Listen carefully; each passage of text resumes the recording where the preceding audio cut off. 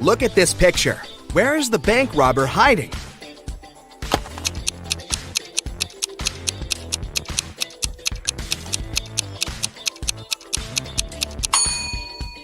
He's over there, behind the bushes. The bank robber has managed to escape from the police. Try to figure out where he's hiding now.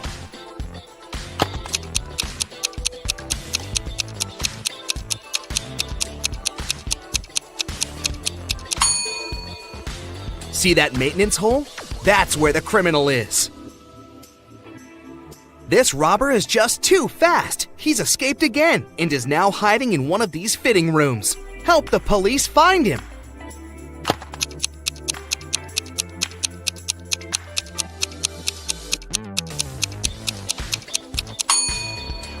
He must be in the middle fitting room. See that bag with all the cash he's stolen? Look at this image attentively and try to figure out what's wrong here.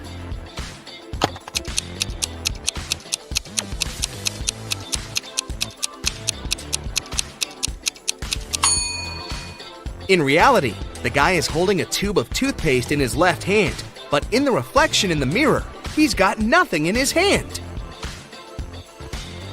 How about this picture? What's wrong here?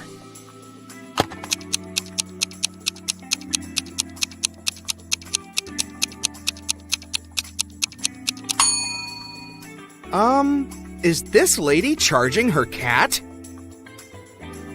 This picture looks off too, but what exactly seems strange?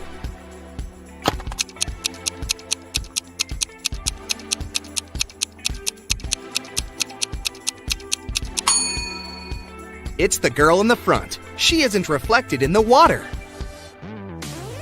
Now the next image to challenge your observation skills. Does anything strike you as odd in this picture?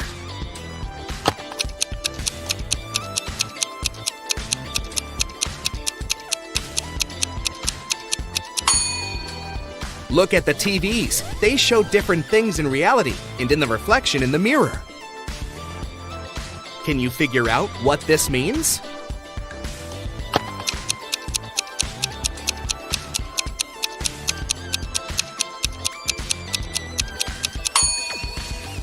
Right you are! F plus arm equals farm.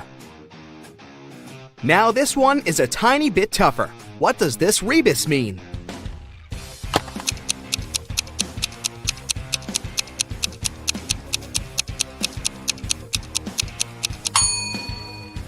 Storm, TH. It's thunderstorm. And how about this one? Can you crack it easily?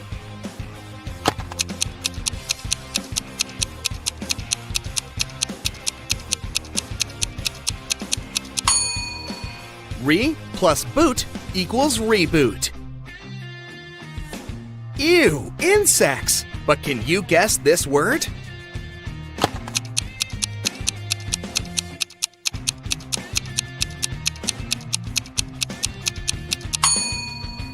How many ants are there?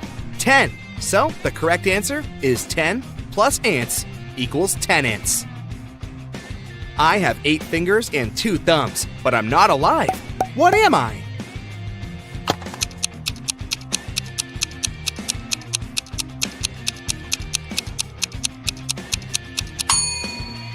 I'm a pair of gloves. Which person is different from the others?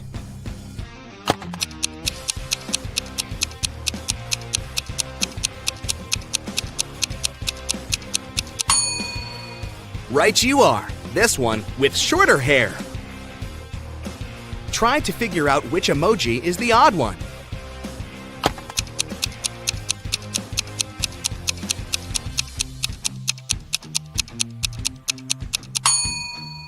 The one at the bottom. It looks pretty angry. I challenge you to find a cat that's different from the rest.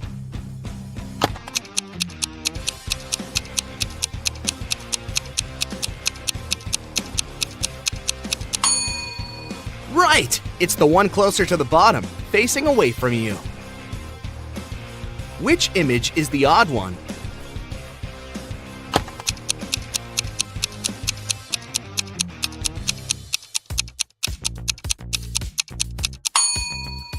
This little rebel is turned in the opposite direction. Have you noticed anything wrong in this picture?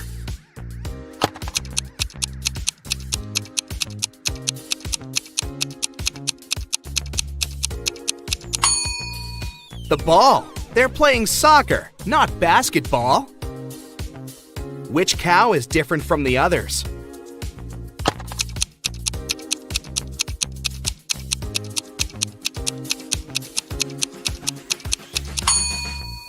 The one waving at you, of course. How about these burgers? Do any of them stand out?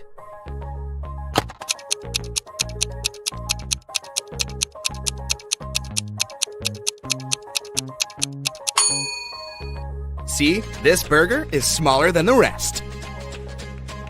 There's something wrong with this picture. What exactly?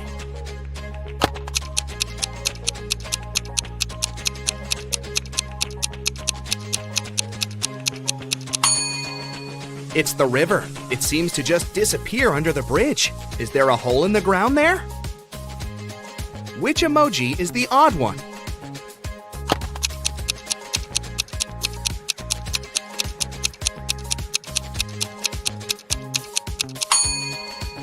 The one with its mouth missing. There's something that doesn't seem quite right in this picture. But what?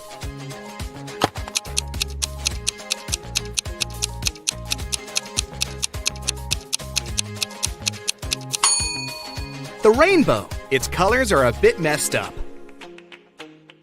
Can you find a pig among these birdies?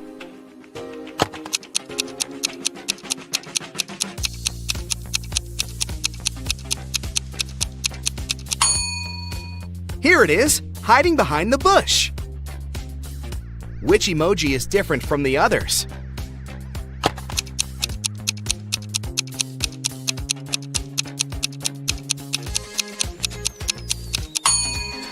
It's the unwinking one, with both of its eyes open.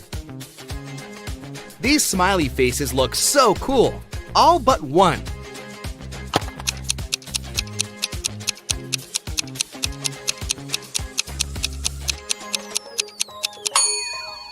This emoji isn't exactly all that smiley.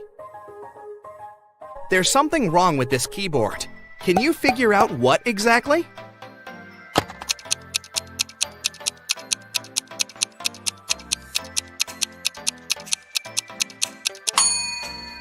There are 2 8s on it, but no 9s.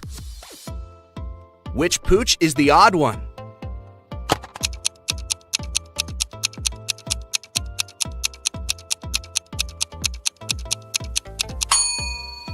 This doggy seems to be friendlier than the rest. Find the odd avocado.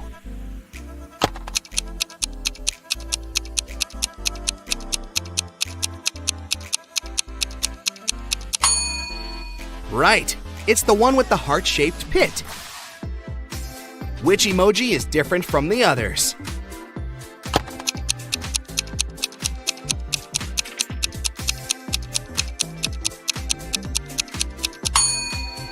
This little guy is just a wannabe. It isn't a unicorn. It's a horse that's probably dreaming of becoming a unicorn. Can you find the odd emoji?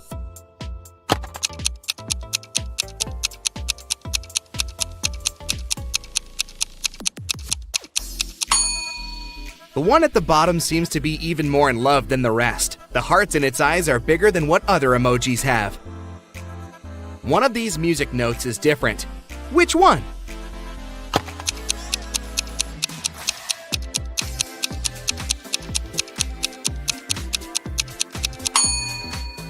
Ah, now I see it. What's wrong with this picture?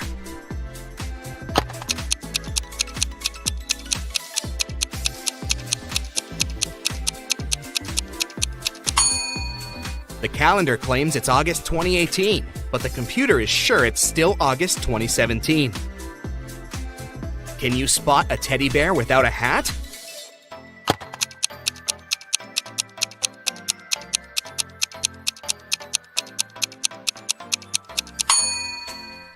Here it is!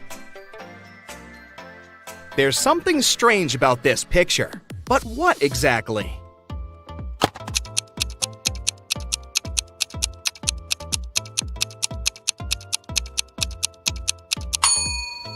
One of the birds doesn't have a reflection. Creepy. Which sheep couple is different from the others?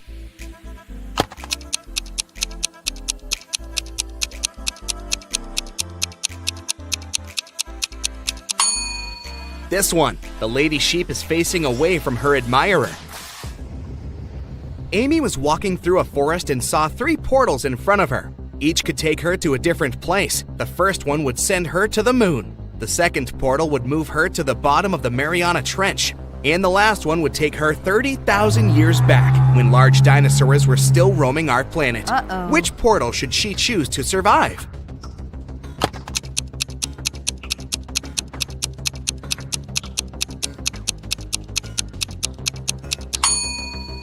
The third one. Dinosaurs went extinct 65 million years ago. Amy will be safe there.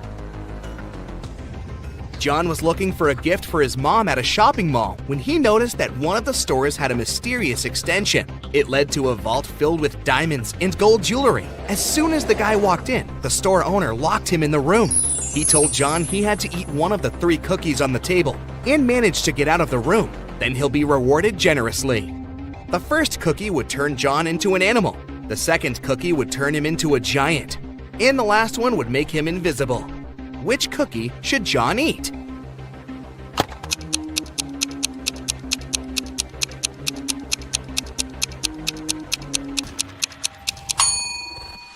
The first one. He can turn into some small animal, like a hamster, and squeeze through the bars. That's how he'd get out and win the gold. Mr. Lawrence called the police. He said someone had taken his car for a joyride, crashed it into a streetlight, and ran away. The man was sure it had been one of his neighbors. The police questioned 3 of them. Ivy answered she'd been at work and arrived home only in the evening. Cameron told the police he'd been helping his dad remove old stuff from the attic. And Aaron claimed he'd been hanging out with his friends, eating pizza, and watching the latest series. After listening to all the suspects, the police officers arrested one of them. Who was it?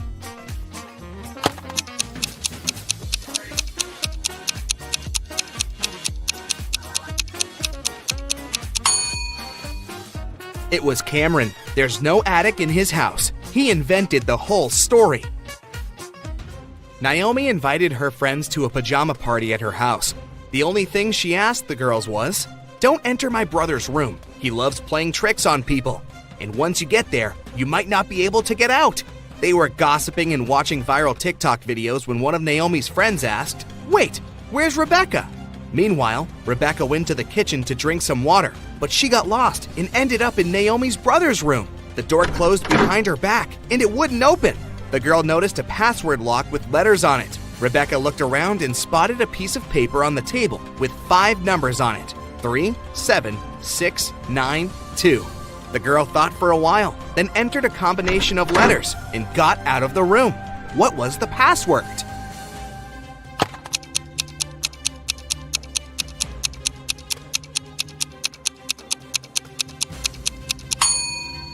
The code was the first letters of the 5 numbers, T, S, S, N, T. An expensive ring went missing from a jewelry store on the first floor of a large shopping mall. The manager called the police. After watching the CCTV camera footage, they had 3 suspects: a student, a woman with a daughter, and an elderly man.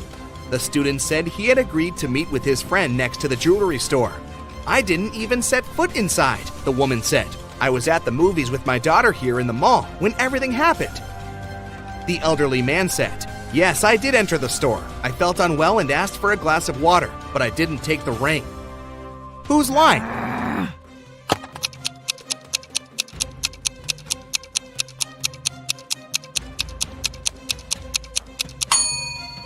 Look, all the movies running at that time had a 16+ age rating.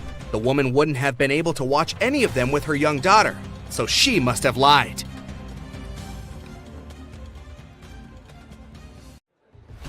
Four people are having dinner on a restaurant terrace. Jennifer's wearing 2 large gold bracelets and gold rings on each of her fingers. Martin's fiddling with a brand new phone and checking the time on his smartwatch. Connor has a tattoo on his hand and a dazzling gold watch on his wrist. Steve doesn't have any watches, rings, or bracelets, but he is wearing a smart suit. Only one of them is a millionaire. Can you guess who?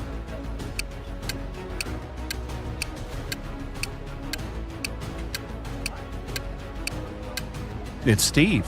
He's got car keys in his pocket, and there's a brand new sports car parked nearby. Jennifer has old ripped shoes. All that gold's probably fake. Martin's phone is a knockoff, and Connor has old ripped shoes, just like Jennifer. Mark's teacher is great, but he's also kinda weird. He never lets Mark go home without solving some of his tricky riddles. Here's the first one. How many apples are there on a maple tree if apples grow 5 on a branch and there are 8 branches on the tree?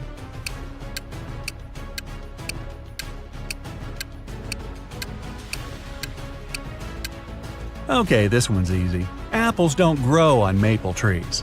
This next one's going to be harder. Get ready, said the teacher. Where are there cities with no houses, forests with no trees, and rivers without water? You've got only 7 seconds.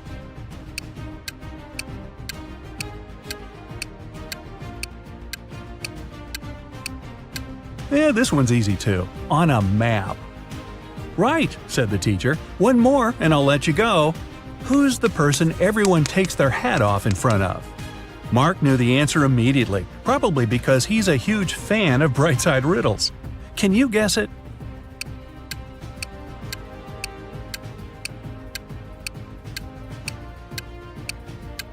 It's a hairdresser, of course.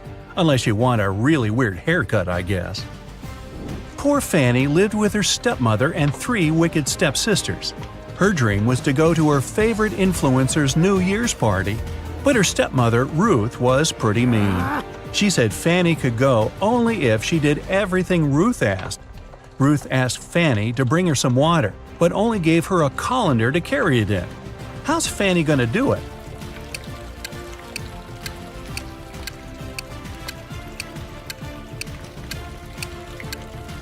Fanny needs to freeze some water and put it in the colander. Technically, it's still water. Time to choose the perfect dress. Fanny has 3 dresses, a blue one, a red one, and a green one. Which dress should Fanny wear? Find the best one in 10 seconds.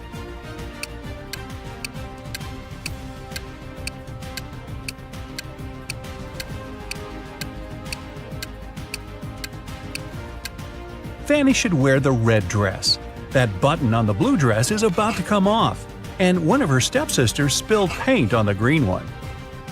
Which sister put paint on her dress? All 3 stepsisters are pretty mean. Time to investigate. Fanny snuck into their bedroom. 3 beds for 3 sisters. Bella, the oldest one, Stella, the middle sister, and Ella, the youngest one. Fanny only has a few seconds. Help her out. Can you figure out who ruined her dress?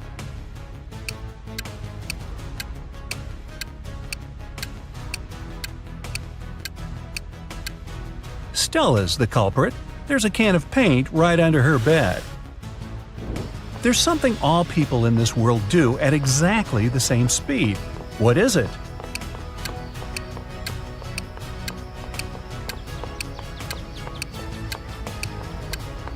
Aha, they get older. It flies without wings and cries without eyes. What is it?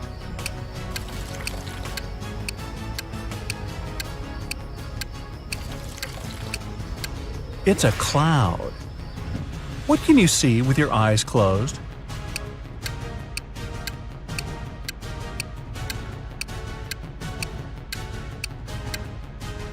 A dream. Okay, enough with the easy short riddles. Let's go back to some harder ones. Jack and Jill set up a challenge. Whoever answers yes to every question wins. Jill was sneaky. She realized that there was one question nobody could say yes to. What question is that?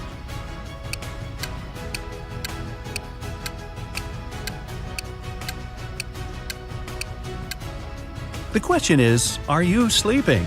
She waited until Jack fell asleep and then asked him the question. Whoa, those guys are intense. Emily and Mary are putting on their makeup, getting ready for a night out. They have really similar tastes. Their phones look the same, so do their lipsticks, clothes.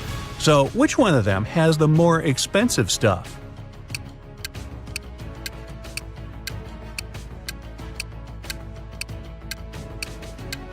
It's Mary.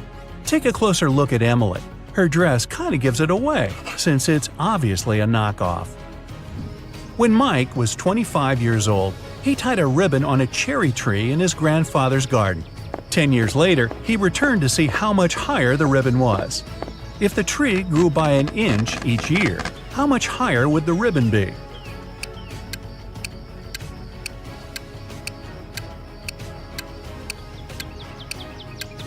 It wouldn't have changed position at all. Trees grow from the top up. The trunk just gets wider. A green apple costs $1, a red one costs $2, and a blue one costs $3. What apples and how many of them did Frank buy, if we know that he spent $3 using only 2 bills?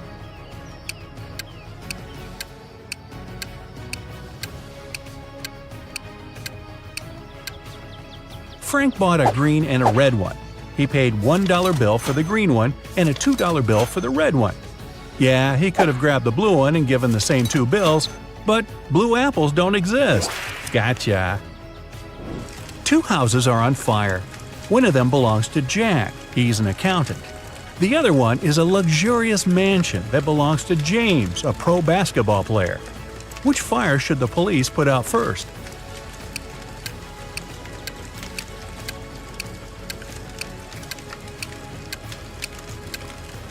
Police don't put out fires. That's the fire department's job. 2 people came up to a large river. There was only one boat, and it was pretty old and shabby. The boat can carry only one person at a time, but both people got across the river. How come?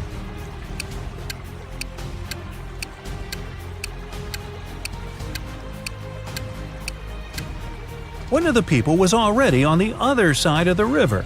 Only one person needed a boat. 3 friends fell asleep under a tree in the countryside. While they were resting, someone passed by and painted mustaches on their faces. When the friends woke up, they started to laugh. But then, all of a sudden, they stopped. Why?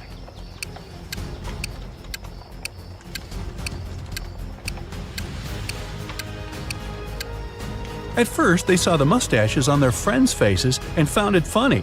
But then, they realized their friends were laughing too. They had mustaches on their faces as well. Alice was walking through a dark forest. Suddenly, she saw an old cabin. Hey, wonder if a witch lives in there. She wanted to try her luck and snoop around, but the door was locked. On the gate, though, was a note with a secret code. Well, can you crack this code?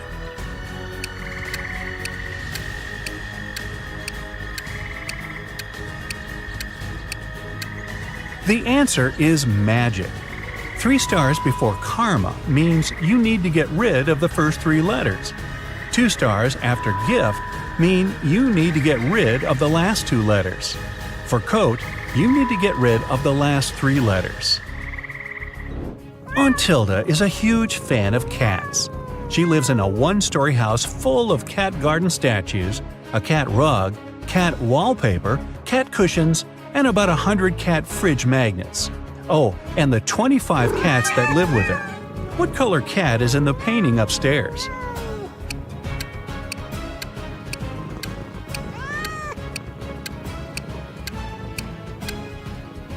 She lives in a 1-story house. There aren't any cat paintings upstairs.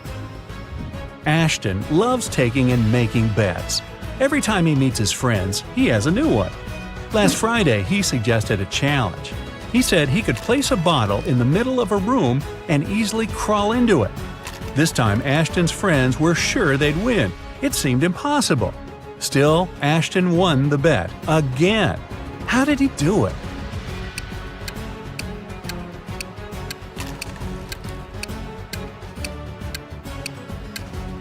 He said he could place a bottle in the room and crawl into it. So he placed a bottle in the middle of the room and crawled into the room. Sneaky. You have 2 ropes. If you burn each side of the rope, it will burn for 60 minutes. How can you measure 45 minutes if you have these 2 ropes and a box of matches?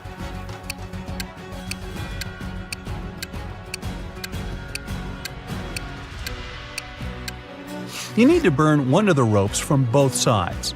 At the same time, you set fire on the second rope too, but from one side only.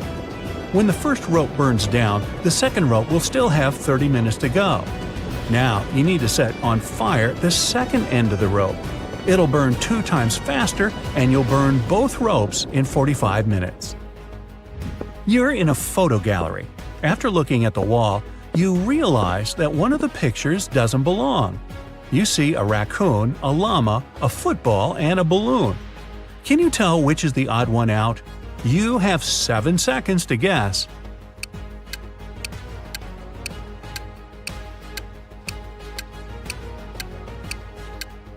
It's the llama.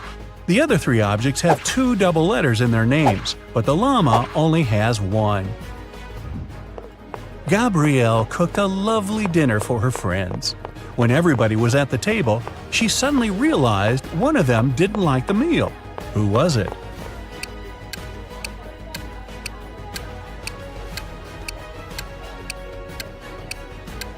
It was Mike. He secretly shared it with Gabrielle's dog. 3 plus 3 equals 8. Move just 2 matches to make this equation correct. You've only got 10 seconds.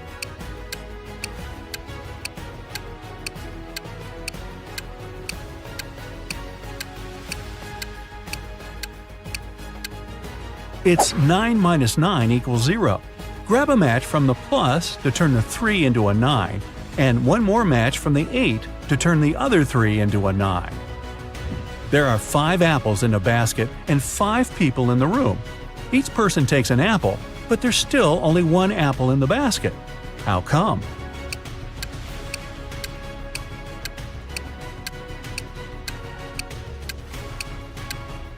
The last person took both an apple and the basket.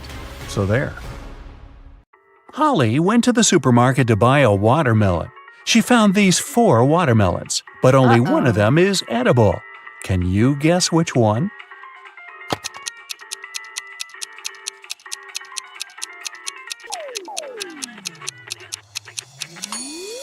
The first watermelon is a hologram. See those flashing pixels? The tail of the second watermelon is a green snake, probably not the safest choice. And the fourth watermelon has little cracks. So, Holly should choose the third watermelon. One dark, cold night, Harry and Pam were chilling together in their country house. Harry was watching a movie while his wife Pam enjoyed her favorite mystery book. Suddenly, all electricity went out. Harry decided to go to bed, but Pam decided to finish the book. There was no artificial light around, but this fact didn't stop Pam. How is that possible?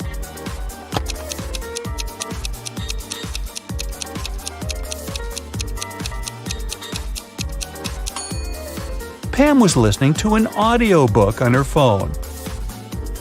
It's big on Saturday and Sunday. It's small on Tuesday, Wednesday, and Thursday. It's absent on Monday and Friday. What are we talking about?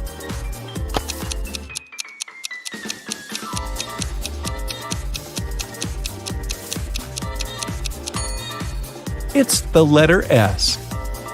Bella and Ken took a flight to Europe to celebrate their honeymoon. It took them 2.5 hours to reach the destination. After spending 2 weeks together, they flew back home. However, it took 150 minutes this time, even though the plane flew at the same speed. Can you guess why?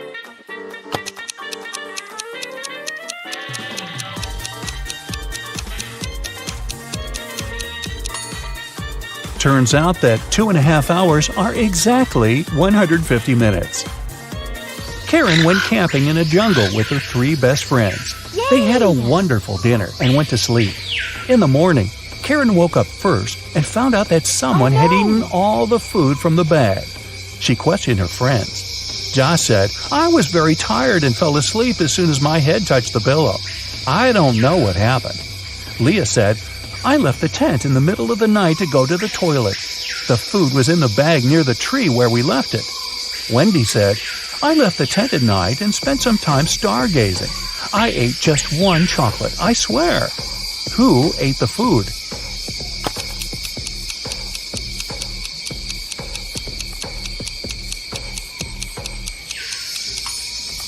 It was the monkey who was hiding in the tree. See those footprints around the bag?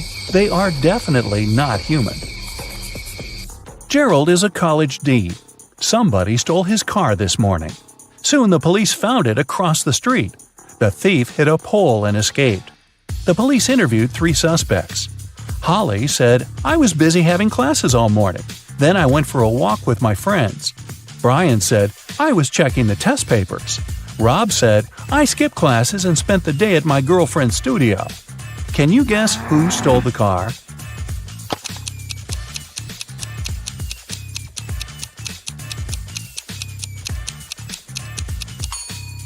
It was Holly. Take a closer look inside the car. She lost one of her earrings. The combined age of Jenny and Jasmine is 49 years old. Jenny is twice as old as Jasmine was when Jenny was as old as Jasmine is now. How old are the sisters?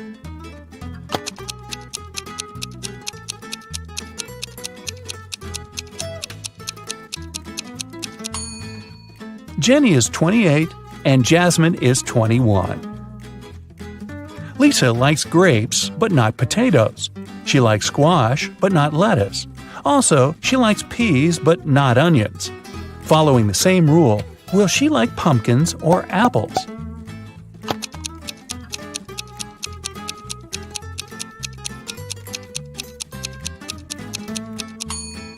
Pumpkins, because Lisa only prefers things that grow on vines. Which of the following words don't belong to this group and why?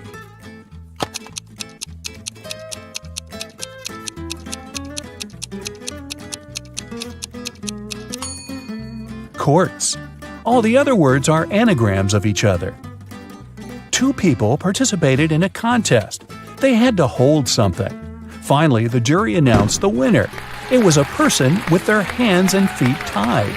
How can this be possible?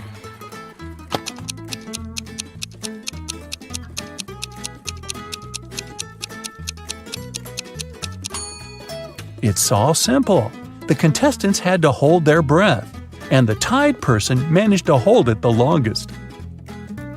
Becky is thinking about a 7-letter word that we read very often. Letters 5, 6, and 7 grow every year. Letters 3 and 4 are the same. Letters 3, 2, and 5 cover over 70% of the world. What word is Becky thinking of?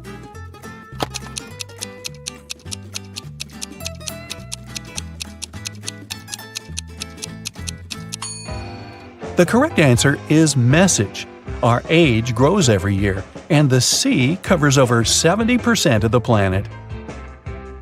Amy is looking at Nick, and Nick is looking at Mia. Amy is married, and Mia is not. Is a married person looking at the unmarried person?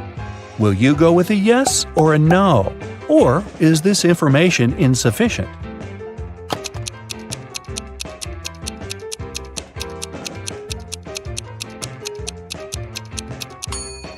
The correct answer is yes. 2 combinations are possible here. If Nick is married, Mia, who is unmarried, is looking at him, who is married. If Nick is unmarried, we still have Amy, who is married. In this case, she's looking at Nick, who is single, which meets the requirements too. 5 friends were eating apples. Amy finished before Bob, but after Kat. Dan finished before Eve, but after Bob. Can you figure out the exact order in which they finished the apples?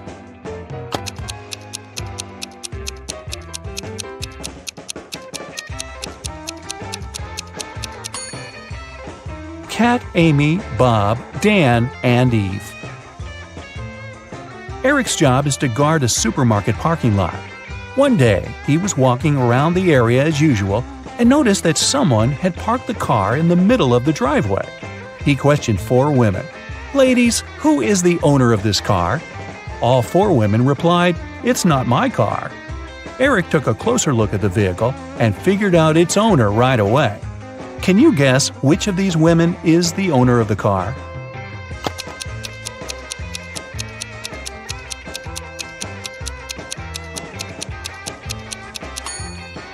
It's the First Lady. She's the only person who's not wearing a bag. Her bag is in the car. Peter came home in the evening and found his car wrecked. His 3 roommates were there. Peter decided to find out who was guilty, so he questioned them. Josh replied, "I didn't touch your car. I was walking the dog." Mike said, "That wasn't me. I was playing football with my friend." And Will said, "Nothing special happened today. I was just hanging out with our neighbors." Can you spot the liar?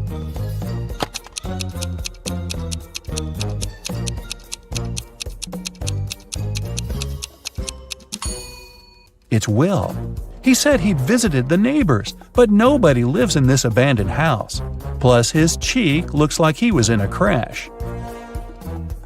Sophie was sleeping. Suddenly, a robber broke into her apartment. He locked Sophie in the bathroom and asked her to stay quiet. Then, the robber began to collect cash and jewelry around the apartment. Suddenly, the phone started ringing. The robber told Sophie to pick up and talk without giving away the situation. Sophie picked up the phone. It was her husband. She said, "Oh, hi, darling. Is it an emergency, darling? Give me a call when you land. I'll cook your favorite meal that will help you relax after your business trip." Then she hung up. 10 minutes later, the police arrived at Sophie's house and caught the robber. Can you guess how the police learned about the robbery?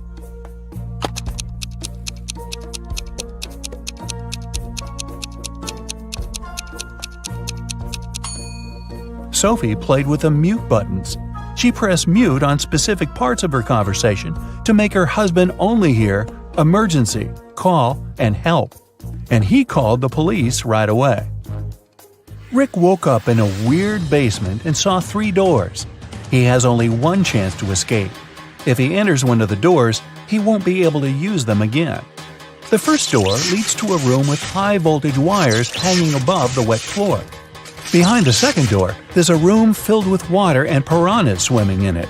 The third door leads to a space where flesh-melting acid rain is falling from the ceiling.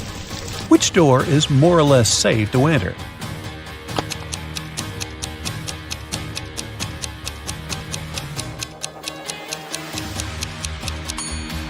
Rick should choose the first door. He'll be okay if he won't let his body come in contact with the wires and the wet floor at the same time. Jerry called his wife Robin and told her that he would be home by 7 o'clock. They didn't plan anything special for that evening, but when he arrived at 2 minutes past 7, Robin was furious. Why was she so angry? Any ideas?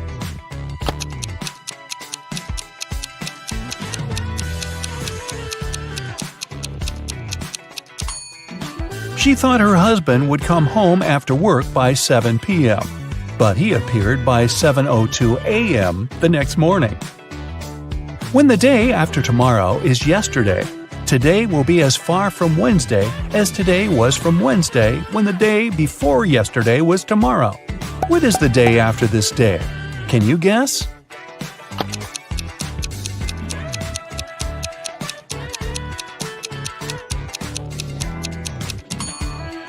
It's Thursday.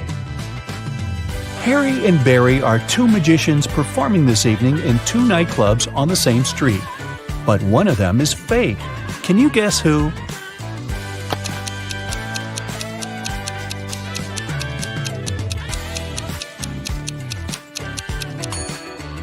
It's Barry. Take a closer look under the magician's tuxedo.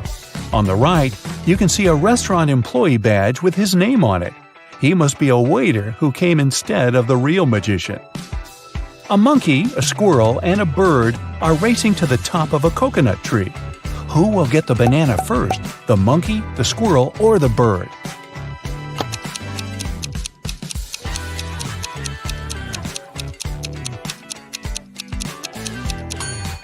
None of them, because bananas don't grow on coconut trees.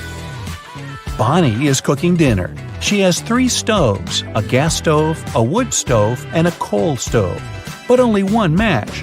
What should she light first of all?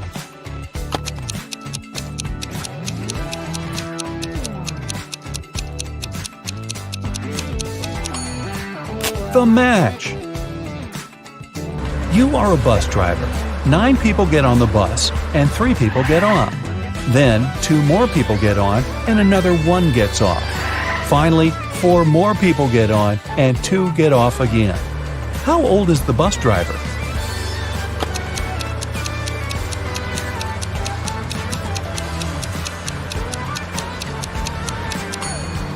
Whatever your age is, remember the question? You're the driver. At first, you'll be a Sherlock trainee. Look carefully at the pictures and pay attention to the smallest details to solve the riddles. Which one of these students has 3 mothers?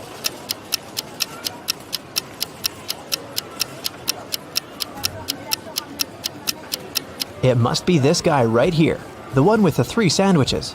The guy with 3 glasses got them from the cafeteria. He must be very thirsty, but it's not a sign of 3 mothers. But this one definitely brought sandwiches from home, so I bet it's him. Let me know if you disagree. Let's move on. One of the girls has a pet at home. Can you guess which one?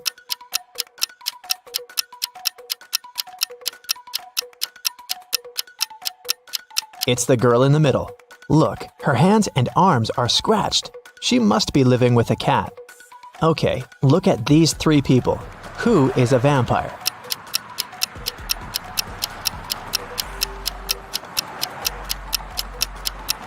It's this guy. See, he doesn't cast a shadow. Something's wrong. Chastity was at a party and met 3 guys. All of them claimed to be pilots, but one of them lied. Can you guess who's not a pilot?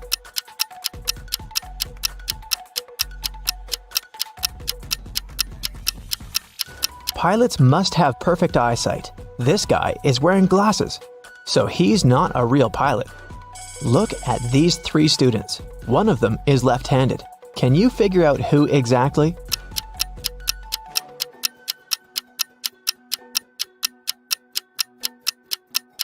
It must be this girl. The outer side of her left hand has some ink stains. It happens when she writes. Since we write from left to right, her arm covers everything she's just written. 3 best friends met for a coffee in the evening. Can you tell which one of them has a pet?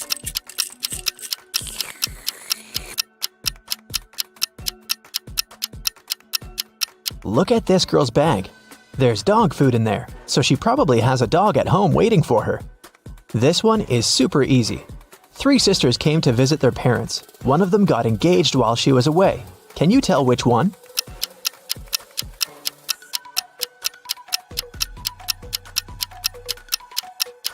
It's this girl who's wearing a ring. 3 men came to a job interview. The company didn't want to hire fathers because they needed full commitment for the first year. All men said they were single and had no families, but one of them lied and actually had a daughter. Which one?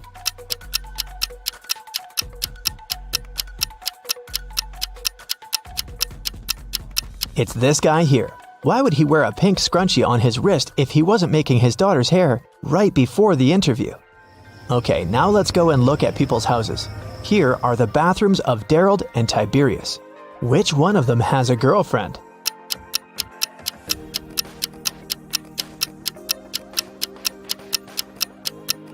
It must be Tiberius. Look, there are 2 toothbrushes in his bathroom. Nevaeh and Nicolene are students. Both of them live in a 1-room apartment with their friends to split the rent. Their mothers once came to visit. Take a look at Nevaeh and Nicolene's bedrooms. Can you tell which one of them is dating her roommate?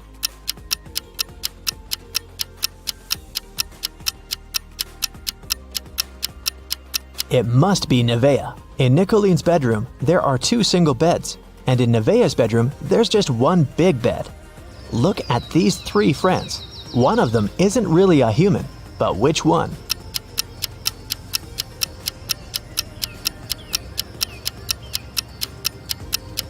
Look, this guy right here has only 4 fingers. Perfect, we trained you well. Now let's solve some cases. The Citibank was robbed, and Detective Callum was on the case. After a long investigation, the police managed to track the robber and found the money hidden in the nearest desert in a cactus bush. They couldn't see the robber's face, but there were 3 suspects. Take a look at the people. Who is guilty?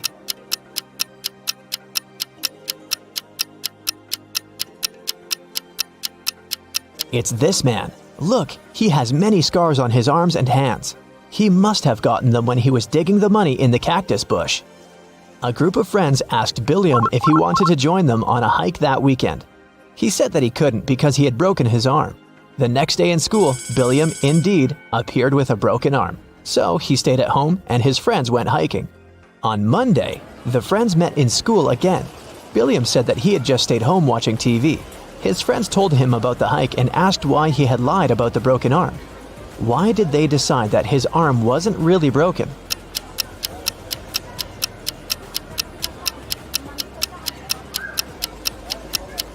Last week, Billiam's right arm was broken. On Monday, it was the left one.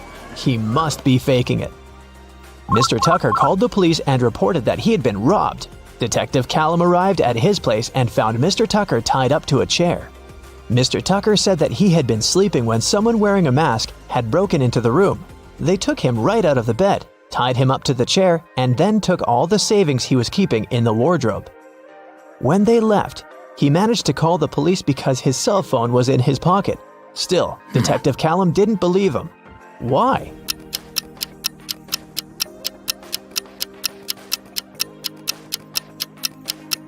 Mr. Tucker said that he had been taken right out of bed, but the bed was perfectly made. I doubt that a robber would care enough to make Mr. Tucker's bed on their way out. Detective Callum was spending the winter holidays at a ski resort with his friends. In the morning, they were going to go skiing on the fresh snow that had fallen at night when a local police officer called him and asked him to come to a hotel nearby to solve a case. So, Detective Callum had to go. Someone robbed the cashier's desk and there were 3 suspects. Questley said that she was in her room all night sleeping. Egbert said that he was out partying in a different hotel and had just come back around an hour ago. Fenton said that he had been binge-watching a show all night but hadn't stolen anything. Who is guilty?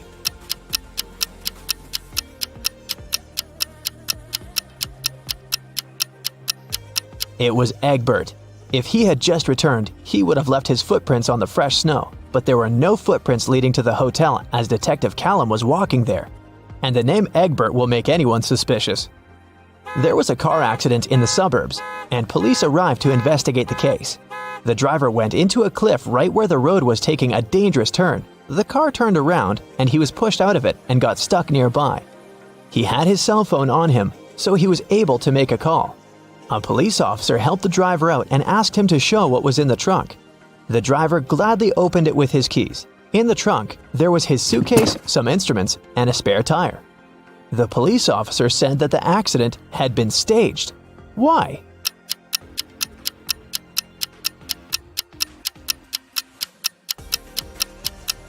The driver took the keys out of his pocket. If it had been a real accident, the keys would have remained in the car. Mr. Grayson called the police and said that she had been robbed. Detective Callum arrived for the investigation. Here's what she said. It was almost midnight. I was in my room upstairs painting. Suddenly, the power went out. There was no light or electricity, and I could only see the streetlights outside. Then, the stationary phone rang. I was scared, so I didn't pick it up. I stayed upstairs, and in about 10 minutes, the light came back. I just went to sleep, and now, in the morning, I found out that someone stole my grandma's diamond ring. Detective Callum didn't believe her. Why?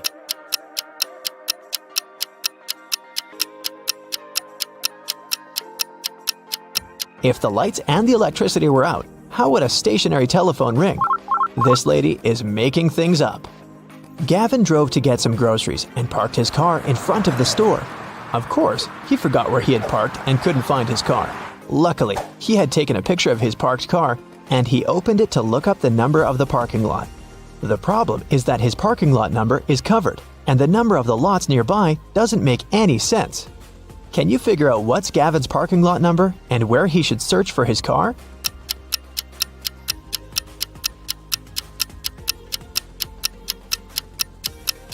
The numbers are just turned upside down in the photo. The numbers are 86 through 91, and his car is parked in 87. Now I have a short logo quiz for you. I'll show you a logo and you have to tell the company. Here's the first one. Do you recognize it?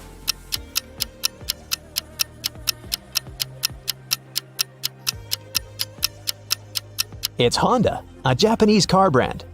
This one is super easy. What is it?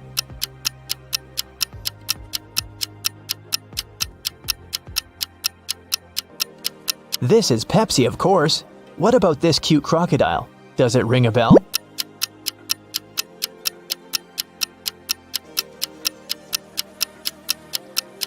This is Lacoste, a French clothing brand. Another easy one. I bet you have it on your phone.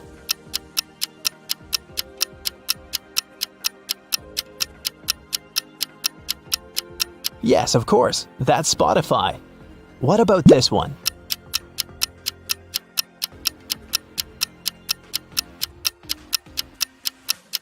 Yes, it's Nike. This one is a very fancy brand. What's your guess?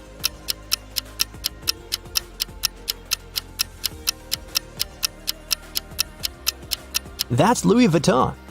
Okay, another one for you. It's harder, but you've got this. What's your call?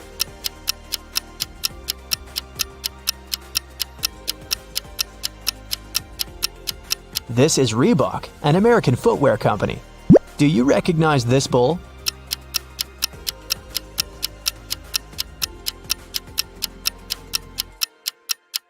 Is a Lamborghini logo. This is a painfully familiar yellow rectangle. Where is it from?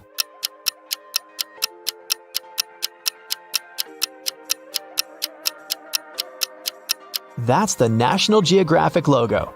Portia and Vinette live in a country where postal services are super unreliable. Everything sent by post is stolen from the package. How can Portia send his wife, Vinette, a diamond ring if both of them can buy locks, but don't have keys from each other's locks?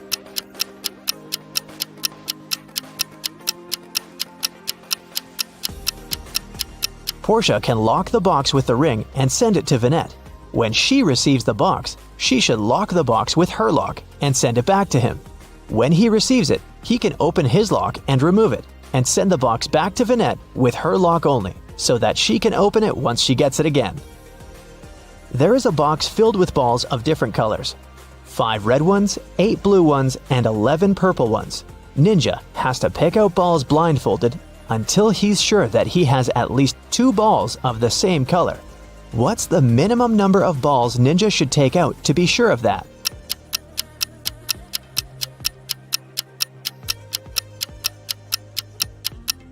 Worst case scenario, he'll be picking out the balls of a different color every time. There are 3 colors, so if he picks out 3, they might all be different. But if he picks out 4, then the additional one for sure will match one of the existing colors. So, Ninja should pick 4. Selma is a witch. One day, she returns home and finds out that the most powerful magic book from her library is missing. The thief left a note with the following letters. Can you guess what this message means?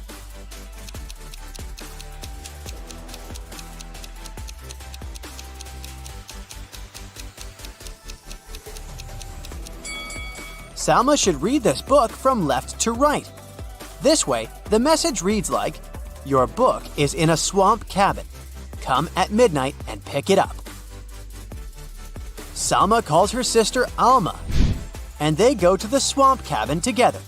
The house is empty, so they decide to explore the attic. Salma finds a dusty book and reads a couple of words out loud. Suddenly, Alma turns into a frog.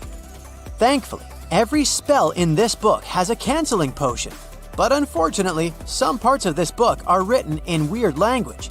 Only one of these 3 potions will help. The trick is to find a recipe that contains the maximum number of words similar to the text on the left. Can you help Salma?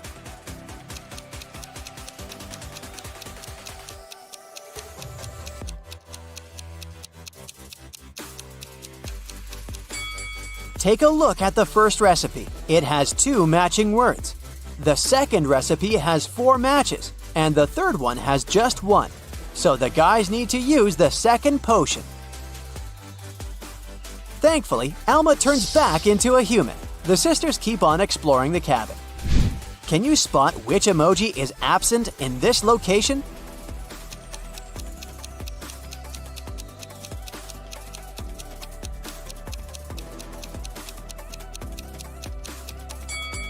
this one? What about this room? Can you sort the adjacent emoji out?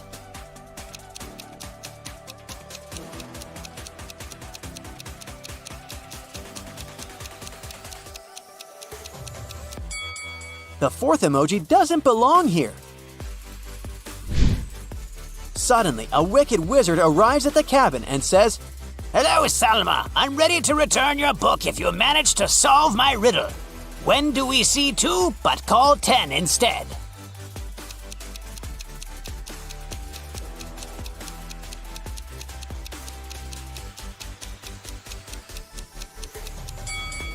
When we look at the clock and see the number 2, we say 10 minutes.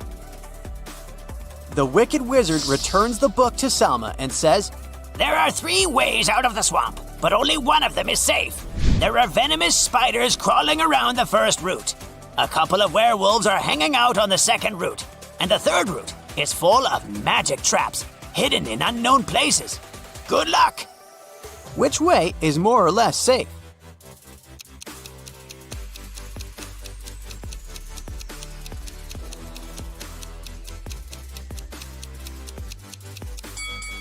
Salma and Alma should choose the second route. Take a look at the sky.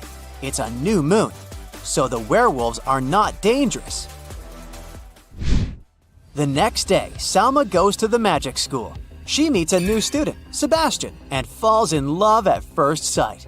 Salma gets so nervous in his company that she can't even talk.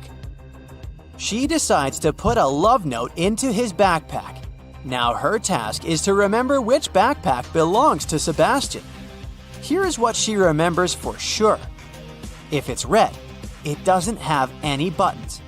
If it's blue, it doesn't have a handle. Also, it's not standing next to the last backpack in line. Can you help Salma find Sebastian's backpack?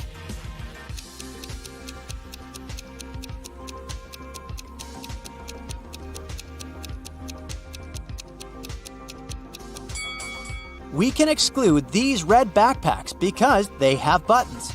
Also, we can get rid of the blue backpack with a handle. And now, all we need to do is to sort out this backpack standing next to the last one in line. And voila! Sebastian's backpack is over here. Later that day, Sebastian finds Salma's note, but her message is encoded. Can you help him figure out the hidden meaning?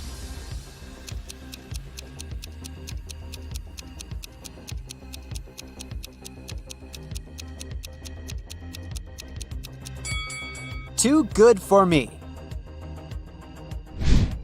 Meanwhile, Salma returns from school and goes to take a bubble bath. Can you spot what's wrong in this bathroom?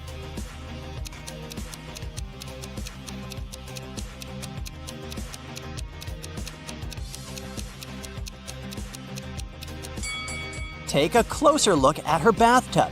There's a shark fin sticking out of the water. It's vacation time. Salma goes hiking in the woods, while Alma is having a barbecue party in the mountains. One of the sisters is in danger. Can you guess who just by looking at their pictures?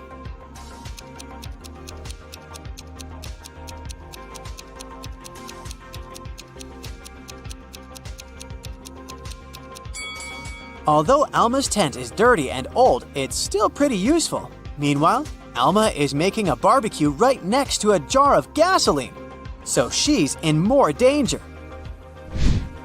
It starts raining. Salma decides to leave the forest and check into the local hotel. The manager says, Welcome. We only have 4 empty rooms left. You can check them out and choose. Can you help Salma make the best choice?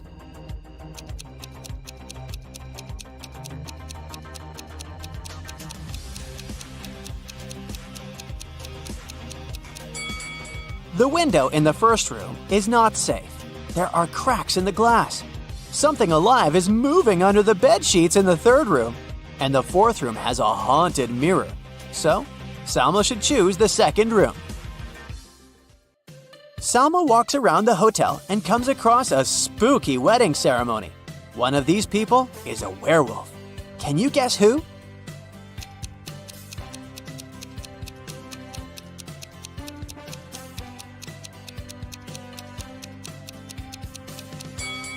It's the groom.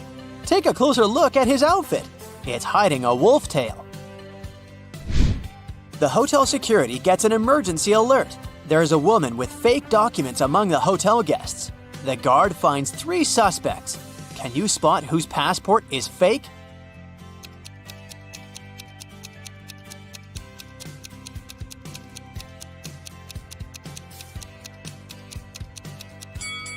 No matter what person a country is from, no passport can have a photo with a sunny beach in the background. They should be solid, so Karen's documents are fake. Salma goes to the spa area of the hotel.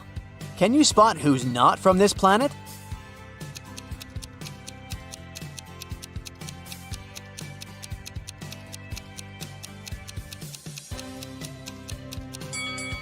These 2 ladies seem completely fine, but there's a bandage on this lady's arm. It's unlikely that a human being would choose to go to a sauna if they had cuts or scratches. Someone broke an old cursed statue in the local museum. Anyone who comes into contact with the fragments of the statue gets a green rash. The manager invites Salma to investigate this mysterious case.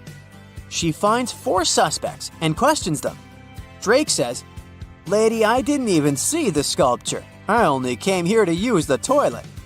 Morgana says, I wanted to see this particular piece, but unfortunately, I arrived here too late. I didn't know about the curse, so I touched the fragments. Fiona says, I didn't break the statue, but I stole 1 fragment to sell it. Then I noticed a rash and I threw it away.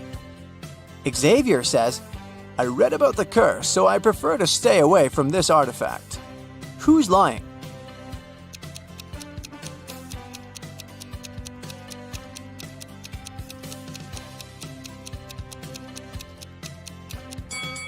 It's okay for Morgana and Fiona to have a rash. They both touched the cursed sculpture.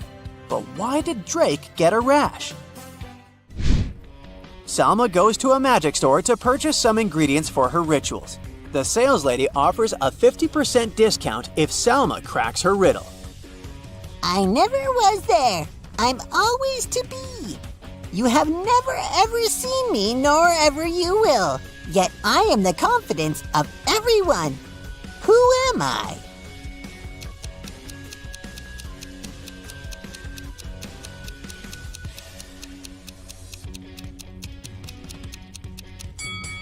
The correct answer is future.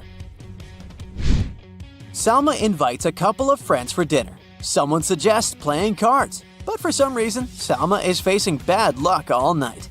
Can you guess why she's losing?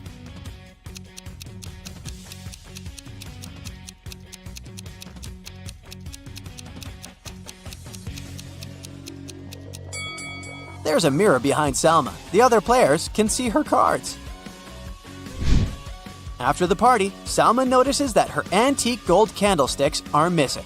She visits 4 suspects at their homes and questions them. Lily says, I was very tired after the party, so I took a taxi and went home. You can ask the driver. My hands were empty. Bella says, I didn't steal your stuff, Salma. Everyone knows that I'm richer than you. Alma says, Come on, you're my sister. I know how much those candlesticks mean to you.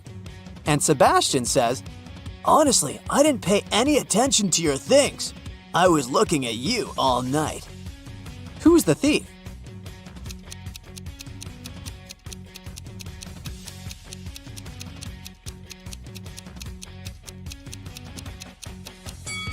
Bella's dog is digging the ground in her backyard.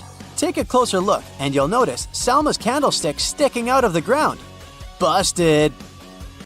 Carol was invited to a Halloween party in an abandoned house. Her friends asked if she was up for a challenge, and she said yes. Soon enough, she was locked inside a room. In this room, there was 1 door and 3 light switches next to it. Behind the door, there was an empty closet with nothing but a light bulb.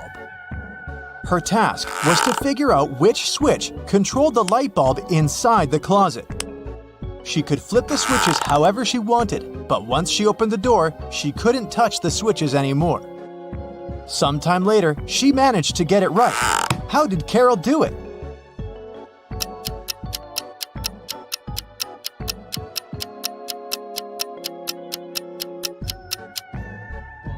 Okay, let's go step by step.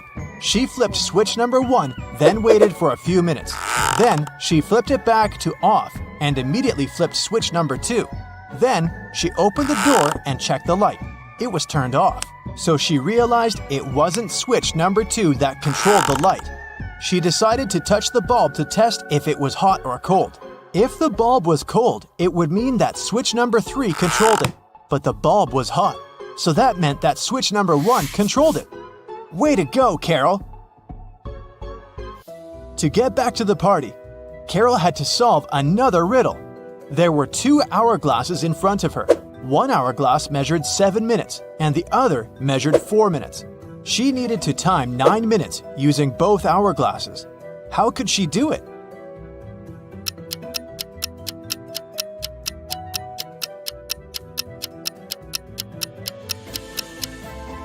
First, she turned over both hourglasses at the same time. By the time the 4-minute hourglass was done, the other one still had 3 minutes left. Carol flipped the 4-minute hourglass over again. By the time the 7-minute hourglass was empty, there was 1 minute left on the other hourglass.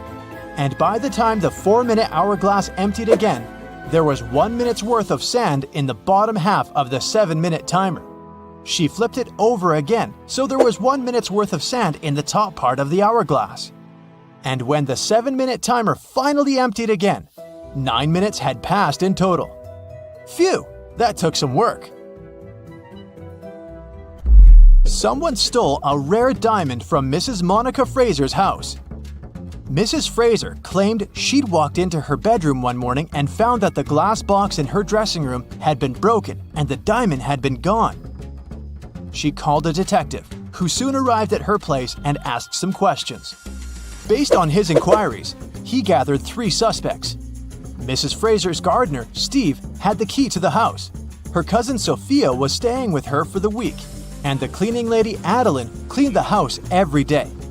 Steve said he was on holiday that week, so he wasn't anywhere near the house when it had happened.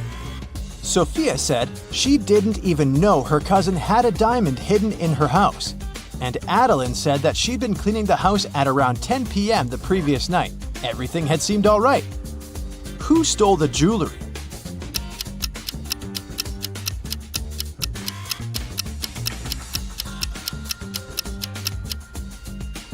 It was the cleaning lady. It seems that right after she broke the glass and stole the diamond, she also wiped off the pieces of glass left on the floor. On a cold winter day, Jason woke up after a medical procedure. He was lying in bed when the doctor walked into his room, saying there were 3 women outside claiming to be his wife. All 3 of them wanted to see Jason, but only his wife was allowed to do so. Look at the women. Which one do you think is telling the truth?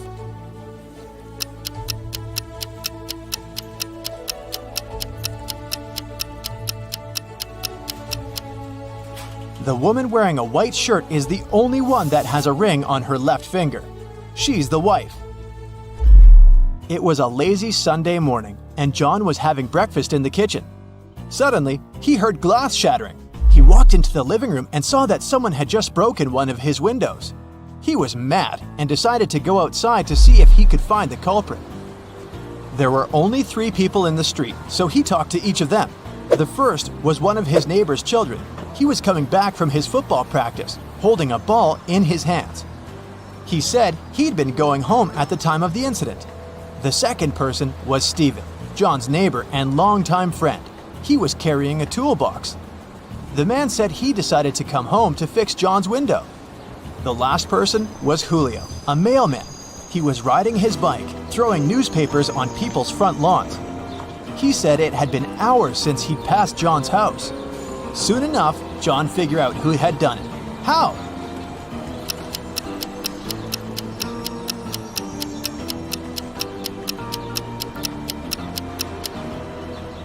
It was the mailman. If you look at the lawn, the newspaper is lying on the grass beneath the window. He threw the newspaper towards the mailbox, but missed it, and it hit John's window. Whoops. It was a stormy night. Kate and her boyfriend stayed up late watching a soap opera. In the middle of it, there was a weather forecast. The weather lady said it would keep raining for 2 more days, But in 72 hours, it'd be bright and sunny. Kate turned to her boyfriend and said that the weather lady was wrong, and the girl was right. Why?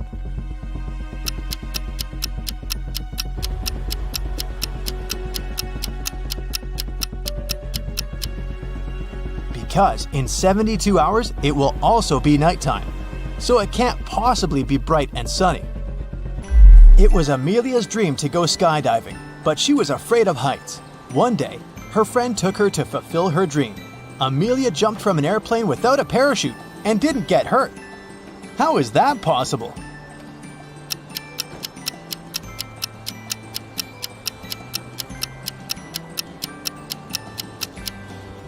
The plane wasn't flying, it was still on the ground.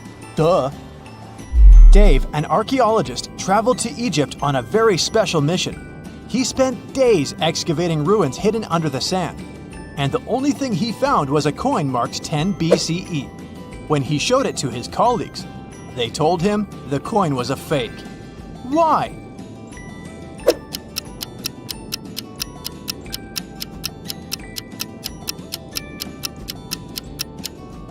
Well, because the designation BCE didn't appear until after the beginning of our era.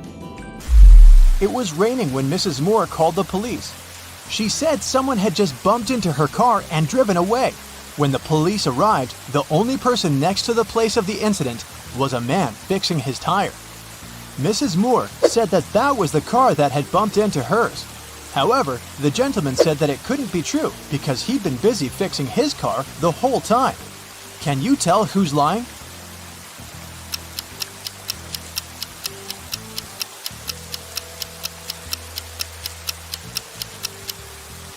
It's the guy fixing his car. The rain started just recently. If he'd been fixing his car this whole time, the ground underneath it would be dry. But look, it's wet. This means he's just arrived there and is actually the one responsible for the incident. 4 friends decided to meet up for coffee one afternoon. Someone asked which one of them was the oldest, and they answered with a riddle. Mia is 3 times older than Anna, but 3 years ago, Anna was a year younger than Claudia is now, and Olivia is twice as old as Anna. So can you put the girls into order by age?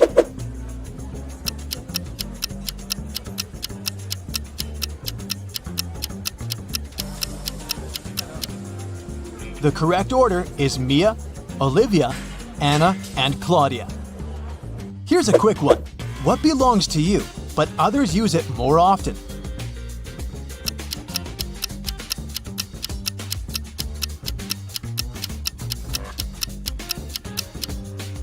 Your name. Outside a fancy palace, 2 sentinels were guarding the main gate. They were standing, looking in different directions, one towards the west and the other towards the east. At some point, one of the sentinels asked the other, "What are you smiling about?" How could he know that his colleague was smiling?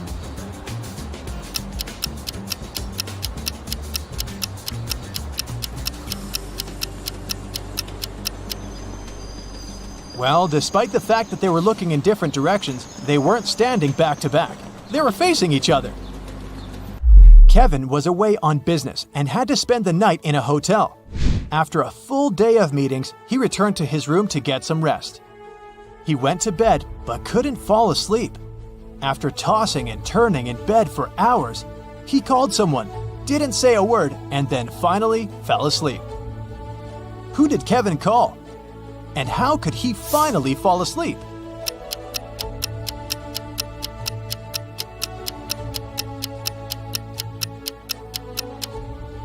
He called the room next door, as his neighbor was snoring very loudly. The ringing woke the neighbor up, the snoring stopped, and Kevin managed to doze off. You've just come back from a long vacation. There, you bought a new suitcase to store all the new things you got, but you don't remember the code. Luckily, you left yourself a note on your cell phone to help you decipher the code to open the lock. 682. One digit is right and in its place. 614. One digit is right but in the wrong place. 206. 2 digits are right but both are in the wrong place. 768. All digits are wrong. 380. One digit is right, but in the wrong place. What's the 3-digit code?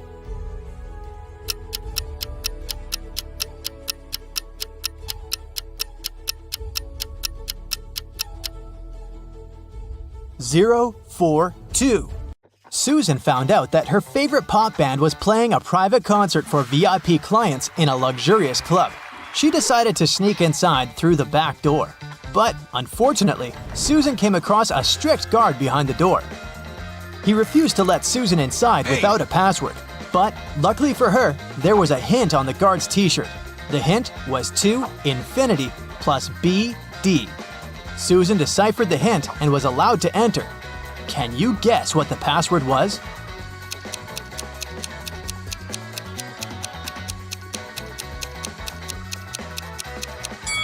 It was to infinity and beyond. After the concert, Susan met up with her friend Bobby. Bobby was an expert in ghost activity. He invited Susan to go ghost hunting to a creepy old hotel. Of course, Bobby had state-of-the-art equipment. Once they arrived at the hotel, his equipment indicated there was strong paranormal activity going on. It looked like the ghost had a sense of humor and wanted to play hide-and-seek with them before it revealed itself. It led Bobby and Susan into a room with 4 doors. Each door had an inscription on it with some clues. The sign on door A said, "It's behind B or C." The sign on door B claimed, "It's behind A or D." Door C said, "It's in here." And door D stated, "The ghost isn't here." Bobby and Susan looked very confused until a note appeared next to their feet. It said, 3 of the inscriptions are false and 1 is true. Can you guess which door leads to the ghost?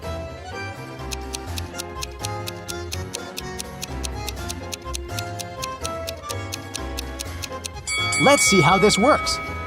If the ghost was behind door A, then both statements B and D would be true. If it was behind door B, then both A and D would be true. If the ghost was behind door C, then A, C, and D would be all true. But if the ghost was behind door D, then the statements on all the doors would be false, except for that on door B. This fits the rules, so the ghost must be behind door D. The next morning, Bobby called Susan again, saying that he had a surprise. He had won 2 tickets to Susan's favorite theme park and asked her if she wanted to go. Before she answered, though, Bobby warned her that she had to crack a very difficult riddle. Only then would he give her a ticket. She agreed. For a school challenge, 100 students received a number between 1 and 100. Each student was instructed to go inside a classroom that had exactly 100 boxes randomly numbered from 1 to 100. Inside each box, there was a slip of paper with a random number between 1 and 100 on it. Now, each student needed to enter the classroom on their own and find the box that contained the slip of paper with their number on it. But in order to do so, each of them was only allowed to open a maximum of 50 boxes. They were instructed to leave the room exactly as they found it, and they weren't allowed to communicate with other students once they'd left the room. If all of the students managed to find their numbers inside the boxes, they would each get $100. But if one of them wasn't able to find their number, none of them would be able to win the prize. Bobby asked Susan if she knew the best strategy for all of the students to find their numbers and win the prize. After a few hours, Susan called Bobby with the answer. She managed to figure out the riddle. Can you guess what she answered?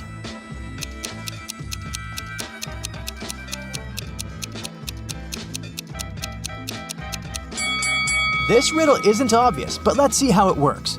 If each student searched for their numbers randomly, they would each have a 50% chance of finding the box with their number inside. This is because there were 100 boxes and they were allowed to look inside 50 of them. However, the probability of all of them finding their own number following this random strategy is absurdly small. So, to increase their chances of collectively finding their numbers, they would need a better approach.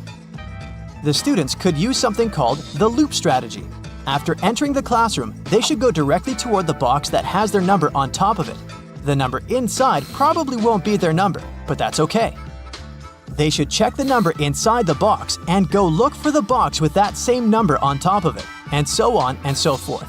They should keep doing this until they find the paper with their number on it. This strategy means there's more than a 30% chance of the students finding their numbers and winning the prize. It's not a huge probability, but hey, at least they'll have fun trying to figure it out.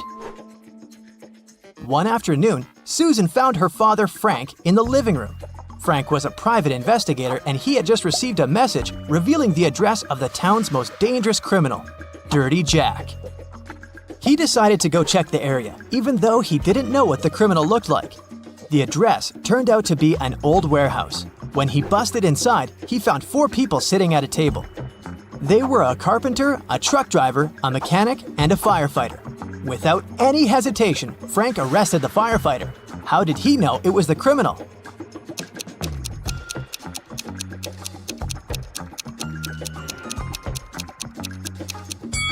The firefighter was the only man in the room. The rest of the people were women. Bobby and Susan decided to go grab a cup of coffee. But when their orders arrived, Bobby's drink came with a fly in it. He called the waiter and asked him to change his cup. The waiter brought him another cup of coffee, but 2 seconds later, Bobby called the waiter again and said, "Hey, that's the same cup." How did he know?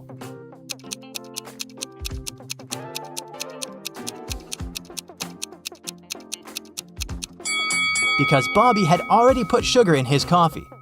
And when he tasted the new drink, it already had sugar in it.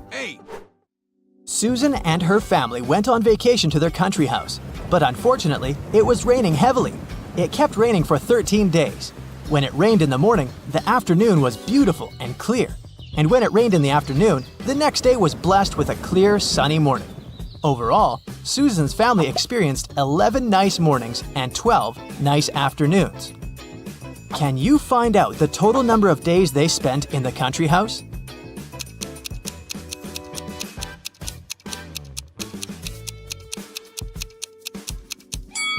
The total number is 18 days. Here's how you can figure it out. Let's call clear afternoons X, clear mornings Y, and periods of time with no rain O.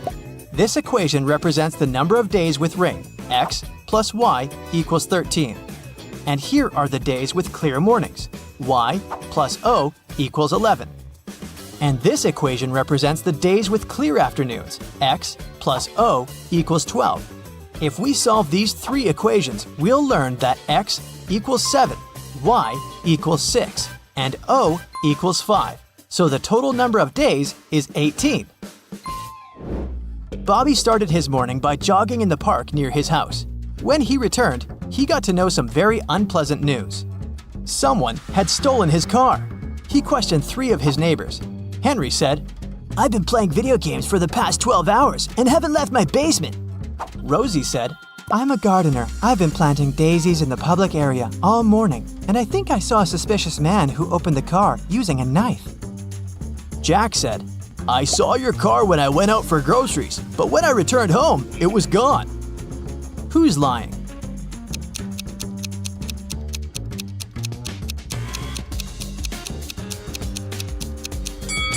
Rosie.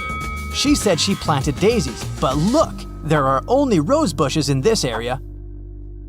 One day, Susan found a box on her desk with a note that read, "What can run but never walks, has a mouth but never speaks, has a head but never weeps, has a bed but never sleeps." Can you decipher this riddle?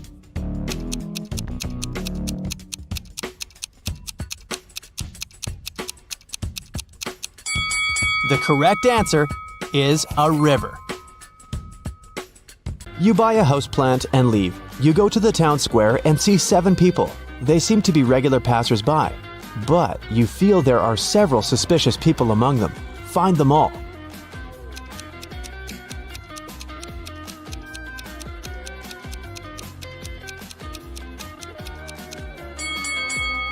That guy over there is reading a newspaper, but it's turned upside down. It means he's secretly watching you. This girl is holding a radio transmitter with an antenna behind her back. And this old lady in sunglasses seems to be feeding pigeons, but her glasses are flashing with red light. There's a hidden video camera there. You throw the plant to the ground, run away from this place, and hide in an alley. On the wall of a brick building, you see several posters with different girls. A girl named Erica lives in America. Tina seems to be in Argentina. But where's Olivia?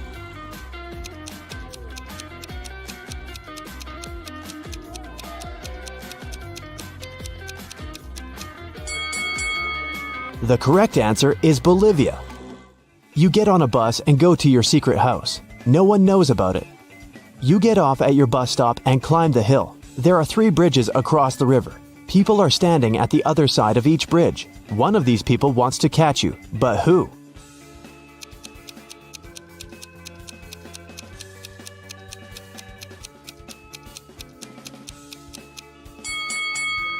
It's that guy. You've seen him before.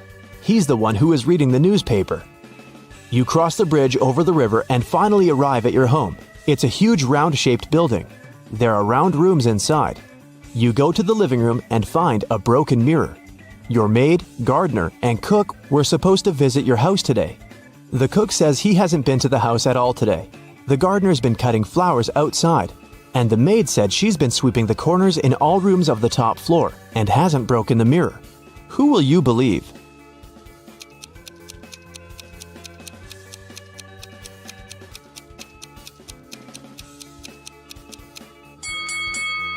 The maid said she had been sweeping the corners, but the house is round. There are no corners here. But come on. The woman meant it as a figure of speech. She was really cleaning up. But do you see this pot in the kitchen? Light steam is coming out of it. This means the cook has actually been to the house today. He lied, which can only mean he broke the mirror. You forgive the cook and decide to walk around the house. You go to the kitchen and think, it's a good kitchen. Then you go to the cellar. This is a good cellar. You go to a good living room, then visit a good bathroom. In the end, you enter a room that is not so good. What room is this?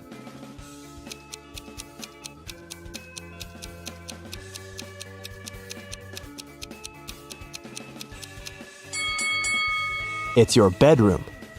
You leave the house and get into a new fast car. You're driving along an empty road at low speed and notice there's no brake pedal in the car. The road ends at the edge of a cliff. You can jump out of the car, but you don't want to abandon it. Luckily, you still have some time to think. How can you slow down?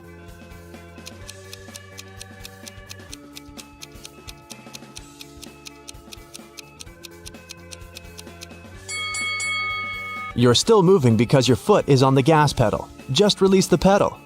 The car will slow down and stop. You leave the car and feel hungry. You come to the restaurant where they serve buffet meals. You approach the table with strawberries, raspberries, bananas, and apples. Some of these fruits are not fresh. Which?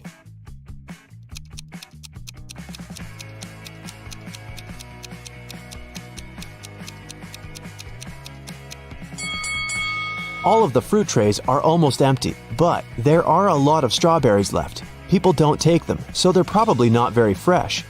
After eating, you go for a walk to the beach. You notice 2 strangers behind. They're following you, so you start walking faster. Finally, you manage to hide behind a big old boat, but the pursuers still find you. How did they do it?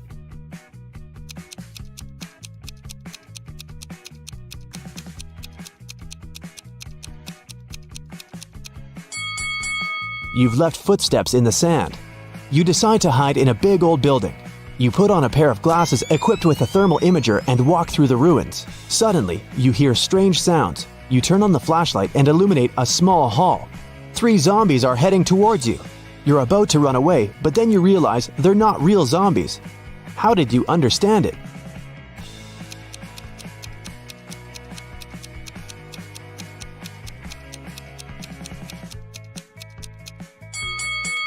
You have the thermal imager. It shows that the zombies' bodies are warm, which means they're regular people. Zombies don't produce heat. You leave the old building and see 3 paths in front of you. The first way leads into a swamp. The second path is covered with hot coals. The third path is swarming with venomous scorpions. Which one will you opt for?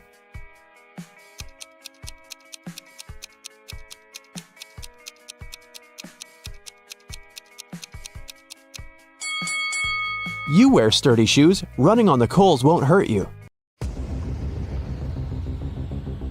Matt buys a new house. In the basement, he discovers 3 signed boxes and a note. It says that one of the boxes contains $1 million. The 2 other boxes are empty, according to the note. Only one of the 3 messages written on the boxes is true. On the first box, it said that the cash is not there. The second box has a similar message: the cash is not here. And the third box says that the cash is in the second box. If you were Matt, which bag would you choose?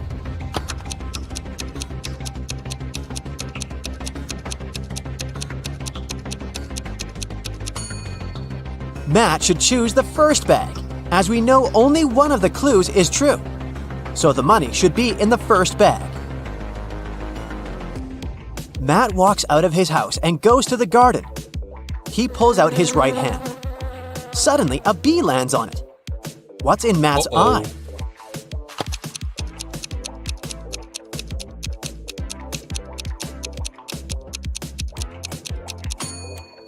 Beauty. Why? Because beauty is in the eye of the bee holder. In the garden, Matt takes 2 pictures. Can you spot 3 differences between them?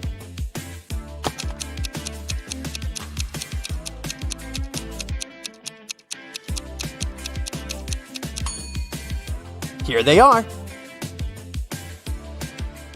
Matt returns home and figures out that someone has broken into his house, and the thief has just left. How did Matt figure this out?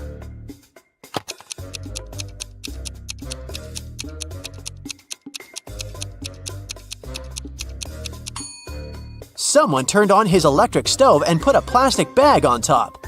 The plastic is only half melted, so the thief must have left a few seconds ago. Matt goes to his favorite vegan restaurant as usual on Fridays. He orders a slice of pizza, puts it on a table, and leaves for a couple of minutes to wash his hands. Then Matt comes back and finds out that his pizza is gone. He interrogates 3 customers nearby. Harold says, "I'm not hungry, so I didn't even look at your food. I came here for the sake of coffee." Bella says, I was having a video call with my boyfriend. He lives in another country, so we go on virtual dates every Sunday. Distance is so exhausting. and Anna says, "I was taking pictures of my food, so I didn't look around. You can check them out if you don't believe me." After hearing about what they had to say, Matt knows for sure who's a liar. What about you?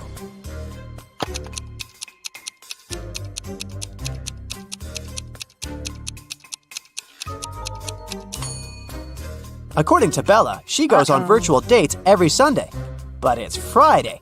Liar! Matt's girlfriend Erica is visiting him in his lab. Suddenly, she faces two identical Matts. Can you help her figure out who's a clone?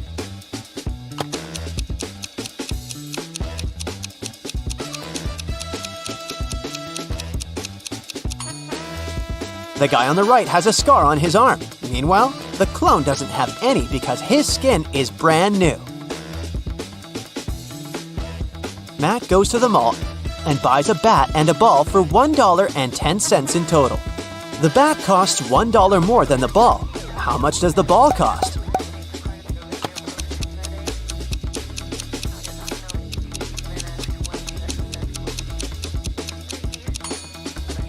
Nope, the correct answer is not 10 cents. It's actually a little less. A ball costs 5 cents and the bat $1.05. And together they total $1.10. Someone robbed Matt's lab. The thief stole the cloning device and he's going to hand it over tonight. This is a great opportunity to catch the criminal. The police figure out the approximate place where to look for the device. They decide to question several people nearby. Greg says, "The garbage truck has just emptied the overhead trash cans." Jeff says, "I'm in charge of these trash cans. I checked all the cans next to the yellow ones and found nothing interesting." And Bill just points at all the trash cans that someone approached today. Can you help the police find the trash can with the stolen device?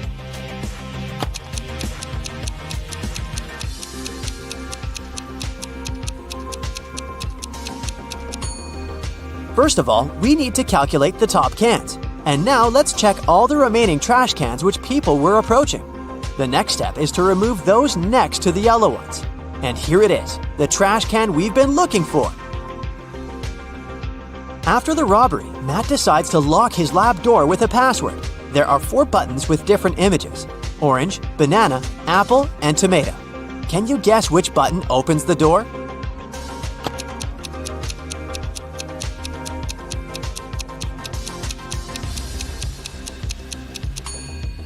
The odd one out is the tomato because all the others are fruits, so it should open the door.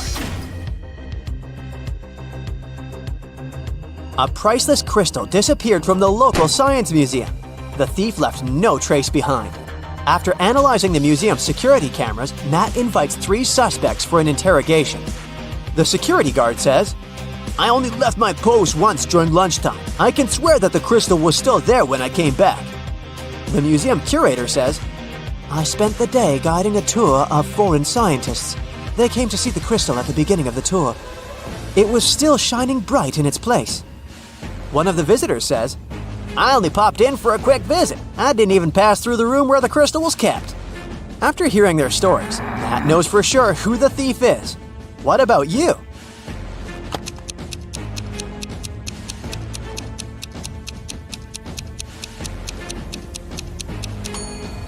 It was the visitor. He hid the crystal in his sleeve.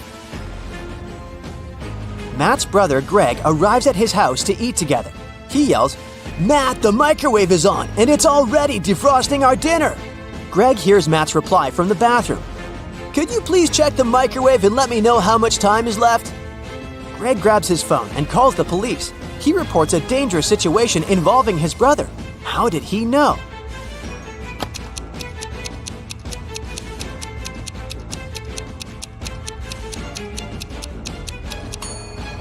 Greg is blind, so his brother would have asked him to look at the microwave because Matt knows that Greg can't see.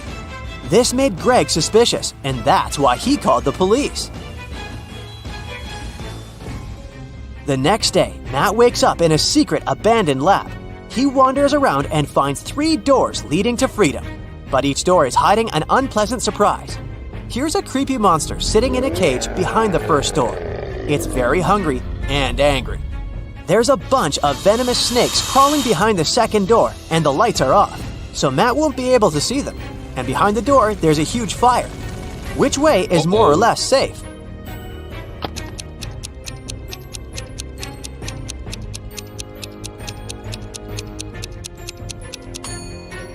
He should choose the first door. The monster is in a cage, so Matt can just pass by and escape.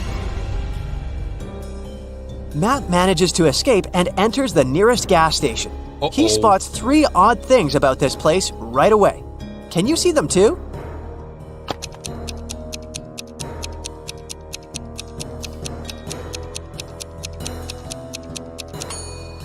The poster with the engine oil advertisement offers a 0% discount. The cashier has an octopus tentacle instead of hands. See this package of chips? It says they have the flavor of spiders. That's weird. The cashier agrees to help Matt get home if he manages to solve his riddle. I came first on Earth, but second in heaven. I also come twice a week, but I'm found just once a year. I stay away for months, but you can find me in February. What am I?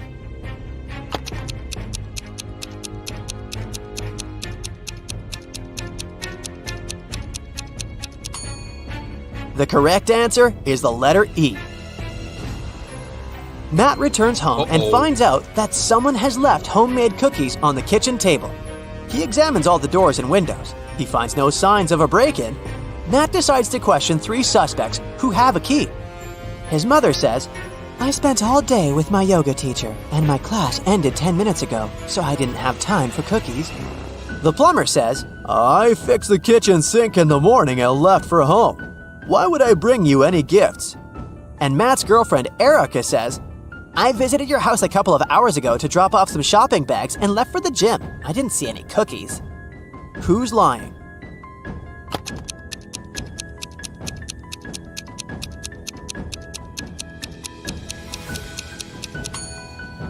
The plumber. Take a closer look at the kitchen sink. It has no tap. Therefore, he lied. Matt is walking in the local restaurant and gets lost in a maze. He has only 15 seconds to get out before it starts raining. Can you help him find the right direction?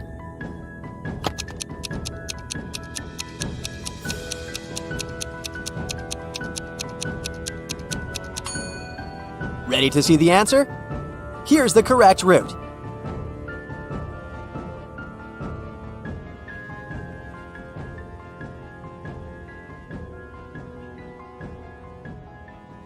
Both Harry and Terry's girlfriends went away on a business trip for the weekend. During the whole time, the couples were texting and sending each other pictures. On Sunday morning, the girls asked their boyfriends to send them their selfies. Harry sent a selfie where he was smiling in the kitchen. Terry sent a selfie of himself in the bathroom. One of the girlfriends knew immediately that her boyfriend was cheating. Who was it, and how did the girlfriend know?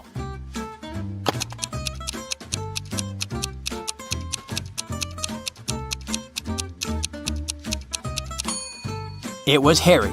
Look at that lipstick mark on the glass on top of the kitchen counter. Becca and Tom are a couple. One of them rented a scooter from Brown Scooters and now needs to pay for the ride. A worker from the scooter company comes to charge the couple $15 that they owe. Becca and Tom start arguing over who should pay for the scooter. Becca says that Tom was the one who wrote it, so he should pay for it. But Tom says that it was Becca who wrote it and she should pay for it. Who is lying?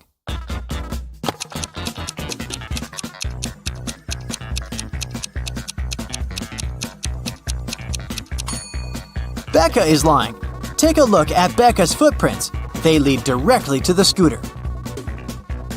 There were 3 thefts at a local supermarket. One in February, one in May, and one in July. Thankfully, the security camera recorded the footage of those 3 days.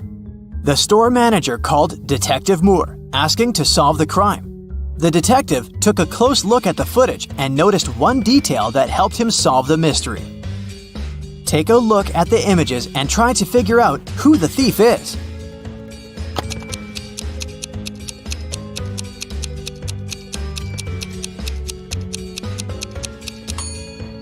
In all 3 videos, there is a pregnant lady. In the video from February, she looks about 7 months pregnant.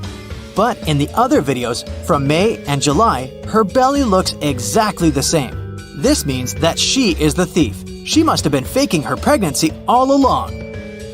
Dr. O'Brien invented the time machine and traveled all the way back to prehistoric times.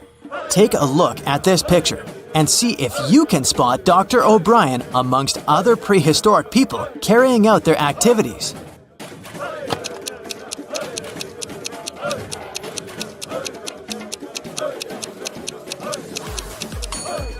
That's easy.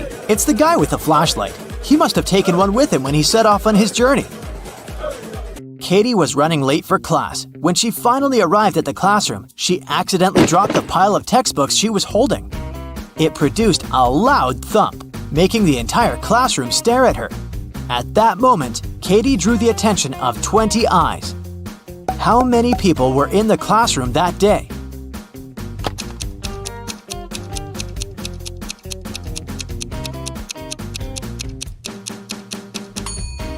There were 11 people. 10 people have a pair of eyes each, right?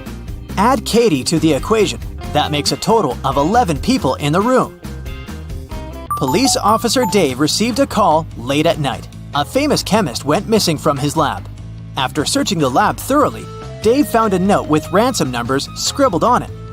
The note read 26 3 58, 28 27 57 16. Based on the note, Dave managed to find the scientist and arrest the criminals who had taken him. What was written in the encrypted note, and how did Dave understand it?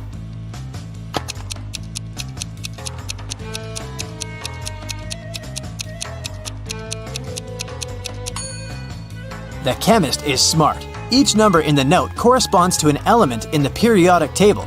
So the element that corresponds to 26 is Fe, iron. Number 3 is Li, lithium. And 58 is Ce, cerium. If you use this logic, you can figure out that the first line spells Felice. and the numbers in the second line stand for Nicholas. After figuring out the names, Dave tracked the men down and arrested them. Helena finally got herself a new guitar. She wanted to play it right away, but she had to go to school. She locked the instrument inside her room and left. When she got home in the evening, the guitar was gone.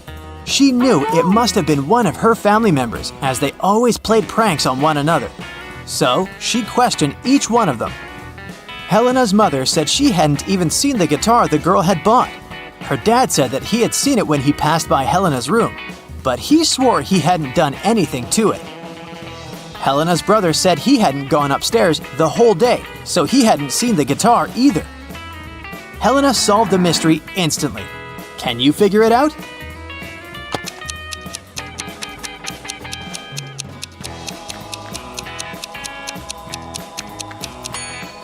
Her dad was lying. He said he'd seen the guitar when passing by the girl's room, but that's impossible. Helena locked the door when she left.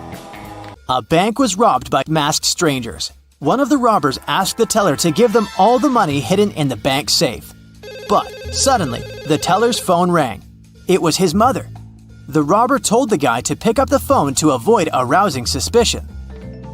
On the phone, the teller asked, "Is there an emergency, Mother? Call me when you get home and I'll help you with the dinner." Then he hung up. 5 minutes later, while the robbers were still in the bank, the police arrived at the crime scene. How did the police know about the robbery?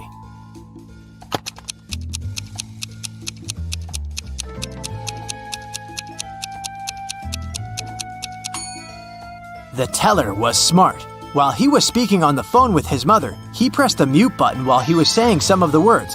So what his mother heard on the other end of the line was, "Emergency, Mother, call help." On the outskirts of a town, there was a haunted house. A group of friends decided to check it out. They went there at night, but as soon as they got there, one of the friends refused to go inside and tried to stop the others. But they just laughed and left him behind. There were terrible crashing sounds coming from the house, and then everything went still. John never saw his friends again. How did John understand that there was something seriously wrong with the house?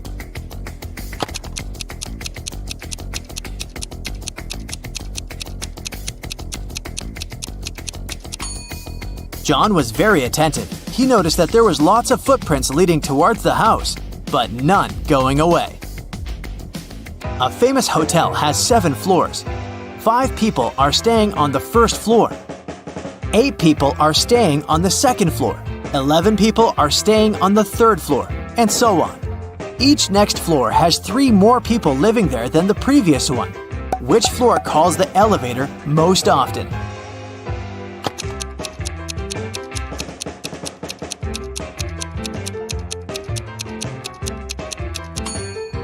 The first floor. Any person staying on a floor other than the first has to call the elevator to reach their destination. In a small town, 3 teachers asked for sick leave on the same day.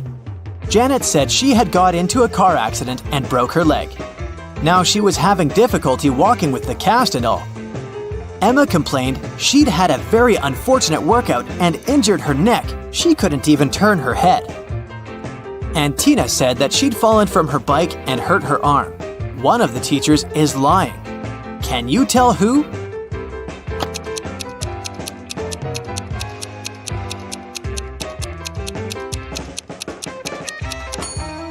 It's Janet. She claims she's having difficulty walking with the cast, but she doesn't even have crutches. You wake up and find yourself trapped in a room with 4 doors in front of you. You hear a monster coming, so you check the door quickly. The leftmost door has a sign on it saying, "Take the door on the right to break free." The second door also has a sign saying, "It's the right door." The third door has a sign, "Freedom is just right in front of you." And the last door has a sign saying, "Don't trust the signs." Which door should you choose?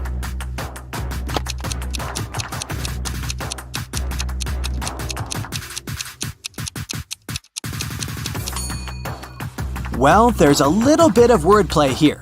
Let's see why. The first door says to take the door on the right. The second one says it's the right door. Not the correct door, but the door on the right. The third door says freedom is just right in front of you. That just doesn't make any sense, does it? You can interpret this statement as pointing at the door just on your right. Well, that's it. It's the last door. It does tell you not to trust the other signs, but it doesn't tell you that they're false, does it? Look at these ladies and try to figure out who's not very smart.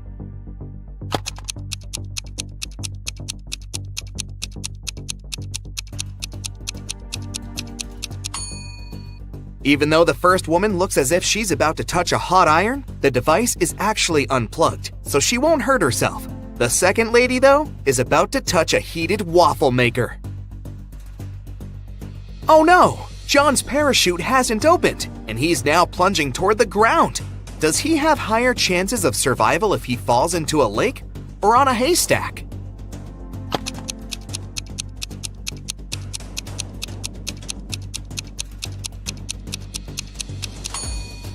He should try to fall on a haystack. Do you see crocodiles hiding near the shore of the lake?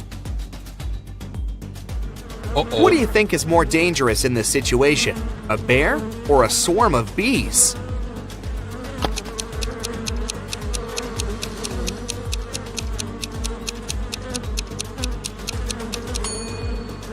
Look, the bear is about to run after its prey. It won't pay any attention to you.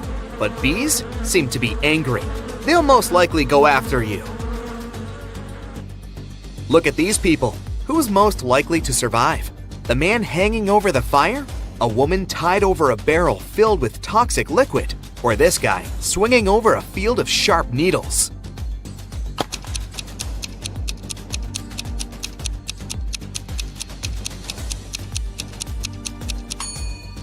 The woman hanging over the barrel with toxic liquid is the one who will survive. Look, there's a hole in the barrel, and the liquid is leaking out of it. The woman just needs to wait until the barrel is empty and untie herself. To get out of the locked room, Jeremy had to crack this puzzle. 1 equals 5, 2 equals 15, 3 equals 215, 4 equals 3215, 4 equals 3215, 5 equals… What number is hidden under the question mark?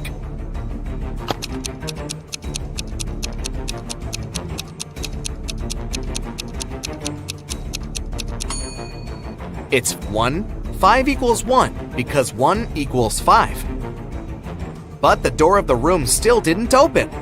Apparently, Jeremy had to solve another riddle. He had to arrange 4 9s in such a way that they were equal to 100. He could use any math symbols. How can the guy do it?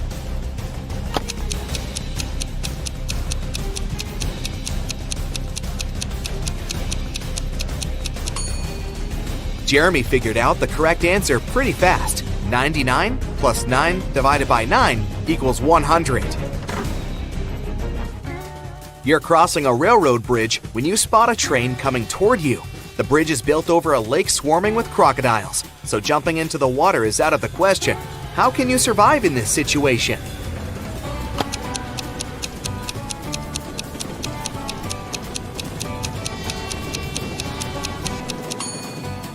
You're farther away from the shore you came from and won't have enough time to get back to that side.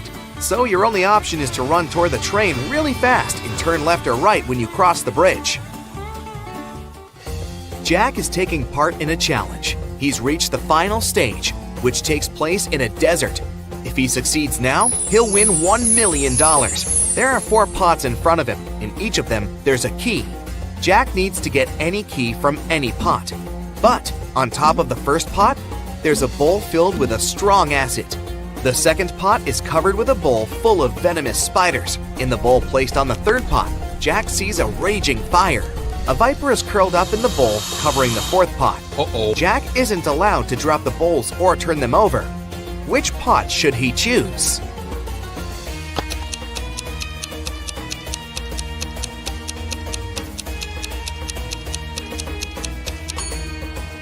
The guy should choose the third bowl. He can put the fire out with sand. He's in the desert after all. And get the key. David's company develops apps for smartphones. Right now, he's looking for a designer. He's got hundreds of resumes, but he's chosen just 3 of them. Angela's resume says, "I'm 23 years old, I don't have a lot of experience, but I'm a fast learner and have already designed similar applications." Helen wrote in her resume, "I'm 26 and have 4 years of work experience. You should hire me because I've created lots of TikTok stories that have gone viral." And Eric's resume claims he's 28 years old with 7 years of work experience. He's designed tons of apps and he's been working for Google since the company was launched. David can only hire one person, but it's okay because one applicant hasn't lied in their resume. Who is it?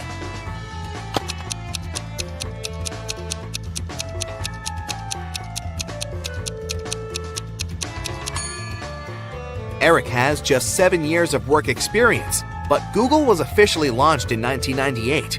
There are no stories on TikTok, meaning Helen couldn't create them. David hired Angela, even though she hasn't been working for a long time. She's honest and has a nice portfolio. 3 friends agreed to hang out together on Friday night. One of them, Brian, was tasked with bringing pizza. But the guy was running extremely late. His friends were starving. Strangely, Brian wasn't picking up their calls. But in an hour or so, he sent them a selfie. In the photo, he was standing next to his car.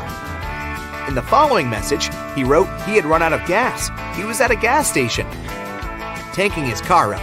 But his friends didn't believe Brian's excuses. Why?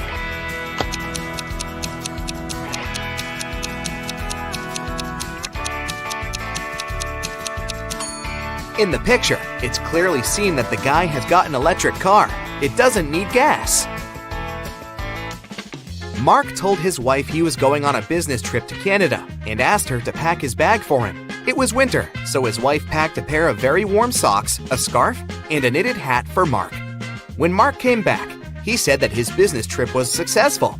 Then he asked his wife why she hadn't put his toothbrush and toothpaste in his suitcase.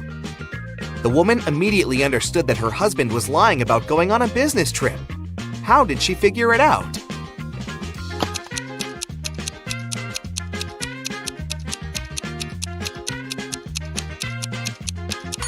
She put his toothbrush and toothpaste under the scarf, hat, and warm socks. If he didn't take them out of his bag, it probably wasn't very cold outside, which means that, most likely, he was not in Canada.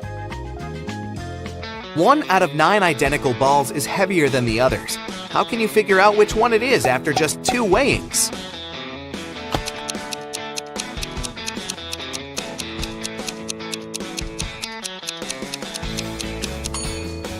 You need to divide all the balls into 3 groups and weigh 2 of them. That's how you can figure out which group contains the heavy ball. After that, you should pick 2 balls from the heaviest group. Weigh one against the other, and you'll understand which ball of the 3 is the heaviest. There was a blackout in the city, but the bus driver still noticed a dog on the road and managed to stop in time and avoid hitting the animal. How did he do this?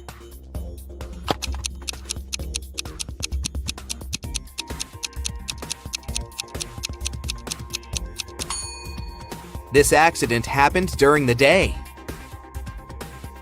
You have 6 glasses standing in a row on the table. The first 3 of them are filled with water, and the other 3 are empty. You need to move just 1 glass to arrange them in such a way that full and empty glasses alternate. How can you do it?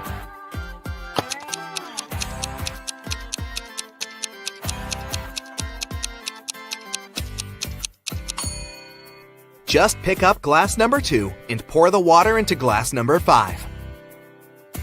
You enter a room and see that there's nothing inside but a blackboard on the wall. There are 4 words written on it: pin, check, boiling, view.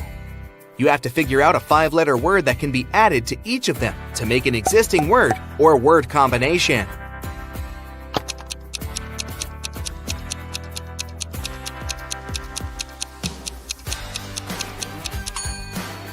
Have you realized that the necessary word is point?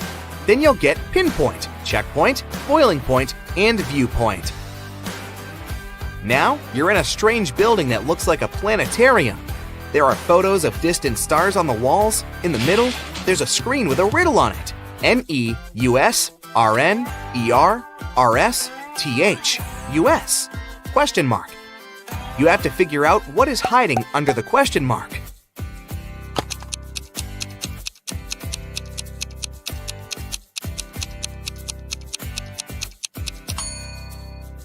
If you've realized that the correct answer is RY, congratulations! The list is made up of the last 2 letters of the names of the planets of the solar system, in the order from Neptune to Mercury, Neptune, Uranus, Saturn, Jupiter, Mars, Earth, Venus, Mercury. 2 daughters and 2 mothers went out to a cafe. Each of them ate a slice of pizza, but strangely, only 3 slices were eaten. How come?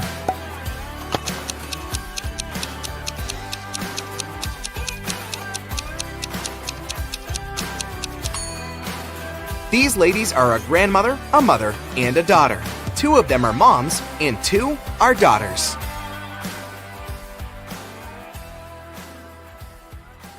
It turns out that before leaving, your detective friend gave your contacts to all his acquaintances. And now, one of them needs your help. You arrive at his jewelry store.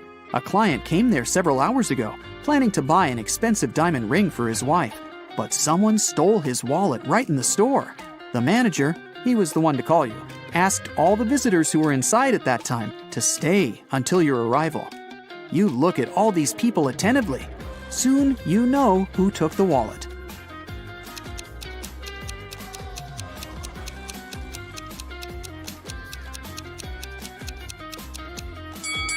It's the man in the middle. He has a bandage on his right arm, but it's wrapped over the sleeve of his jacket, not hidden under it, like a real bandage would be. You knock on a sturdy brown door, while a woman with a bandage on her head stands next to you. A man opens the door. "Excuse me," you say. "A pot plant fell out of your window an hour ago and hit this woman on her head. I had to take her to the hospital. She's okay now, but you need to compensate this woman for the damage. May we come in?" The man turns pale, but lets you in. "It can't be true. Our windows were closed because we've just returned home. I literally entered my apartment 2 minutes before you came." You realize this man is lying and call the police. How did you figure it out?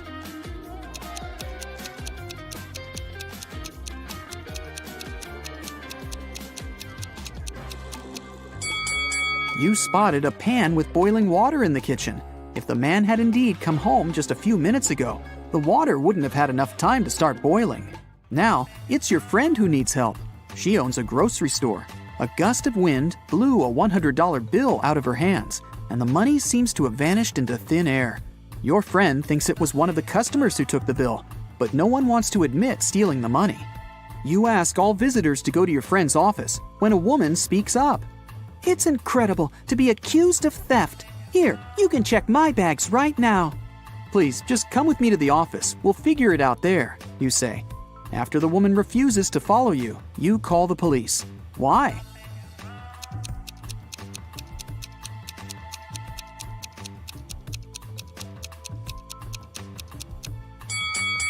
The woman is standing on the $100 bill. If she follows you, everyone will see the money. The next morning, rainy and gloomy, you get your next case. To investigate it, you need to visit the office of a large international company. Rebecca, the girl who called you, works there. She says, "I've just come back from brunch and discovered that someone had knocked our HR manager out just an hour ago." You question the people who were in the office at that time. Laura is an applicant. She says she was a bit angry with the HR manager. He made her wait well past her appointment time. "And still," the girl says, "I would never hit another person. I'm also too weak to do it." Gary, who works in the marketing department, claims he hasn't seen the HR manager since he arrived at work. He was in a meeting from the very morning till lunchtime. Jacob from Research and Development tells you he rode his bike to a coffee shop to get his cappuccino. He's just come back. You immediately realize who hit the HR manager.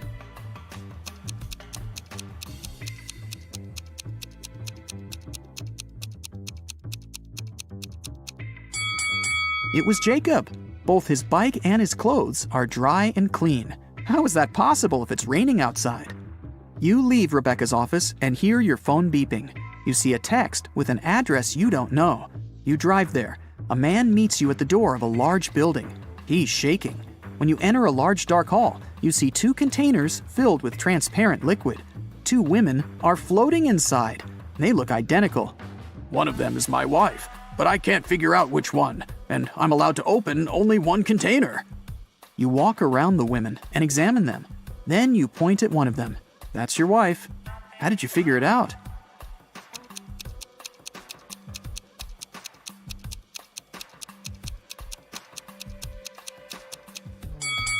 The man's name is Mark. It's written on his biker jacket. His wife is the woman with the letter M tattooed on her arm. Your phone beeps again. You look at it and see a message. It's from your detective friend. There's just one word on the screen. Help! But that's already another story. Psst.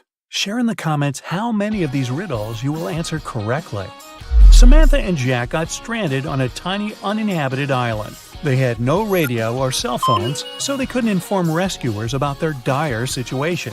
There were no trees on the island, so they couldn't make a smoke signal, and all around them was just sand and rocks. Suddenly, Samantha noticed a plane circling the sky in search of them. Unfortunately, it was flying too high, and the pilot couldn't see them. That's when she got a bright idea. Soon after, the plane picked them up. What was Samantha's idea?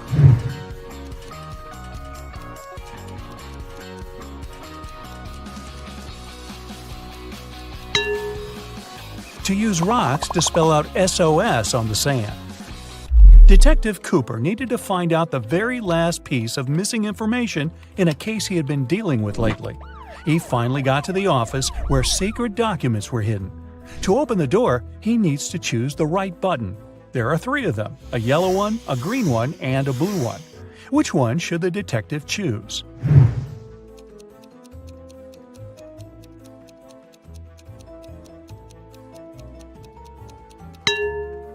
The detective needs to choose the blue button. It's pretty worn out, so it must have been used many times. Plus, there's a small note with a warning. The green button is for an emergency, and the yellow one shuts all the doors and turns off the lights in the whole building. Wow, I want one of those. One day, Amanda thought her boyfriend Eric had a secret from her. To find out what it was, she needed access to his laptop. She had no idea what the password was, but luckily, there was a post-it note right on his desk. However, she needed to decipher the pass. Apple, man, dawn. Can you crack this code?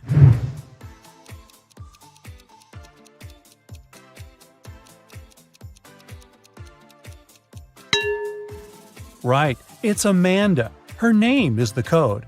By the way, the secret he was hiding was the birthday present Eric had been choosing for her. Well, that's what you get for snooping. Jack and Jim agreed to say yes all day long to all questions. If one of them doesn't say yes to a question, he automatically loses and must give $100 to his friend. Jim realized there was one question nobody could say yes to. What question was it?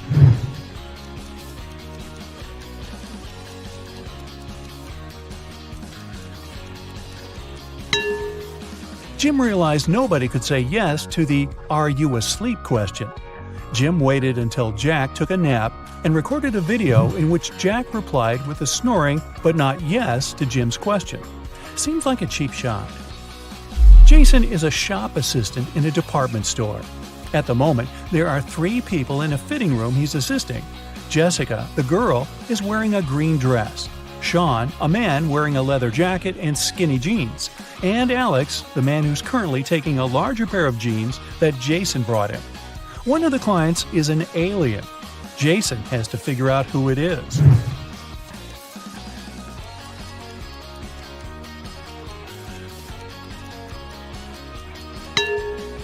It's Alex. Take a closer look at his feet. Only a reptile or an alien could have such feet. Julian needed to find a very important document he'd lost. He looked through all the papers and finally found something that looked like the document he actually needed.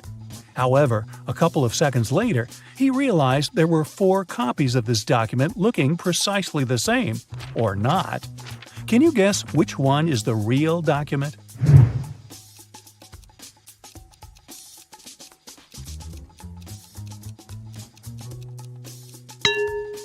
It's the one in the upper left corner. It has a stamp and a signature, and it says Agreement. The one next to it looks similar, but it has a spelling mistake. It says Agreedment. The rest of the copies lack either a stamp or a signature. Mr. and Mrs. Jones are fond of art and love collecting rare and expensive pieces. Once they had to go on a business trip, and when they came back home, they realized something precious was missing. They instantly called the police, but the officers were confused because no painting was taken. Why were Mr. and Mrs. Jones worried then?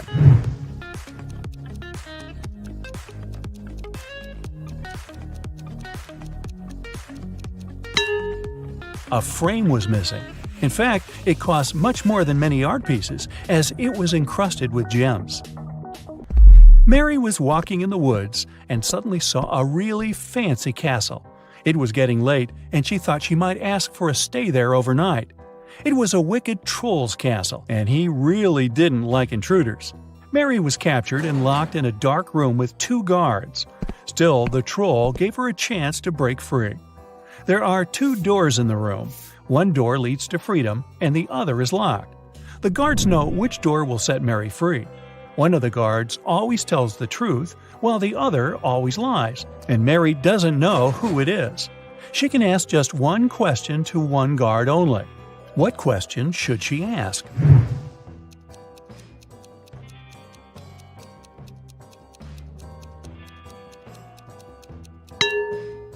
If Mary says, "If I ask your colleague to show me the way to freedom, what door will it be?" No matter what the guard replies, they will point at the locked door. The one that lies will show the wrong door, and the one that doesn't lie will show the wrong door too, since it would be chosen by the one who lies. This way, Mary knows the wrong door, and she needs to select the other one. One man went to his friend's party and told his wife he'd be back before sunrise. He shaved and left home. He returned, as promised, before sunrise, but he was sporting a long, thick beard. How come?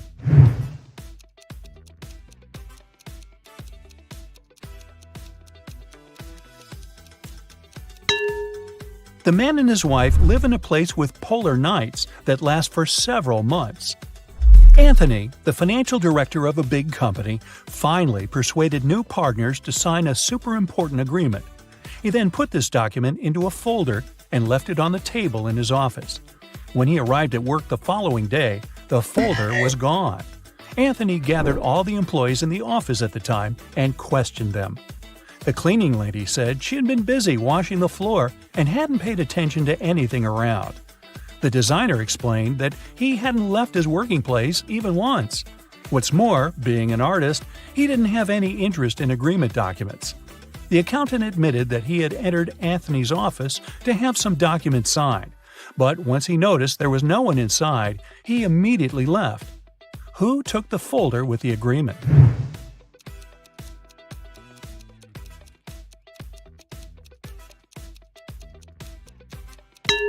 It was the designer.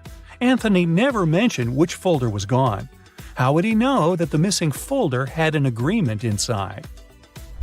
Eric wears either only black or only white socks. One morning, he was in a hurry to get ready for an important meeting.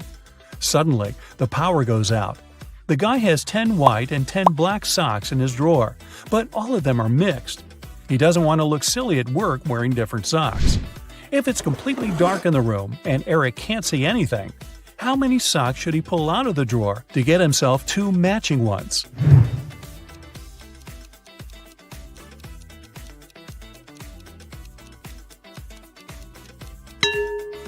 Three socks are more than enough.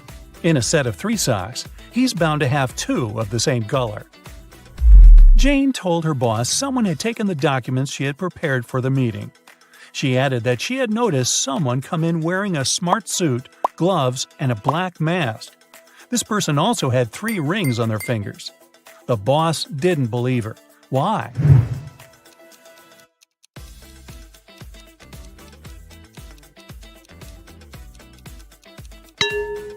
She said the person was wearing gloves. Then how did she see 3 rings on their fingers? Jane must have simply forgotten to print those documents out. On a nice warm day, Vivian, who lived in a town on the seashore, decided to go for a hike alone. But after hours of trekking, she ended up in a section of the forest she wasn't familiar with. Before her, there were 3 paths. One path had bear footprints leading away. Another had human footprints. And the third one was right by the river. Which one should Vivian take to find her way?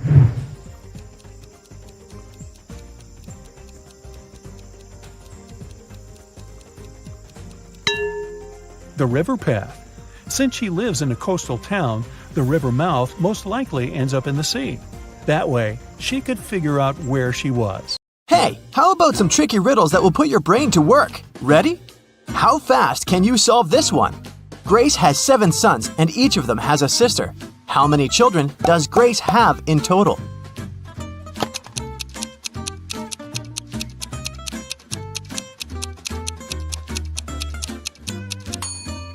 The answer is 8.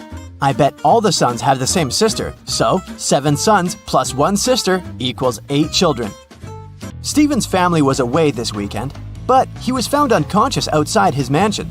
Investigators had 3 main suspects. All of them were in the house when it happened. The first person was Maya, but she claimed to be innocent. "I was cleaning the house in the morning and I took a nap in the afternoon," she told the investigators. John, the butler, said, "I was told to check the food inventory in the afternoon." And the last person to be interrogated was James, the driver. He claimed he'd been far away from the house that day. I was driving the boss's children to a garden party. Which of these people do you think is guilty?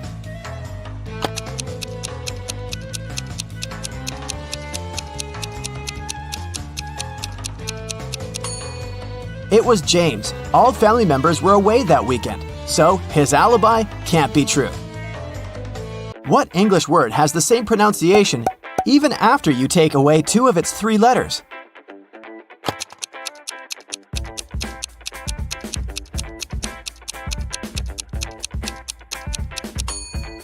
It's B. Phew, that one took some work. Look at these images and try to guess what's wrong.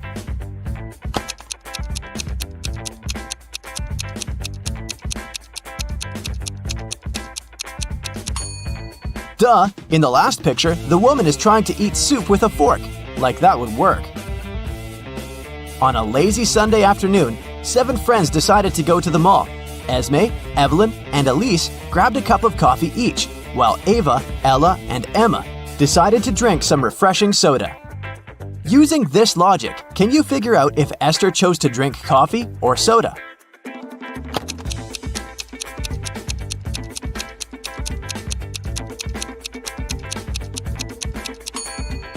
Esther is drinking coffee. The secret is in the girl's name.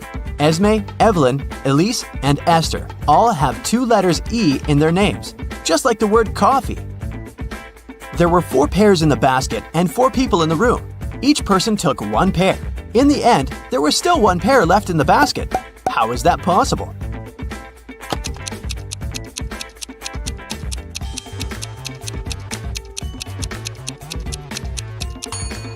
The last person took a pair that was still lying in the basket.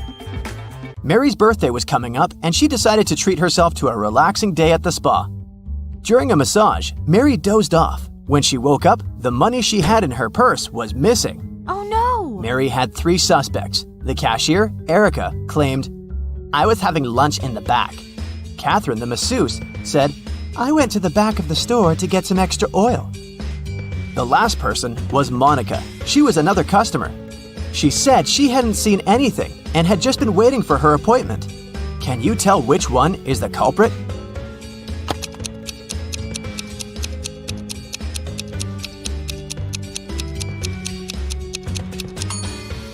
The thief is Catherine. She must have waited for Mary to fall asleep and then took her things. Look at the money hidden behind the oils. Hey, it's time for a hair appointment to trim those split ends. But in this scenario, there are only 2 hairdressers in town who can cut your hair. This guy or this girl. Which one should you choose?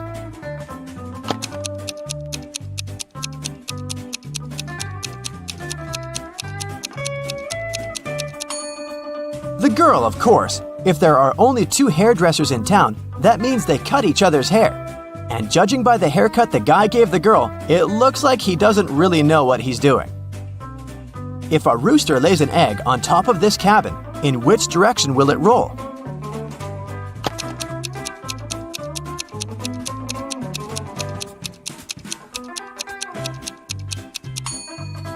Aha! Roosters don't lay eggs, so it wouldn't roll anywhere. The shopkeeper of an expensive skincare store called the police because someone had robbed his business. He didn't notice the culprit, but according to the security camera footage, there were 3 customers in the store at the time of the robbery. Police officers questioned each of them. Michael said he'd been buying some stuff for his pets. The second suspect, Kayla, was looking for ointments and some aloe vera gel. The last person, Rachel, told the interrogators she'd been busy looking for lotions. Can you tell who's lying?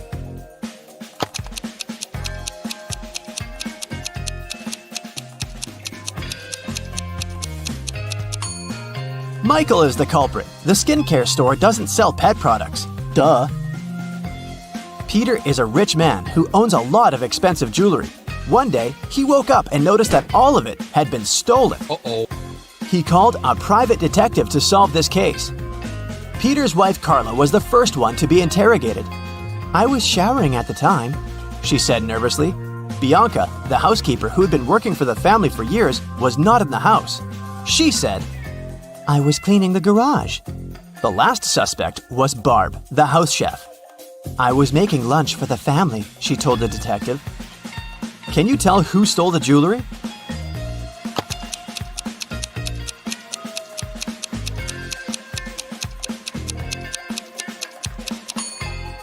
It was Barb, of course. She claimed she was cooking lunch, but the crime happened at night. A man lives on the 80th floor of a high-rise building. On rainy days, he takes the elevator all the way up. But on sunny days, he only takes the elevator halfway to his floor. And then, he takes the stairs the rest of the way. Why does he do this?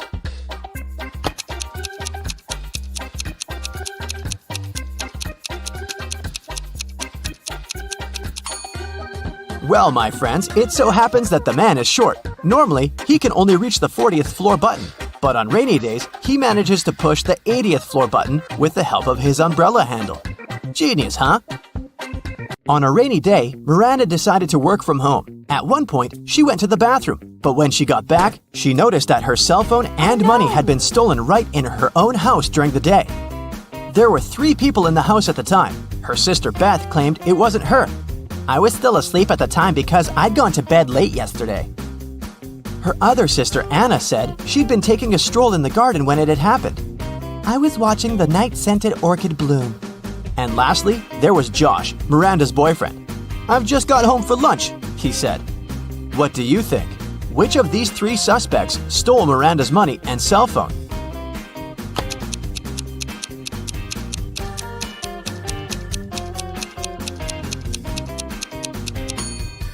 Anna is the culprit, of course.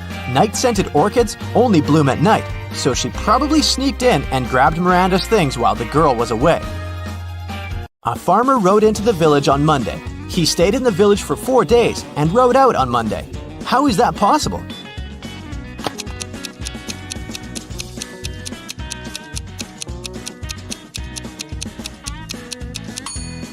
The farmer's horse is named Monday.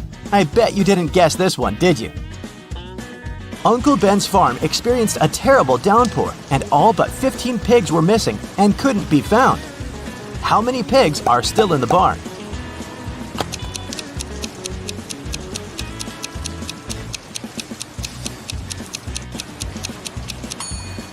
If you said 15, you got it right. So, there are 3 important rooms in a house. The first one is a library full of rare books. The second room stores piles of money and gold. And the third room has boxes full of expensive jewelry in it. In case of a fire emergency, in which room will the police try to extinguish the fire first?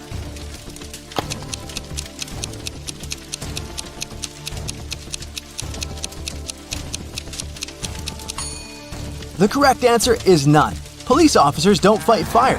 That's the job of firefighters. Virginia accidentally sent an email to her boyfriend instead of her best friend. She didn't want her partner to see it, so she took his laptop while he was sleeping and tried to delete the message. The laptop required a password to unlock. Luckily, there was a post-it with a hint.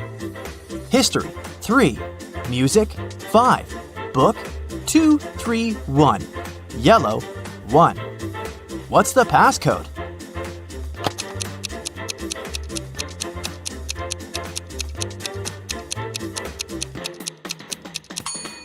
Each number indicated the letter Virginia had to select in the corresponding word. The third letter in history is S. The fifth letter in music is C. The second, third, and first letters in book are O, O, and B. And the first letter in yellow is Y. The password is Scooby. Once, a prison guard accidentally overheard very disturbing rumors.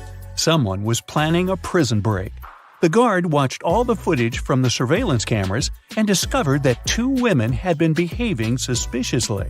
One of them was a former bodybuilder, muscular, with short hair, and covered in tattoos. The other was quiet and reserved. She preferred to spend time on her own and sometimes cried in her cell. After watching the video several times, the guard figured out which woman was planning to escape. Can you do the same?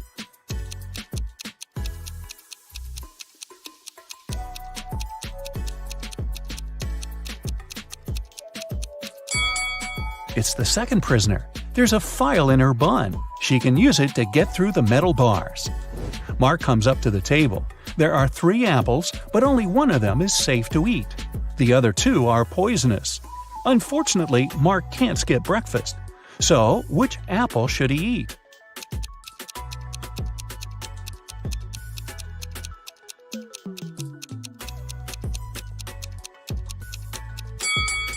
Look, this apple has a caterpillar in it. It means there's no poison in the fruit and it's safe to eat. These 3 women, Jessica, Mary, and Olivia, went shopping. 2 of them are pregnant and one is just trying to steal a watermelon. Can you tell which one is hiding a watermelon?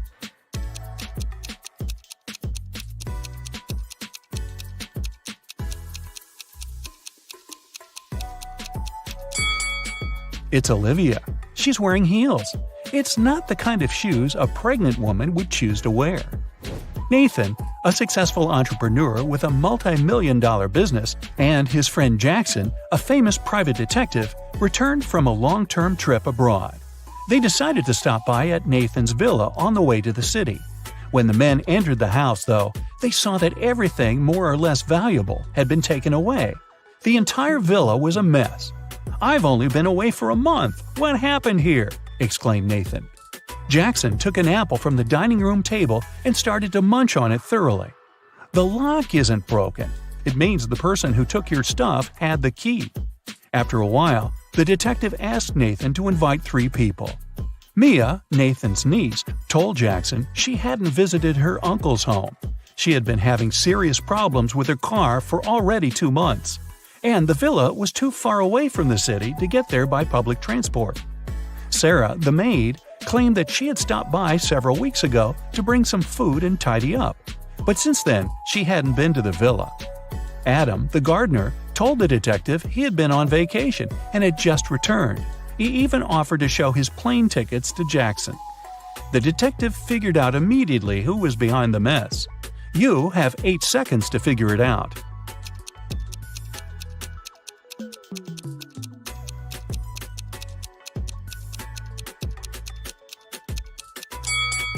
It was the maid. She said she brought food several weeks ago, but the apple Jackson grabbed from the table was perfectly fresh.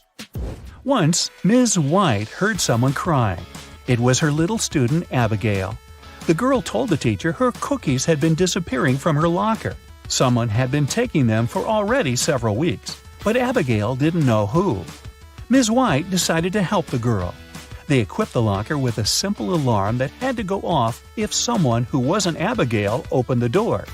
They hid behind the corner and began waiting. In 10 minutes, they heard the alarm. When they reached the locker, it was already empty and there was no one nearby. But Ms. White noticed somebody disappear behind the art room door. She rushed inside, but everything looked normal. And still, the teacher needed no more than a minute to understand who'd been eating Abigail's cookies.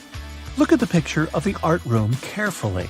Can you find out the answer within 8 seconds?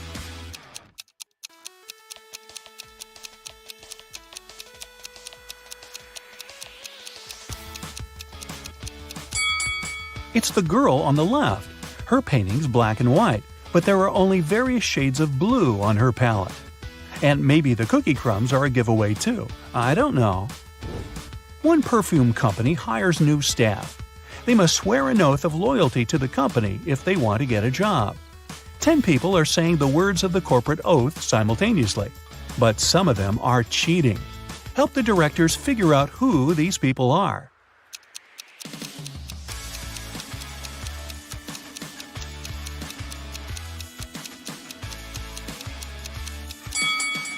This guy keeps his fingers crossed, and the man on the left is standing with his legs crossed.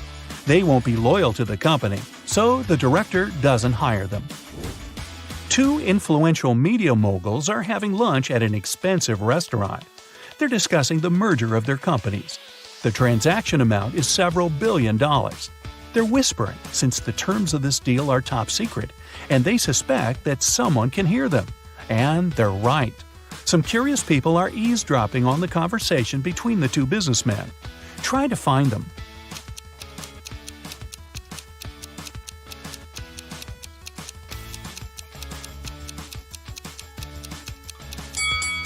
The girl at the next table is reading a newspaper that is turned upside down.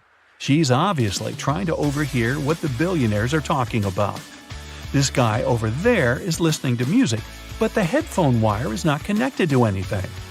Another girl is sitting at the table in the corner with a cocktail, but instead of an umbrella, there's an antenna in her glass.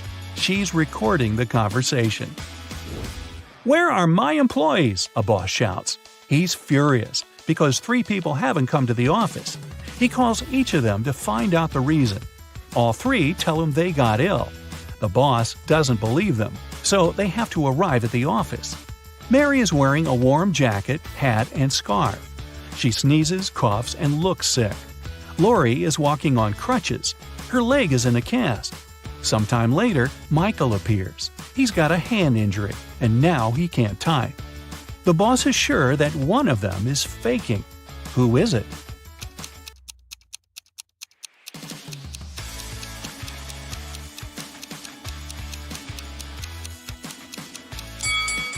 Mike's left arm is broken, but his phone is in his left pocket. He must have used his broken arm to put it there, which means he's pretending. Apparently, he just didn't want to come to work. Ice will melt if you heat it, but if you heat me, I'll become solid. What am I?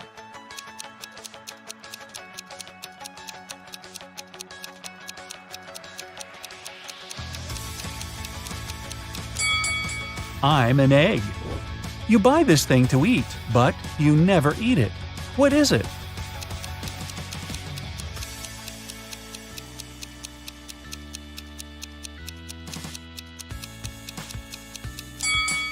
It's a plate. Mia was going back home one evening. It was 11 p.m., and she had to cross a small dark park in front of her house. Suddenly, she heard footsteps behind. Someone grabbed her bag and ran away. The girl called the police, and they questioned 4 suspects. Jack said, "I was choosing an outfit for a party." Camilla was getting ready for her final exam at home. Andrew told the police he had been watching birds in the park. Nora was at her yoga class. After the interview, the police understood who was behind the robbery. Can you?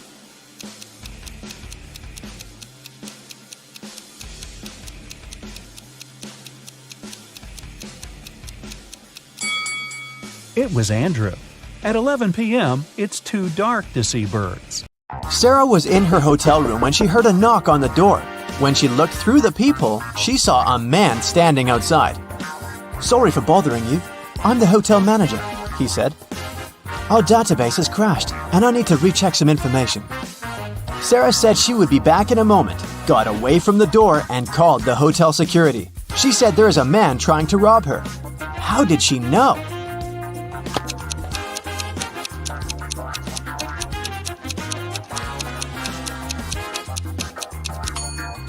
Look at the man's name tag. It's a female name. He's not the real hotel manager. When Anna got to school, she noticed that her friend Joan was very upset. It was just the beginning of the day, but someone had already stolen her backpack. Joan left the classroom to go to the bathroom, and at that moment, someone must have got inside and stolen her things.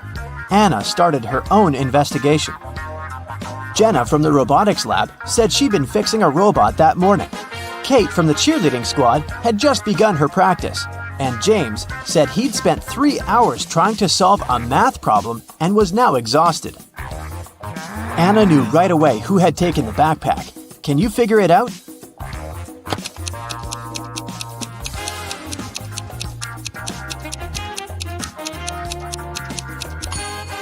It was James. The school day had just started. How could he have been there for 3 hours already? On a beautiful morning, Michael and Christina went on a hike. At some point, they saw a river they had to cross. Both of them needed to get to the other side. However, the boat could only make one trip back and forth and take one of them at a time. Still, both of them managed to get across. How?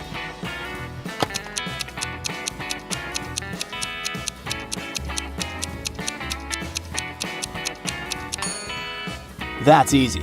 They both went on a hike on the same day, but they weren't together, so they arrived at the river at the same time, but they were on the opposite banks. So after the boat took Christina to the other side of the river, Michael managed to get to the opposite bank too. At a party, there were 9 candies in a box. 9 people took 9 candies, but 1 candy was still in the box. How could that be possible?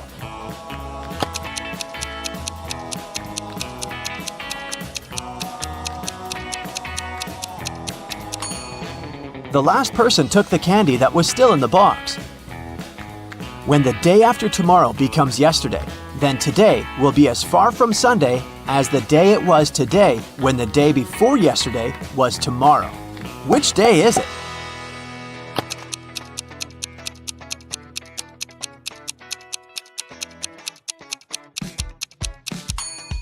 It's Sunday. Look, the day after tomorrow becomes yesterday on Wednesday. The day before yesterday was tomorrow on Thursday.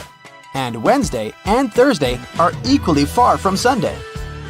Susanna was walking down the street when she saw a dog. It looked like the dog had just run away, so she picked it up and started searching for its owner.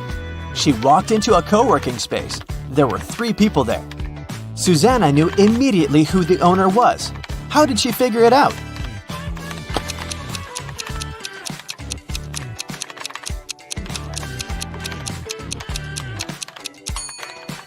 Look at the guy in the middle. He's sitting on top of a dog leash. It was Brian's birthday, and he organized a game for his friends. He placed 2 cards, 1 yellow and 1 red, inside a box. The rule said that if a person picked the red card, they would win $7,000, but if they picked the yellow card, they would have to pay $700. Nobody knew that Brian had lied. He'd put 2 yellow cards inside the box instead of 1 red and 1 yellow. Brian's friend Sandra watched her friends lose the game one by one. But when it was Sandra's turn, she won $7,000. How?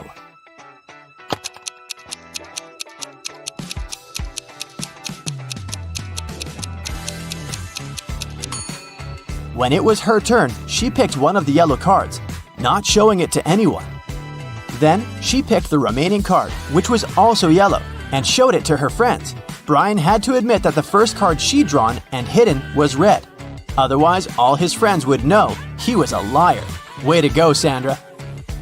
Amy has to escape from a high-security room, but to do so, she has to solve a riddle.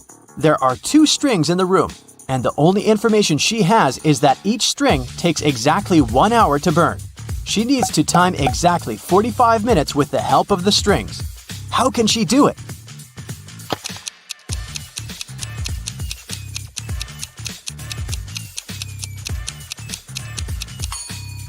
Amy should light both ends of the first string and one end of the second string.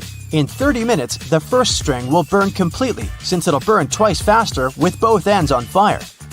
Then, she should light the second end of the second string. At that time, the second string will have 30 minutes left to burn.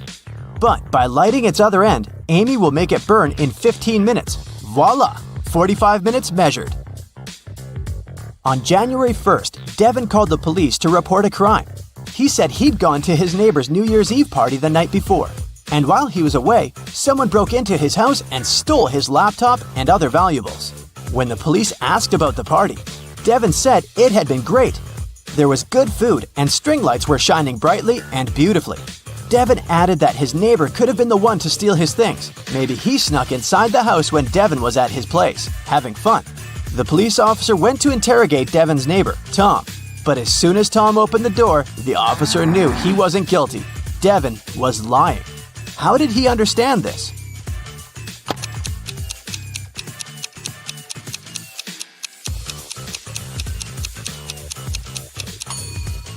Look at the string lights on the tree. They're missing 3 bulbs. It means they couldn't be working the night before. Devin is lying. Matthew was on an expedition to the South Pole. He had been exploring the area for days when a storm began. Looking for shelter, he managed to find 2 caves. In the first cave, there was a very hungry-looking polar bear. In the second cave, the air was filled with toxic gas. Which cave should he choose?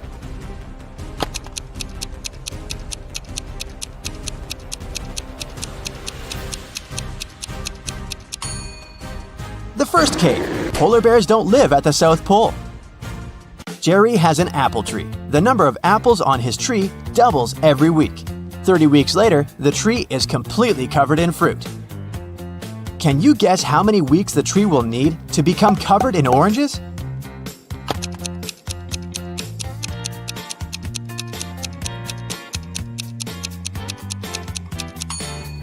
Oranges don't grow on apple trees, but if I asked you about apples, the answer would be 29 weeks, because, as we know, the number of apples doubles every week.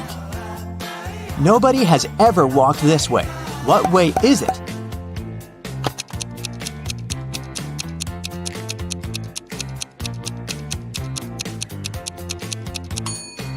The Milky Way. Dave was held in a 150-foot high tower of an ancient castle. In his cell, there was nothing other than a pair of scissors and a 75-foot long rope. Despite this, when the guards came to check on him the next morning, they saw he had managed to escape. How did he do it?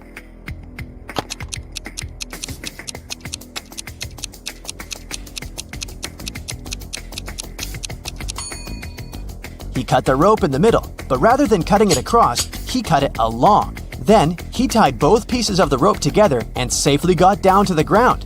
Genius, huh? On the outskirts of the town, there was a haunted house. A group of friends decided to check it out. They went there at night, but as soon as they got there, one of the friends, John, refused to go inside and tried to stop the others. But they just laughed at him and went inside, leaving him behind. There were several terrible crashing sounds coming from the house. And then everything went still. John never saw his friends again. How did John understand that there was something seriously wrong with the house?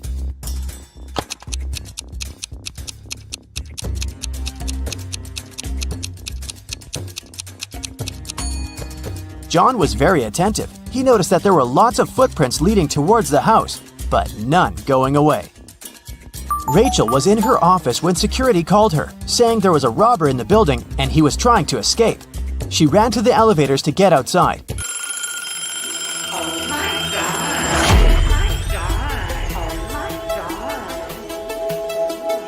But 2 elevators arrived at the same time. In each of them, there was a man that looked suspicious and could be the robber. How can Rachel understand which elevator is safe to take?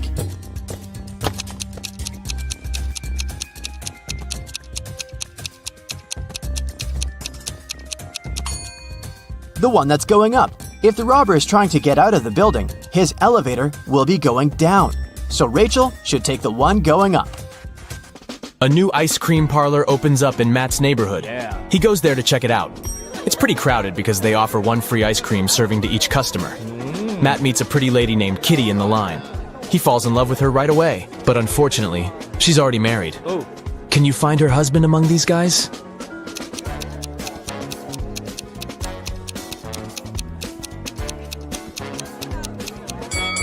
It's the second man. He's the only one who doesn't hold any ice cream. And Kitty is holding 2 ice cream servings, one for herself and one for her spouse. The next day, Matt missed his alarm. And now he's late for work. His boss is going to be furious. Matt might even get fired. But wait a minute. It turned out that the big boss is out of the office today. He's having a last-minute business trip, so Matt can relax. But suddenly, the boss calls him on the phone. Hello. Where are you? You got 10 minutes to get to the office. Matt replies, I am in the subway right now. Well, I got something I need you to do for me. Call me when you're in the office. Matt is a pretty genius liar. How did he fool his boss?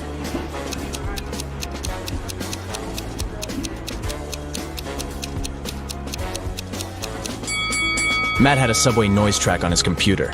He played it when he was on the phone with the boss. Clever. Matt enters the local bakery on the way to the office. Hello. The cook brings 2 trays with fresh tartines. Take your time and try to spot 10 differences between them.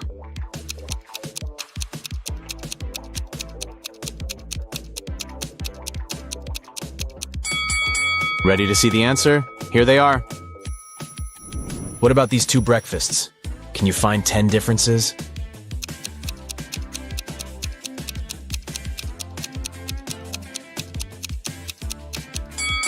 Over here. Matt arrives at the office.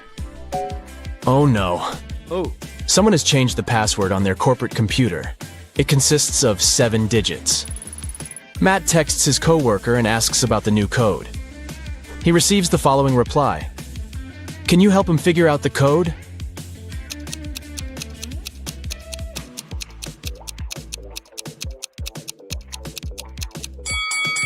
The number of fingers implies the right digit in the password. So Matt should enter 1, 0, 5, 2, 3, 1, and 0. Matt is an illustrator. His boss sends some files and asks him to separate the images and add some colors.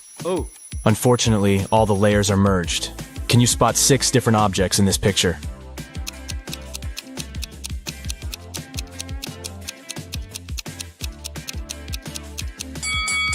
Here they are. What about this one? Can you spot 11 objects?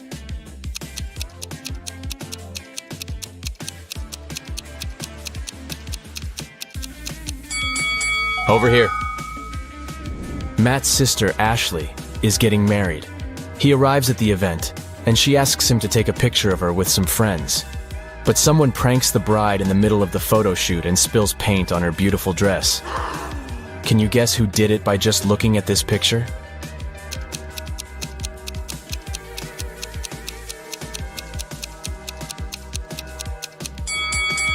It's the man on the right.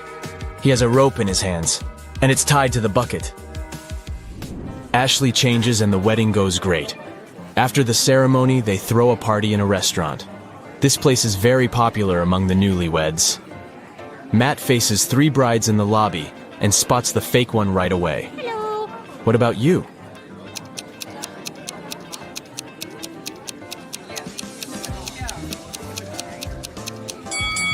It's the 3rd lady. She's wearing regular jeans and sneakers under her dress. And also, she's wearing a wig. She must be just trying on a costume. The wedding dinner begins, and the waiters serve the first course. But suddenly, the lights turn off for 15 seconds. When the power is back again, Matt finds out that his golden watch is gone. He questions 4 suspects. Karen says, I was eating the wedding cake when the light turned off. It was delicious. Nick says, I was talking on the phone with my grandpa. When it got dark, I just continued our conversation. David says, I was washing my hands in the bathroom. And Stella says, I was taking pictures of the food for my Instagram. The local cuisine is so fancy. Who's lying?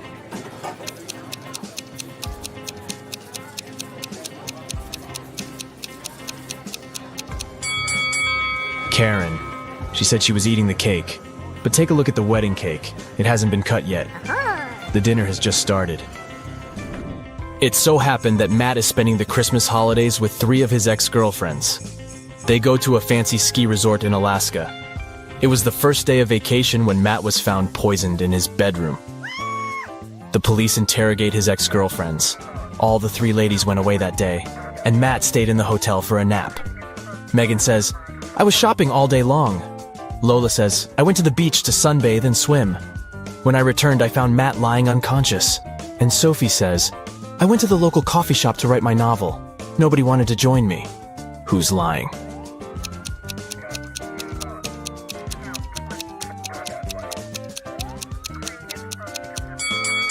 Lola, it's Christmas time, so it should be very cold in Alaska. She couldn't swim and sunbathe outdoors. Finally, Matt gets better and leaves the hospital. Yeah. He returns to the ski resort and takes a look at the mountains. What are they doing wrong?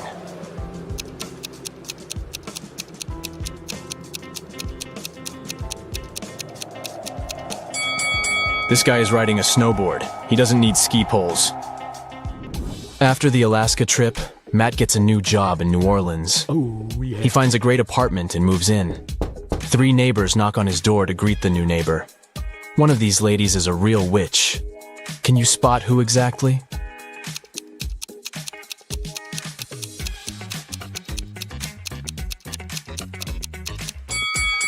The first lady brought a cake. It looks pretty innocent. The third lady brought a plant. Looking good too. But the second woman brought a basket with food. And there's a snake crawling around her gifts. Matt wakes up in a weird maze in the middle of the night. The only way to escape is to walk through this labyrinth. But unfortunately, there are 4 dangerous creatures waiting for him on the way. First of all, there's a gorgon who turns everybody she sees into stone. Secondly, a werewolf. It's a full moon, so he's very hungry. The third creature is a tree goblin. He can grab people with his strong branches, and it's impossible to get out. And finally, there's a siren who can use her singing to make you do anything she wants. Luckily, Matt has 4 magic potions which can be helpful. Each potion has a 24-hour effect. If you spill the first potion on anybody, they'll become silent. The second potion will make any creature very weak. The third potion turns anyone into a vegan. And the fourth potion causes blindness. Can you help Matt distribute the potions among the creatures correctly?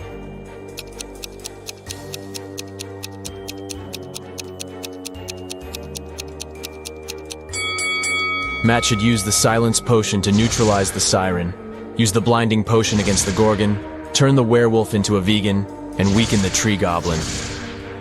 Molly and her colleague Mike were going home after work late at night. Suddenly, they saw their boss, Alina, talking to bats. They snuck in closer and hid behind a bush. Alina looked like a vampire and laughed like a freak. Next morning, Molly and Mike decided to check whether Alina was a human or a monster. It was her birthday, so they brought her 2 bouquets of flowers. But Alina accepted only one of them. This was when the guys learned for sure that Alina was a real vampire. How did they know?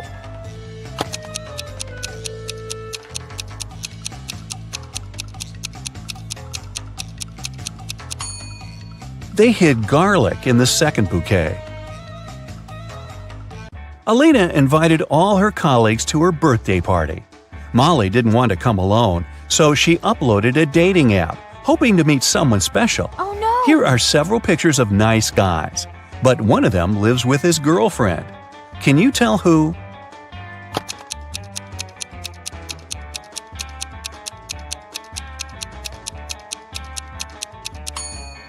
It's this one. There's a pair of high heels and a dress in his closet. Alina asked Molly to arrive earlier to help her prepare for the party. Molly was cooking snacks in the kitchen when she heard a scream. She ran into Alina's room and saw her crying on the bed. Someone ruined her party dress while she was taking a shower. Molly interrogated 3 suspects. Kim, the cleaning lady, said, "It's not my job to take care of Alina's clothes. I was cleaning the house all day." Sam, the gardener, said, "I've been hanging string lights and decorating the garden for the party. I haven't even entered the house yet." And Alina's sister, Lily, said, "I didn't touch it. But anyways, this dress didn't suit Alina at all. Purple is my color. Everyone in this family knows that." So, who ruined the dress?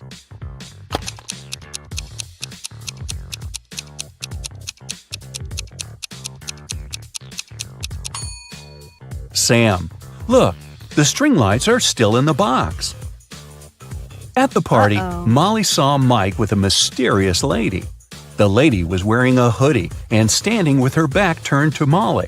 So Molly couldn't see her face. Mike and the lady hid from everyone in Alina's library. Later that night, Molly entered the library too, but it was empty. After checking the room, Molly knew for sure which of these three ladies was Mike's secret girlfriend. How did she know?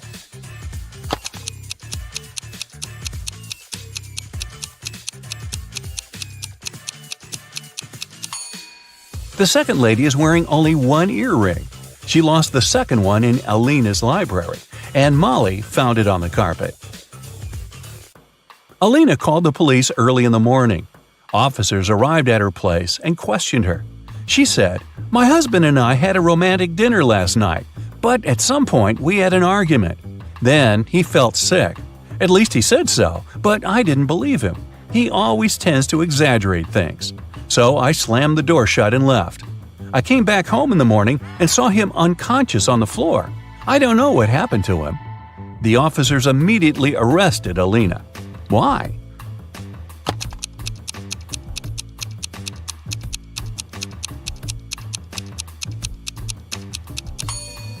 If the candles had been burning all night long, they would have burned out by now. Molly had a school friend. Her name was Sarah. One day, they went on a picnic with their families. Sarah's mother was very eccentric. She had pink hair and always wore glitter.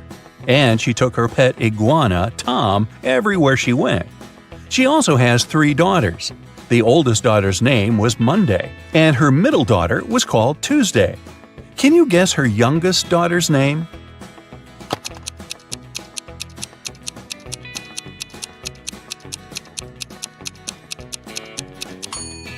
This is Sarah's mom, so it's pretty obvious that her youngest daughter's name is Sarah, right?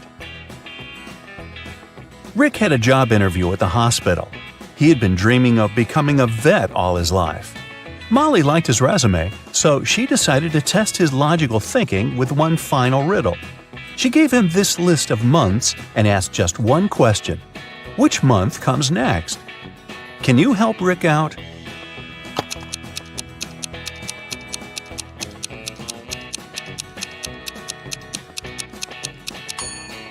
It's September. The months on this list go from those with the least number of letters to those with the most. It's time to groom the animals. Molly hired a group of talented groomers. 2 groomers can groom 2 animals in 2 hours. In this case, how many animals would 4 people groom in 4 hours?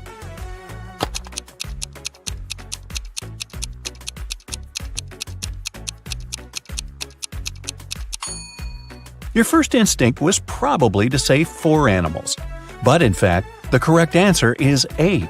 And it makes sense, because 4 groomers would groom 4 animals in 2 hours. And in 4 hours, this number will double. I'm something people love or hate. I change people's appearances and thoughts. If a person takes care of themselves, I will go up even higher. I can fool some people. To others, I'm a mystery. Some people might want to try and hide me, but I will still show. No matter how hard people try, I will never go down. What am I? Have you guessed?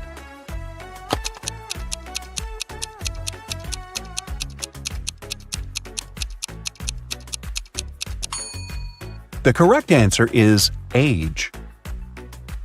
One of these 3 people is left-handed. Can you guess who?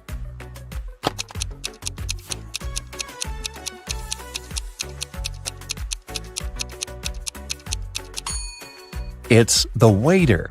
It's easier for lefties to hold a tray in their right hand and serve dishes and drinks with their left hand. Look at the picture attentively.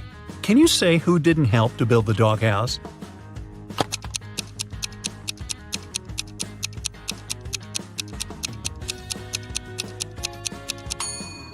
Yep, it's the man on the right.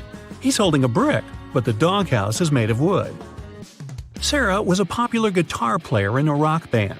On Friday, the band was going to have a big gig. Sarah's bandmates were waiting for her, but the girl was very late.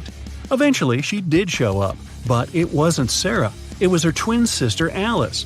She was envious of Sarah, So she locked her sister in a room, took her clothes and the guitar, and pretended to be a band member.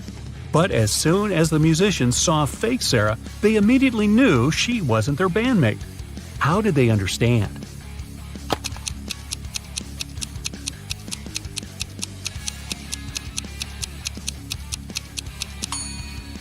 Look at how long the girl's nails are.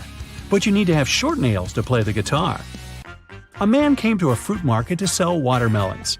After he sold half of them and half of a watermelon, he saw he had one watermelon left. How many watermelons did he bring to the market?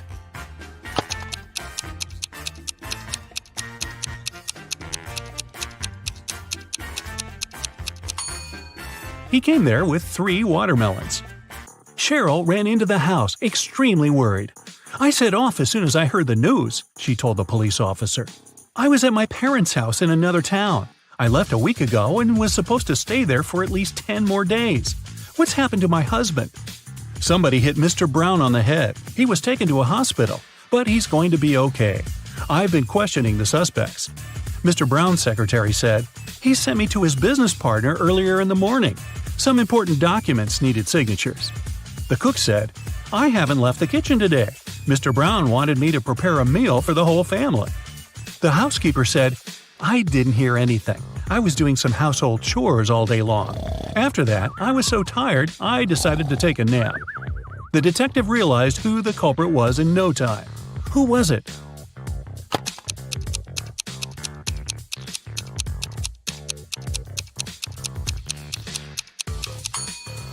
It was the cook. Mrs. Brown's wife was out of town. There was no need to cook a lot all day long. Olivia was running a marathon. Right before the finish line, she did her best and outran the person who was running in second place. The woman was happy. She was going to win. But in a few seconds, she got very disappointed. Why?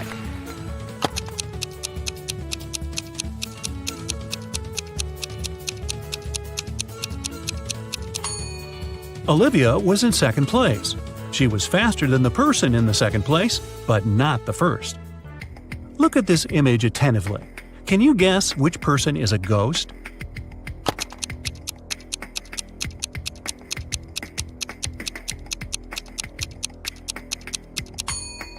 Look at the woman on the right. She has no legs and is just floating through the air. Amanda loved dogs very much. One day, she was walking in the park and saw a lovely corgi. The dog was friendly, and Amanda even petted the animal. Soon, the pooch's owner appeared, and the girl asked him how old the dog was. "Well, in 2 years, Luna will be twice as old as she was 5 years ago." Amanda nodded and continued her walk.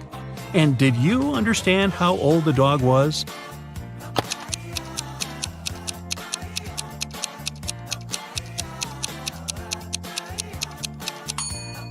Luna is 12 years old.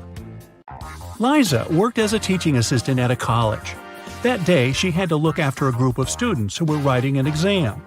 Lisa knew some of them were going to cheat, and indeed, soon after the exam started, the girls spotted one person who was cheating. Who was it?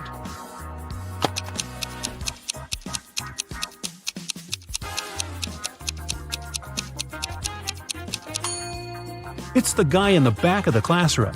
He's got the answers written on his arm. Jacob wakes up locked in a basement. He has no idea how it happened or who is behind this. Near his bed, he finds a note. 2 + 2 = fish. 3 + 3 = 8.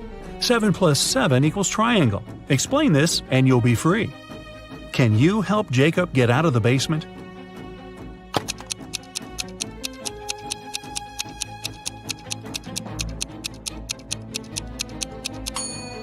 Stack the first number and the second one that is flipped backwards, and you'll get a fish, number 8, and a triangle.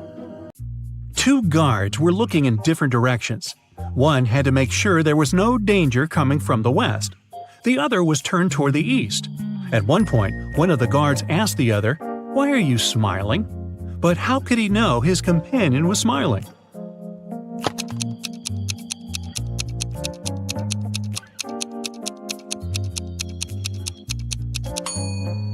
The men were indeed looking in the opposite directions, but they weren't standing back to back. They were facing each other.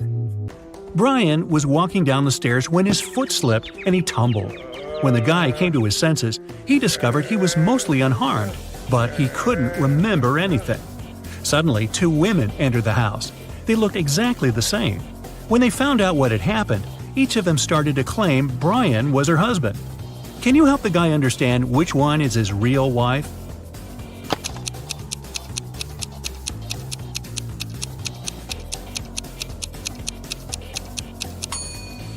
It's Rachel.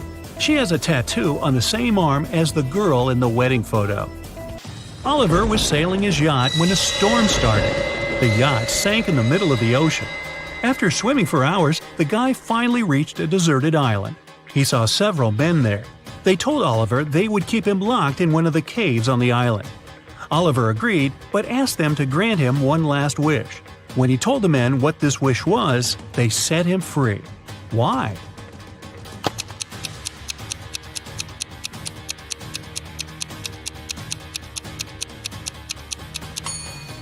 He said, "I want the smartest of you to lock me there. Oh, by the way, you get extra points if you caught my error in the description. An island with several men on it is not deserted." One of Kenneth's professors at university had an unconventional way of grading his students. On Wednesday, Kenneth and his friends had to write a test, but their professor gave each of them a picture. You need to figure out how many people there are in this image. Those of you who will come up with the correct answer won't need to write the test. Can you help Kenneth figure out the right number of people?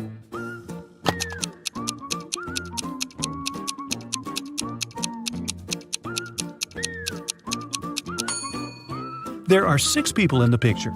5 of them are visitors, and one more person is looking through a peephole in the painting on the right. Emily was walking in the park when she saw 2 teenagers sitting on a bench. They were arguing who should pay for riding an electric scooter. Each of them claimed it was the other one who used the scooter. Emily didn't need much time to understand who had to pay. Can you figure it out too?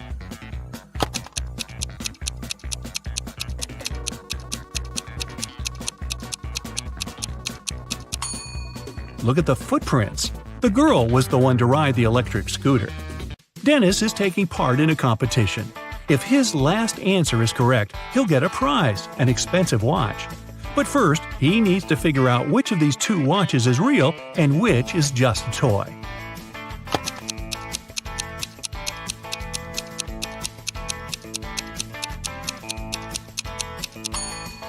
The watch on the left is a toy. Look at its minute hand. It's too long and won't be able to pass all the way around the watch face. Mr. and Mrs. Anderson wanted to celebrate their wedding anniversary. They were going to organize an extravagant party and invite hundreds of guests. But Mrs. Anderson was worried about all the expensive stuff they had at their villa. The couple decided to invite a detective to look after the guests. And indeed, in the middle of the party, the detective noticed a thief. Look at the people gathered in the garden and try to spot the criminal.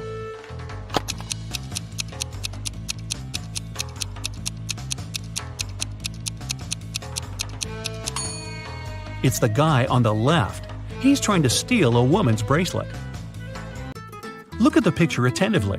What is the missing number?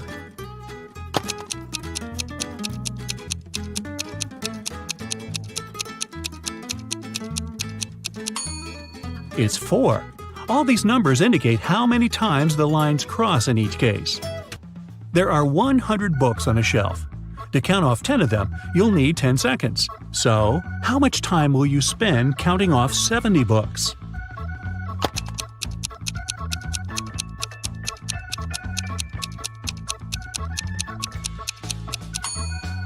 Just 30 seconds.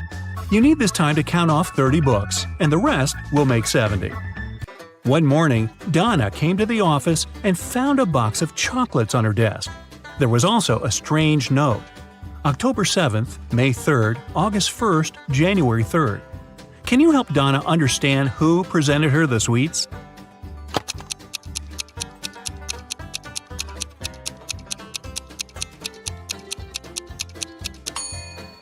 Her secret admirer is Ryan. Those are not dates. The number actually means the needed letter in the name of the month. Mark was going to an important business meeting. He was running a bit late, that's why he was driving fast. Unfortunately, the man got into a car accident. Both he and the other driver were okay, but the cars were badly damaged. Mark called the police. When they arrived, Mark explained the situation. "I was driving fast, but I wasn't breaking any rules. Suddenly, a car pulled out in front of me. I didn't have enough time to brake." The other driver exclaimed, "This whole accident is your fault. I was driving slowly, talking to my wife about our weekend plans, and then you appeared out of nowhere." The police officers immediately understood who was responsible for the accident. Do you know it?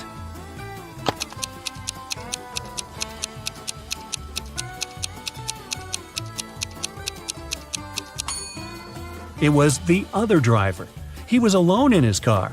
It means he was talking to his wife on the phone, which is illegal. Detective Mitchell was following a bank robber. But after the criminal turned the corner, he seemed to vanish into thin air. After wandering around for a while, the detective came across a small park with a lake. Right on the shore, there were several marble statues. The man was about to pass by when something drew his attention. He realized where the criminal was. Can you figure it out?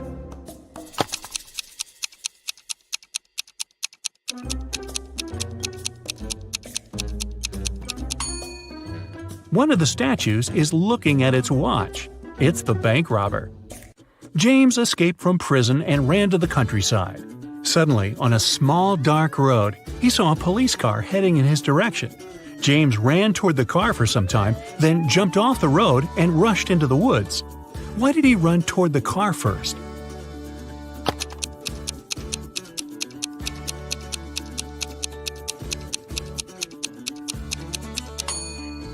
James was in the middle of a bridge when he saw the car. He had to run toward the vehicle to get off of the bridge. Tina had 5 sisters. One night, she woke up in the middle of the night because she heard a loud noise from her sister's bedroom, as if someone had slammed the window.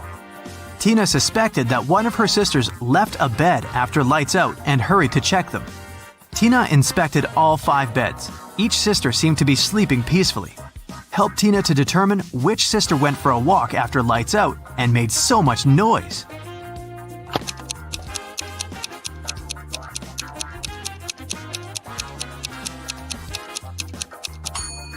It was this sister in the 3rd bed. Take a closer look. She crawled under the blanket wearing her dirty sneakers. Diana, her fiancé Tim, sister Sarah, and their puppy came to visit the groom's mother, Miss Wilson, at her house. Next morning, Diana found out that her puppy was gone. Diana questioned all 3 family members. Tim was hanging out with his ex-classmates. Sarah demonstrated a small kitty. She spent her time purchasing a new pet. And Miss Wilson tried to stay away from the puppy because of her severe allergy. Who is a liar?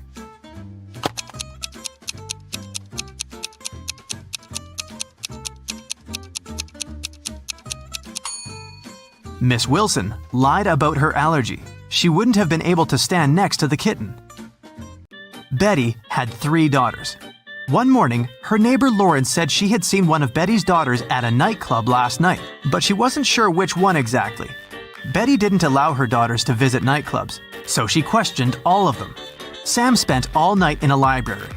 Gemma on a date with her boyfriend, Alex, but she returned home before midnight. Kelly said she was watching a series all night and didn't leave the house. Who is lying?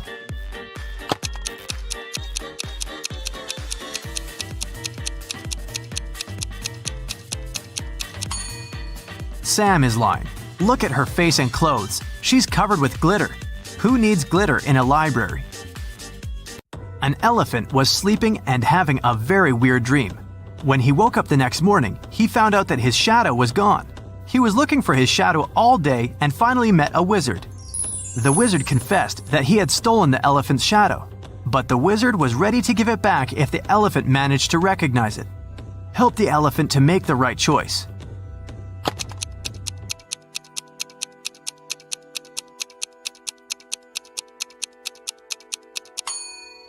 Yep, the second shadow fits perfectly.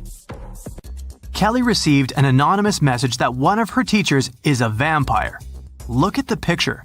Can you help Kelly to identify the real vampire?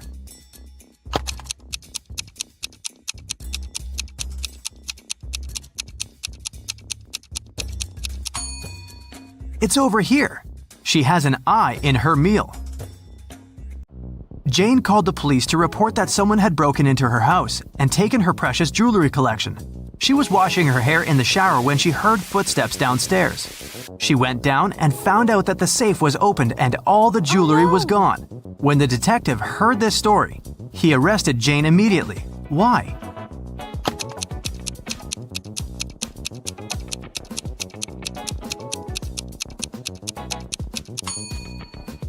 Jane couldn't hear footsteps while washing her hair in the shower. Look at the picture attentively. Find an odd bee.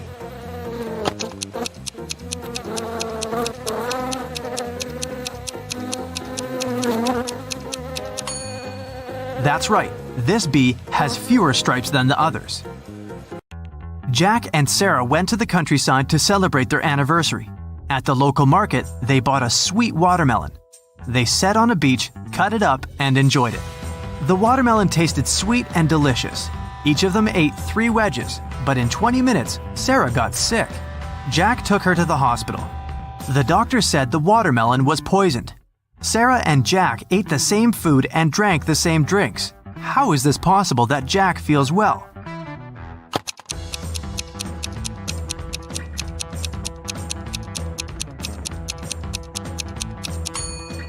The poison was in the seeds. Sarah ate them and Jack threw them away. Look at the picture attentively. Can you identify a dog among all these pandas?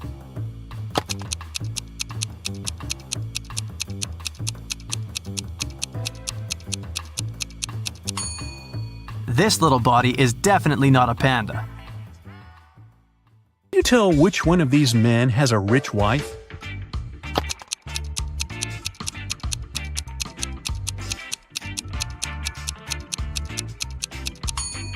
The one on the left doesn't even have a wedding ring, so I'd say it's the man on the right. Okay, now look at these two. Who do you think has a dog?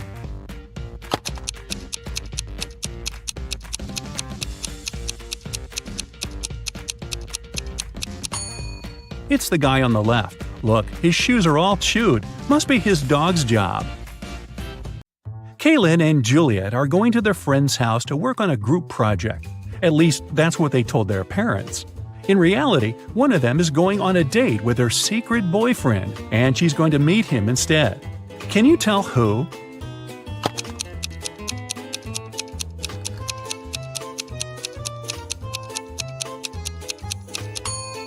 It's Kaylin. She's dressed too well for a study date, and no one normally wastes red lipstick for a group project. Amanda spent the whole summer in the countryside at her grandparents' house. Finally, she returned to her town, and 2 of her best friends came to the train station to meet her. Can you tell which one of the guys is secretly in love with her?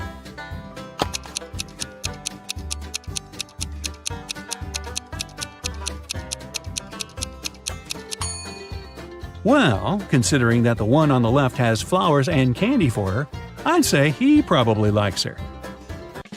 Sydney and Louisa both failed their history test.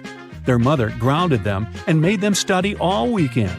She was occasionally walking in the room to check on them, so she walked in again. Can you tell which teenager wasn't studying?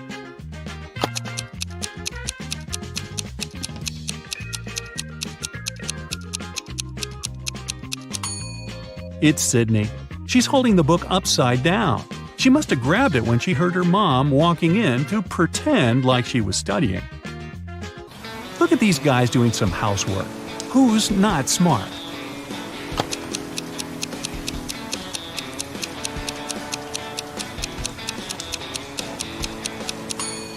That's the guy on the right.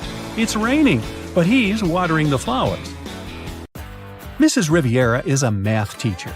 She collected her students' homework, made them do a computer test, and started to grade the assignments during the class. She came across 2 very similar homework sheets and realized that one of the students copied the work of the other. Here are the students, Asher and Holden. Can you tell which one of them is the copycat?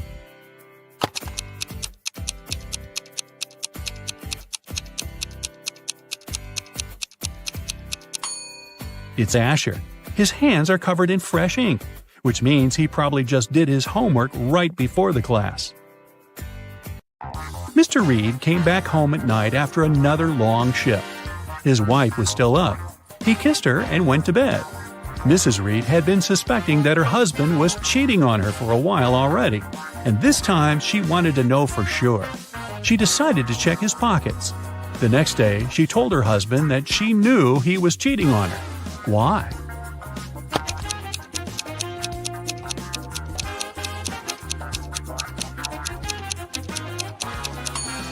Look, there is a pair of keys in his pocket. His keys are hanging on the wall, so these are the keys from someone else's house. Ashley had a birthday party and she invited some friends over. Liliana didn't want to go, so she lied that her mom grounded her and made her clean the room. Ashley was sad but understanding about it. To make it up to her, the next day Liliana invited Ashley to her house to study together and to watch a movie in the evening. Ashley agreed, but at Liliana's house, she understood that she had lied to her. How?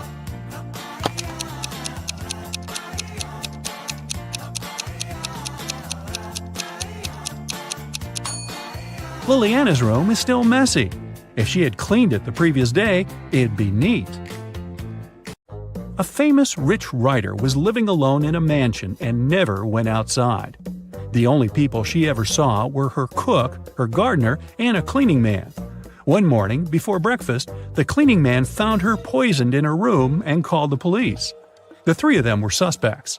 The cook was watching a cooking blog on YouTube. The cleaning man said he just came to start the job when he found the lady. The gardener was in the garden planting some flowers. Who poisoned the lady?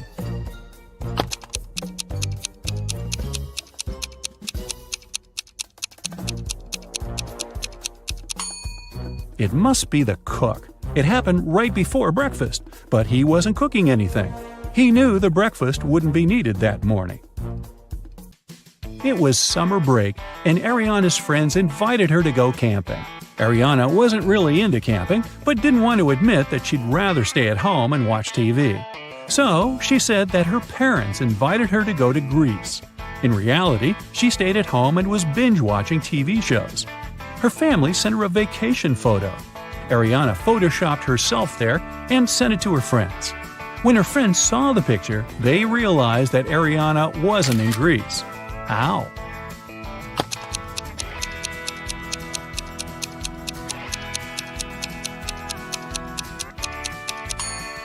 Ariana photoshopped herself, but her friends noticed that everyone in the picture except for her cast a shadow. Hallie works at a gas station in a city suburb. It was calm and quiet there. One day, she only had 3 customers. The first one got something to drink.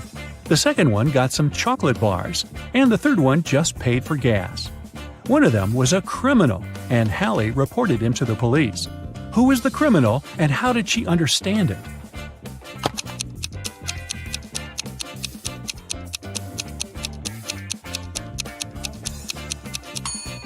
The second man paid with a $25 bill.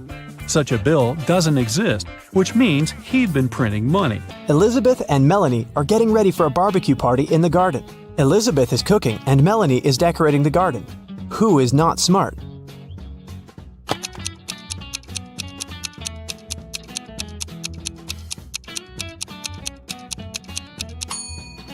Elizabeth. While she's cooking, the meat is going bad in the sun. It was June, and students were going to have their most difficult exam.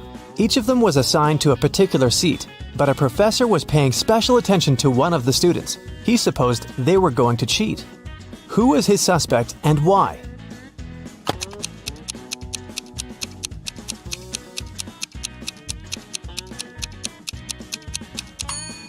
It's this blonde girl. In June, the weather is great, and all students are lightly dressed. And still, this girl is wearing high boots and a sweater with long sleeves. Ella got a new motorbike. She locked it in her garage and left for work. When she came back home and opened the garage, the motorbike was missing. The woman called the police. The officer interrogated 3 of her neighbors. Ryan said that he'd been away the whole day and hadn't seen anything. Colin said, "When I was walking the dog, the motorbike was still there." Jane said that she had come to Ella's house to ask her for some garden tools, but Ella hadn't been there, so she'd left. Who stole the motorbike?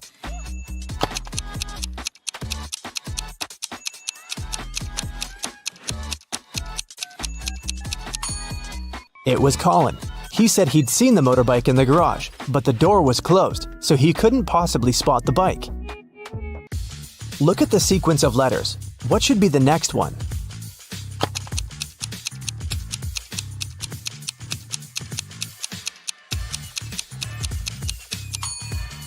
Each of these letters is the first letter of some day of the week. S stands for Sunday, M for Monday, and then we've got Tuesday, Wednesday, Thursday, and Friday.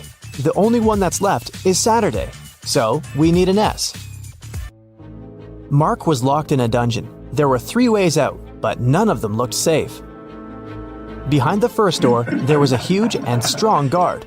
Behind the second door, there were 3 big and very hungry dogs. Behind the third door, there were many little robots that were ready to charge at Mark at any second. Which way should the guy opt for to get out and stay safe?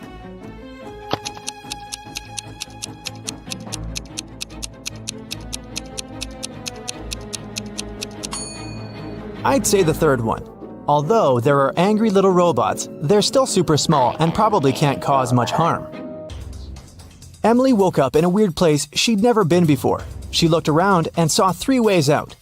But there was a catch. Behind the first door, there was an iron block with a motion sensor that would crush everyone who entered the room. Behind the second door, there was an electric shock device that never missed. Behind the third door, there was broken glass all over the floor. Which way should Emily choose?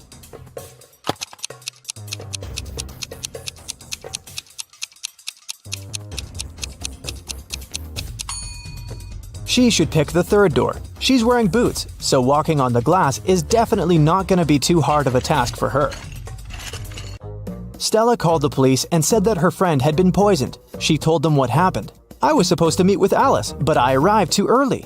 So I went to pick her up at her house. I knocked, but no one answered the door. The light was on, so I knew Alice must be at home. I had a spare key, so I opened the door myself. I found her in the room unconscious with an empty glass by her side." The police officer asked if Stella had touched anything. The girl said she had only touched the door, the glass, and her friend. After that, she got arrested. Why?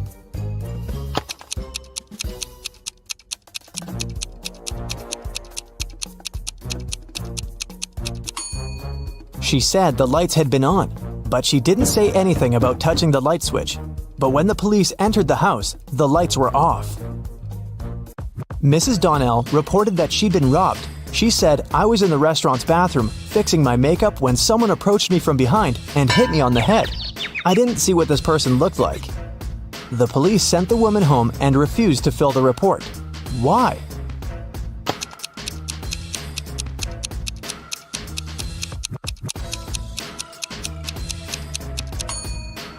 The woman was fixing her makeup. This means she was looking in the mirror. If someone had tried to approach her from the back, she would have definitely seen this person. But she said she hadn't. She probably made the whole story up. A cleaning man was washing the windows in an office building and fell from the 3rd floor. Everyone agreed it must have been an accident. Luckily, Detective Callum was nearby. Once he came closer and saw what had happened, he concluded that it couldn't have been an accident. Someone pushed the man out of the window. How did he understand it?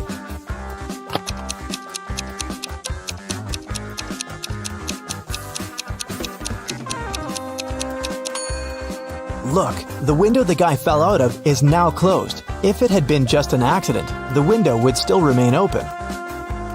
Sophia and Brooke went camping in the forest. Who is less smart?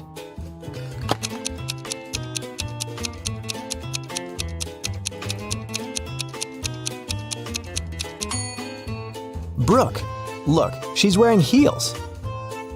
Nicole and Kate are late for work. They're both driving fast, breaking the speed limit. Which of them is in greater danger?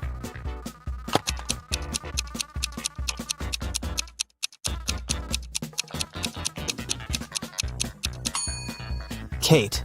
She has many things lying around in her car. In case of an accident, something is likely to hit her.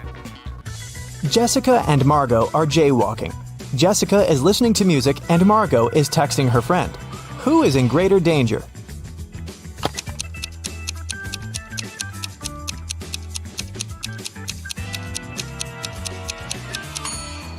Jessica. Although they're both breaking the rules, Margot is doing it in a place where she can be easily noticed by drivers. And Jessica is jaywalking right where the road takes a turn. Drivers might not have enough time to react and stop. Time for a coffee and a snack, a big one. But just then, a piercing beep smashes through the silence. The fire alarm! Oh, come on. Students file out of their classrooms, and the entire university has to be evacuated. The students are standing outside, looking at the building. No fire, no smoke even. The president gets a text from the alarm company. The alarm was triggered by a person, not a smoke detector. The president looks around. Time to round up the usual 4 suspects. Matt says he was in the bathroom when the alarm came on. Julia was taking the geography final. Clark and Lex were studying strange green meteorites together in the science lab. Which one of them is lying? You have 7 seconds starting now.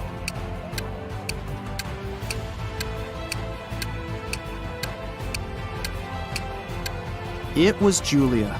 The geography teacher postponed the final, remember? Why would she lie unless she had something to hide? Today's not really his day. Someone cut down a tree right in the middle of the quad. The caretaker saw 4 students hanging out under the tree this morning, and now it's gone. Time to interview the suspects. Emily says she's been in the library all day. Loads of people saw her. Sam claims he was in the cafeteria having some soup.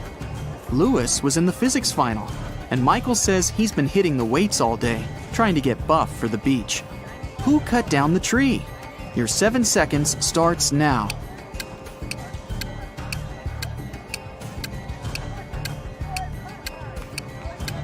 It was obviously Sam.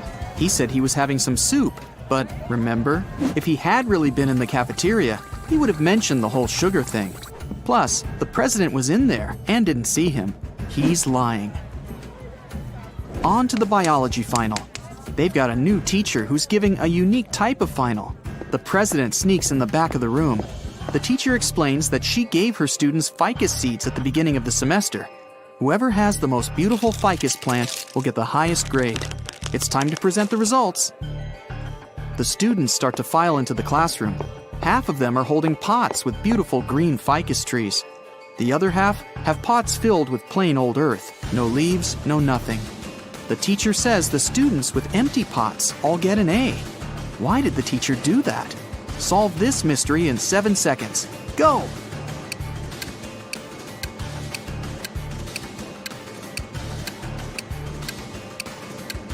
At the beginning of the semester, she gave everyone fake ficus seeds. The students who showed up with full-blooming plants must have bought a full-grown plant and stuck it in the pot. Ha! Busted! Last final of the day, philosophy. The young teacher is in there, waiting for all the students to take their seats. After that, he puts a bust of an ancient Greek philosopher on the table. The teacher says, "Write a short essay on the following topic: why this bust doesn't exist." The student with the most convincing argument gets an A, while everyone else gets a C. Huh, tough teacher.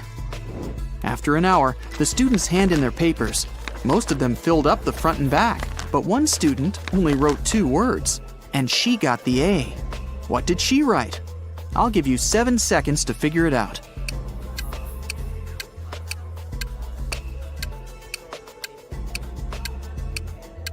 She wrote, "What bust?" The president heads outside again, this time for the parking lot. What? Someone took the tire right off of his car. How's he gonna get home? He still has a spare tire in his trunk, but the thieves took the bolts too. All 4 of them. What can he do? You have 7 seconds to come up with a plan.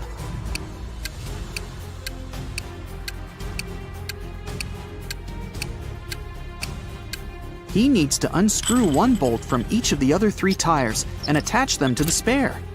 Each tire now has 3 bolts. That'll be enough to get to the nearest service station. What an intense day. The president's ready to kick back for a few, but he gets another urgent text. There's broken glass all over the quad. Someone broke a window up there. The only 3 people around are a cook, a gardener, and a student. The cook says he's been boiling up a new soup for the last hour, since someone put sugar in the last one. The gardener admits he was up in a tree cutting branches. He saw a student break the glass. The student says he was studying in the library. I'll give you 7 seconds to figure out who's lying.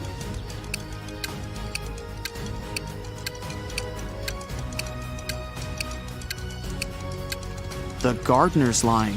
How could he have been up in the tree? It had already been stolen. He broke the glass, probably just by accident. The day's finally over. The president heads over for the best tradition on campus, the post-finals party. It's in the basketball arena. There are lights, decorations, and even a DJ. Everyone's dressed up, looking relieved. Finals are over.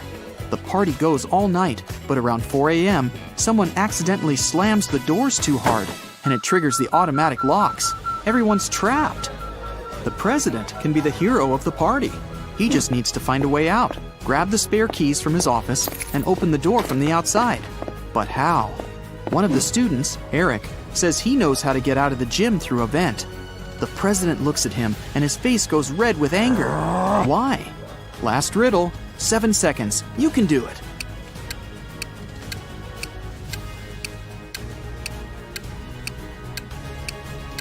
Eric just gave himself away. He's obviously been in the ventilation shafts before, so it was probably him who stole the physics final. You're a fast and furious racer on a tropical island. You find a new motorbike online and call the salesman to arrange a test drive. Later that day, you arrive at the meeting point and see 2 guys with 2 identical motorbikes. One of them is the seller you spoke with, and the other one is a scammer who wants to sell you a stolen vehicle. Who's deceiving you? Think carefully and feel free to leave your answer in the comments.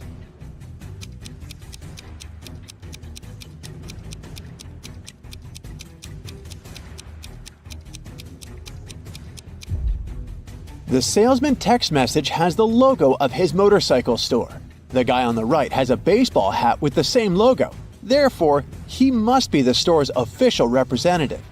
Therefore, the guy on the left is a scammer. Congrats! The motorbike is now yours. You hit the road and you make your way across the pier. Suddenly you spot 3 people. Whom will you save first? Let us know in the comments.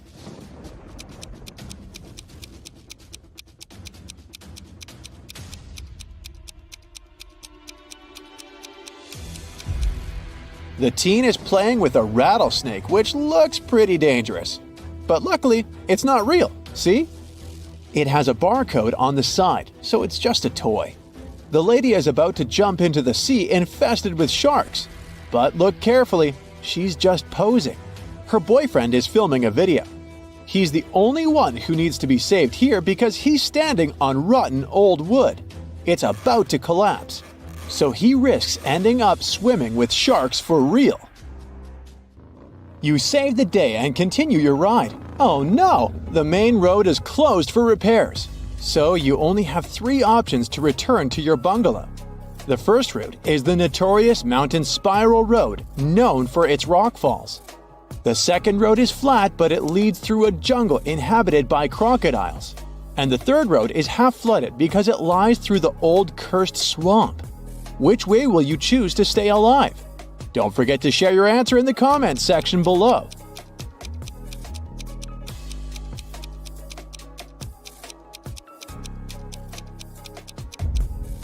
Take a closer look at the second route. The sign says Crocodile Farm. This means that the crocs are kept indoors under supervision. So this is the safest choice. You take the second route and decide to visit the crocodile farm. Let's see how eagle-eyed you are. Who's in danger here?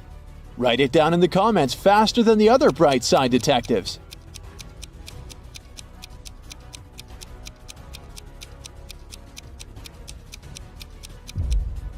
This tourist has crossed the barrier.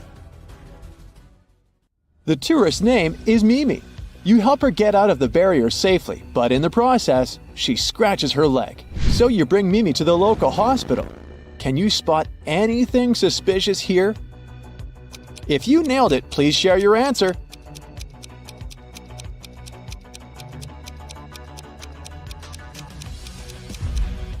Easy peasy. The windshield of this ambulance car is covered with white paint. You enter the building and face 3 surgeons in the lobby. Which doctor is dangerous?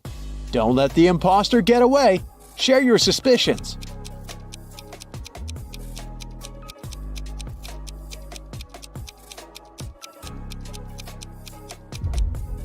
The first doctor is sleeping, but maybe she's just tired after a long shift. The second lady doesn't wear any gloves, but it's not a crime. She's having a coffee break. Meanwhile, the third lady's nails are too long and fancy for a surgeon's work, and she brought an open medical syringe to the lobby, which is not very hygienic. The doctor takes Mimi away.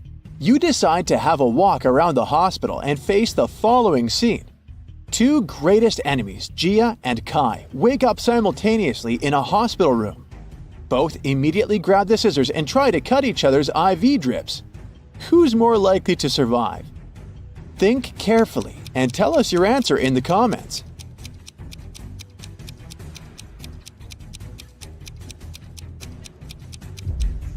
Someone whose drip is cut farther away from the arm has a better chance of surviving. This way, more medicine will manage to get into the body, and our hero will win extra time before the doctors arrive. So it's likely going to be Gia. You're starving, so you go to the local food court. Too late, it's already closed. Oh look, this kiosk is still working. There are 3 burgers left to choose from, but only one of them is safe to eat. Hit the like button if you can spot any poisoned food right away.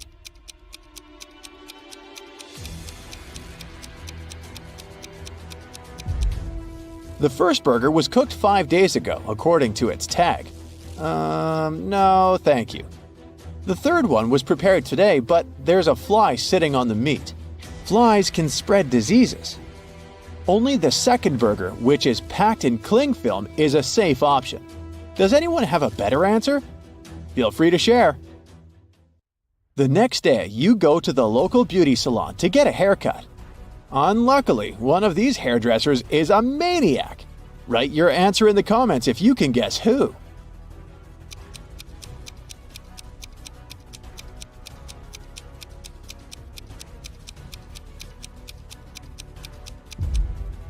It's the second hairdresser. The fire haircut technique is pretty normal these days, but he's also hiding an axe in his pocket, which is far from normal. Busted! Your haircut is done, and now it's time to chat with your buddies. They send you some selfies. Sally is getting ready to skydive. Bobby is taking a yoga class. And Caleb is riding an ATV through a desert. Who's least likely to survive? Give this video a thumbs up if you already know the answer.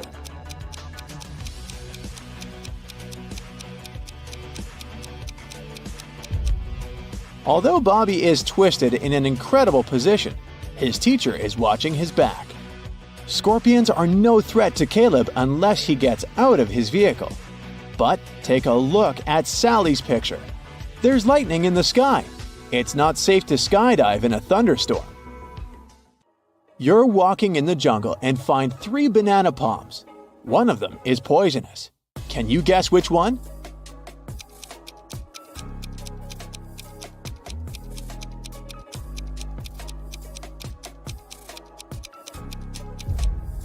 Okay, the first stack looks bad at first glance because its bananas have turned dark, but it doesn't mean that they're poisonous. The third palm has the fewest bananas, so probably many people were eager to eat them. But take a look under the second palm. Someone picked a banana, took a bite, and then just dropped it on the ground. That's suspicious. So, this is the dangerous palm. But if you have a different opinion, please let us know in the comments. In the evening, you go to the local carnival. 3 ladies want to dance with you, but unfortunately, only one of them is a safe partner. Can you guess who's dangerous? Think carefully, and don't forget to share your thoughts in the comments.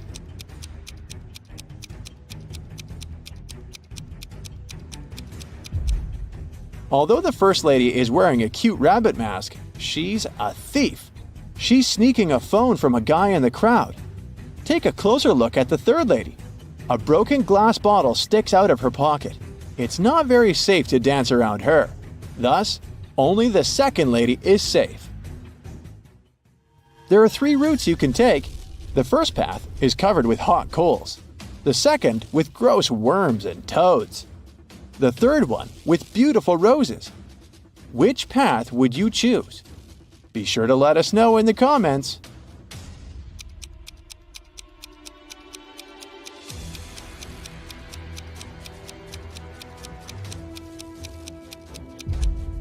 Hot coals can burn through your shoes and rose thorns can scratch your skin, so the second path is the best option. These creatures are no threat to humans. These 2 chefs cook over an open fire. One of them is in serious danger. If you already know who, hurry up to be the first to share it in the comments.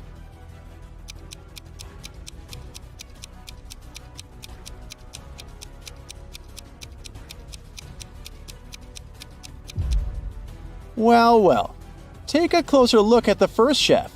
His scarf is already smoking. It's about to burst into flames. Fire alarm! The next day you go for a walk on the beach. There's an open shower on the shore. You spot 3 guys washing off the sand after swimming in the sea. Whom will you save?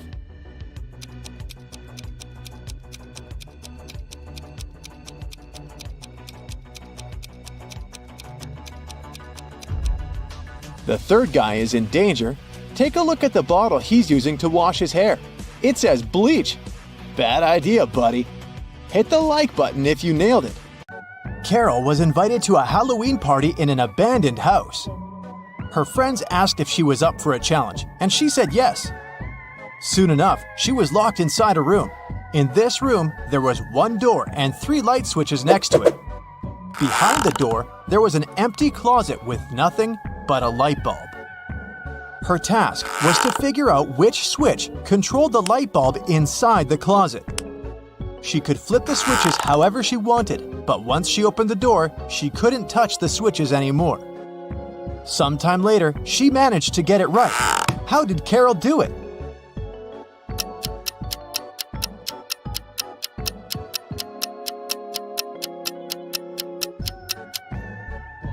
Okay, let's go step by step.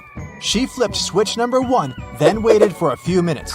Then, she flipped it back to off and immediately flipped switch number 2. Then, she opened the door and checked the light. It was turned off. So she realized it wasn't switch number 2 that controlled the light. She decided to touch the bulb to test if it was hot or cold. If the bulb was cold, it would mean that switch number 3 controlled it. But the bulb was hot. So that meant that switch number 1 controlled it. Way to go, Carol! To get back to the party, Carol had to solve another riddle. There were 2 hourglasses in front of her.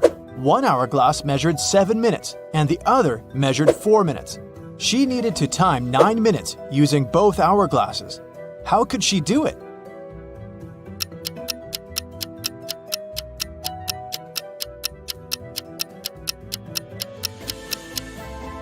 First, she turned over both hourglasses at the same time. By the time the 4-minute hourglass was done, the other one still had 3 minutes left. Carol flipped the 4-minute hourglass over again. By the time the 7-minute hourglass was empty, there was 1 minute left on the other hourglass. And by the time the 4-minute hourglass emptied again, there was 1 minute's worth of sand in the bottom half of the 7-minute timer. She flipped it over again, so there was 1 minute's worth of sand in the top part of the hourglass. And when the 7-minute timer finally emptied again, 9 minutes had passed in total. Phew, that took some work. Someone stole a rare diamond from Mrs. Monica Fraser's house. Mrs. Fraser claimed she'd walked into her bedroom one morning and found that the glass box in her dressing room had been broken and the diamond had been gone. She called a detective, who soon arrived at her place and asked some questions. Based on his inquiries, he gathered 3 suspects. Mrs. Fraser's gardener, Steve, had the key to the house. Her cousin Sophia was staying with her for the week, and the cleaning lady Adeline cleaned the house every day. Steve said he was on holiday that week, so he wasn't anywhere near the house when it had happened. Sophia said she didn't even know her cousin had a diamond hidden in her house. And Adeline said that she'd been cleaning the house at around 10 p.m. the previous night. Everything had seemed all right. Who stole the jewelry?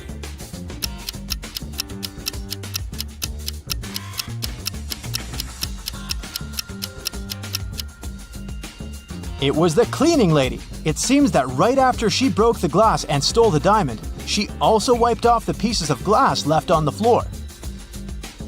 On a cold winter day, Jason woke up after a medical procedure. He was lying in bed when the doctor walked into his room, saying there were 3 women outside claiming to be his wife. All 3 of them wanted to see Jason, but only his wife was allowed to do so. Look at the women. Which one do you think is telling the truth?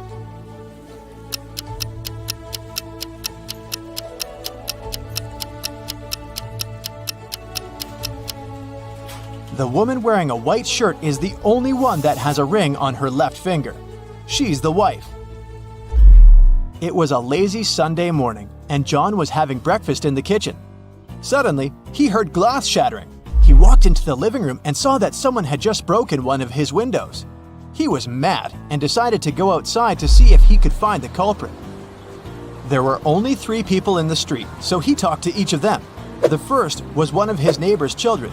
He was coming back from his football practice, holding a ball in his hands. He said he'd been going home at the time of the incident. The second person was Stephen, John's neighbor and longtime friend. He was carrying a toolbox. The man said he decided to come home to fix John's window. The last person was Julio, a mailman. He was riding his bike, throwing newspapers on people's front lawns. He said it had been hours since he'd passed John's house. Soon enough, John figured out who had done it. How?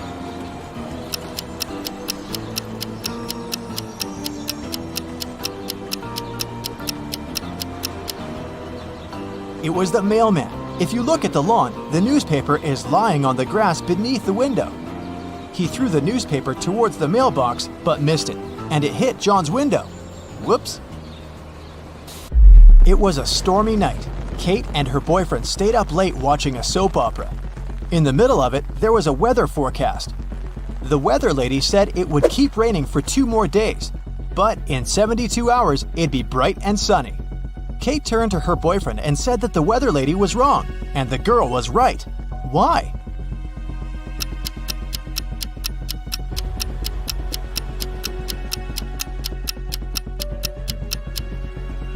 Because in 72 hours, it will also be nighttime, so it can't possibly be bright and sunny. It was Amelia's dream to go skydiving, but she was afraid of heights. One day, her friend took her to fulfill her dream. Amelia jumped from an airplane without a parachute and didn't get hurt. How is that possible?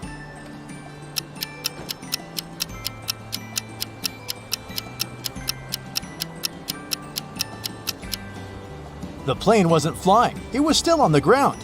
Duh.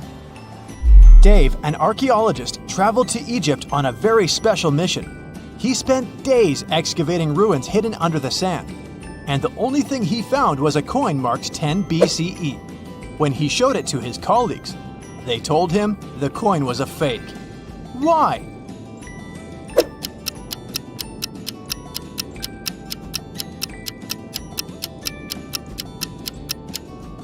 Well, because the designation BCE didn't appear until after the beginning of our era.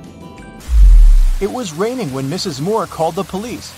She said someone had just bumped into her car and driven away. When the police arrived, the only person next to the place of the incident was a man fixing his tire. Mrs. Moore said that was the car that had bumped into hers. However, the gentleman said that it couldn't be true because he'd been busy fixing his car the whole time. Can you tell who's lying?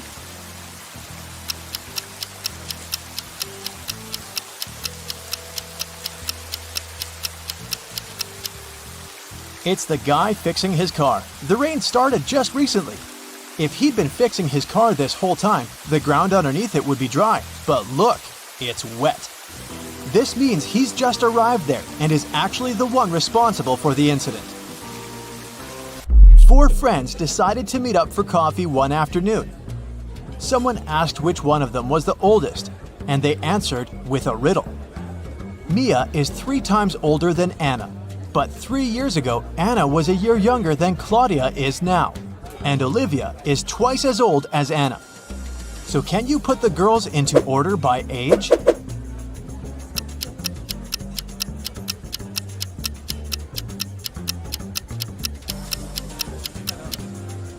The correct order is Mia, Olivia, Anna, and Claudia.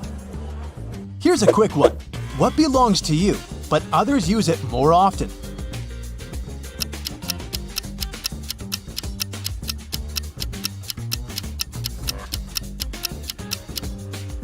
Your name. Outside a fancy palace, 2 sentinels were guarding the main gate. They were standing, looking in different directions, one towards the west and the other towards the east. At some point, one of the sentinels asked the other, "What are you smiling about?" How could he know that his colleague was smiling?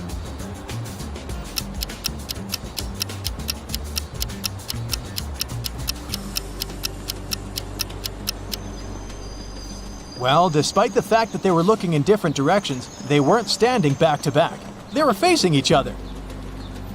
Kevin was away on business and had to spend the night in a hotel.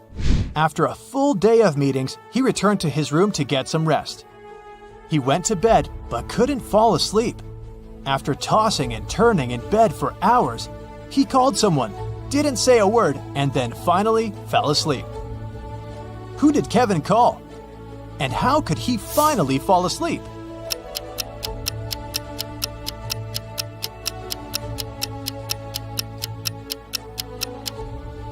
He called the room next door, as his neighbor was snoring very loudly. The ringing woke the neighbor up, the snoring stopped, and Kevin managed to doze off. You've just come back from a long vacation. There, you bought a new suitcase to store all the new things you got, but you don't remember the code.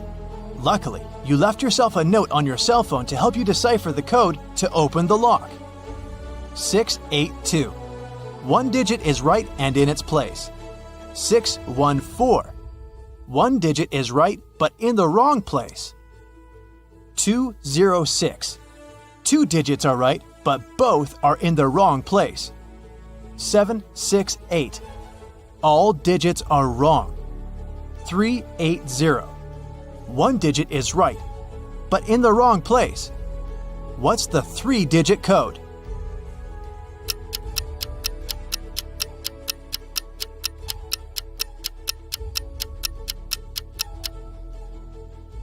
Zero, 4, 2. Archer was going to throw a birthday party. He invited all his friends. But that was also the day when he found out that one of them was an alien. Can you tell who?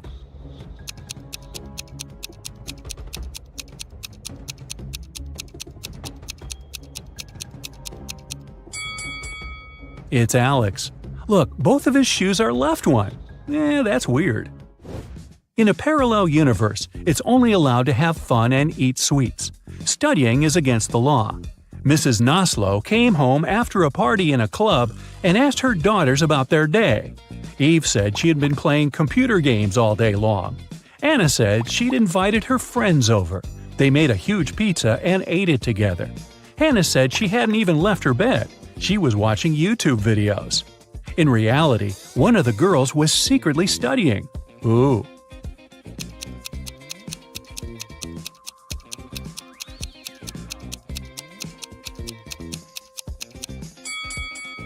Hannah, look at her hands. There are some ink stains. If she had been watching YouTube, she wouldn't have used a pen. Karina was going to become a historian. After classes, she liked to go to the History Museum to read her books and learn new things. One day, while the girl was studying there, she went to the bathroom, leaving her stuff behind. When she returned, she discovered that her wallet was missing. Noelle said she never paid attention to Karina or her stuff. Tucker said that at that time, he was on the phone with his friend. Lyra said she hadn't stolen anything. Who lied?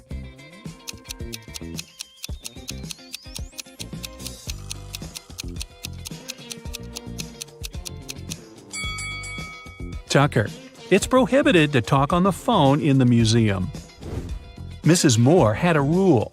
If her daughters wanted to eat ice cream in the evening, they had to do some housework during the day. On a rainy Tuesday, she came back from work and asked her daughters what they'd done. Charlotte said she'd vacuum cleaned the second floor. Indiana said she'd done the laundry. Polaris said she'd watered the plants in the garden. Who didn't eat ice cream that day?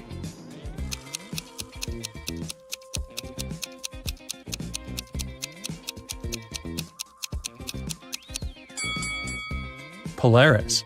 She said she'd watered the flowers, but why would she do it if it was raining outside? Detective Callum is on a mission to find a vampire and an elf. He knows that the vampire lives in the red house on the left side of the neighborhood. Look closely at this family and find the vampire.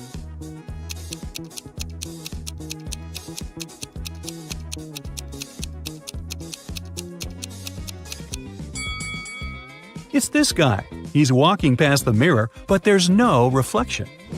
Now back to the elf. He lives in the greenhouse on the right side of the neighborhood. Detective Callum has started to watch this building too. Luckily, he has only spotted 2 people. But who is the elf?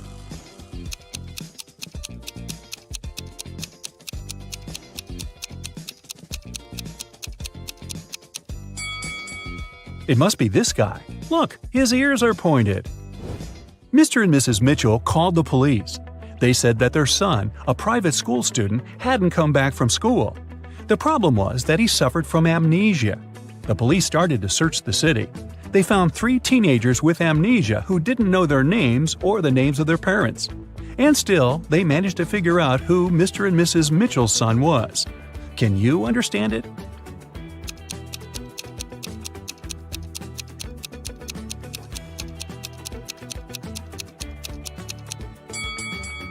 It's the guy in the middle. Mr. and Mrs. Mitchell's son went to school in the morning and didn't return, so he must still be wearing his school uniform. Phoebus crossed the border of 2 countries every day, riding his bike and wearing a huge backpack. The custom officers checked his bag every day but couldn't find anything prohibited. And still, they were sure that Phoebus was up to no good. They were actually right, but they couldn't understand what was wrong. Can you figure it out?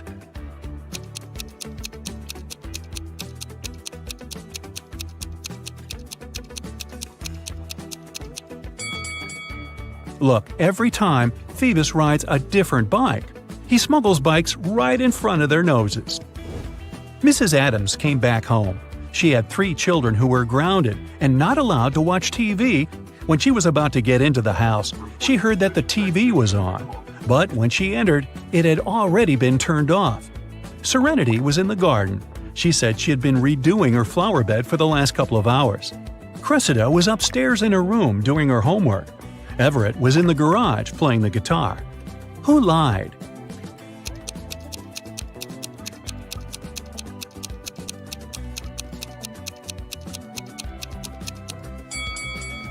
Serenity. No one works in the garden wearing a dress. Also, she's completely clean and doesn't have any garden tools with her. Oliver is terrible at packing. Whenever he goes somewhere, he always takes the stuff he'll never need. Today, he's packing to go camping in the forest. Take a look inside his bag and decide what he won't need on the trip.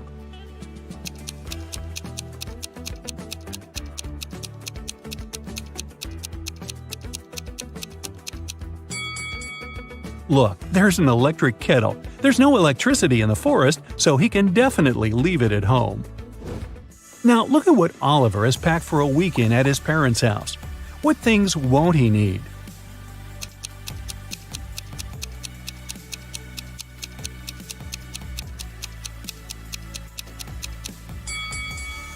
There are 2 huge towels. I'm pretty sure his parents have spare towels. He can leave them at home. Oliver is going on vacation to a deserted island. He will spend a couple of days there trying to survive on his own. What things won't he need on the island?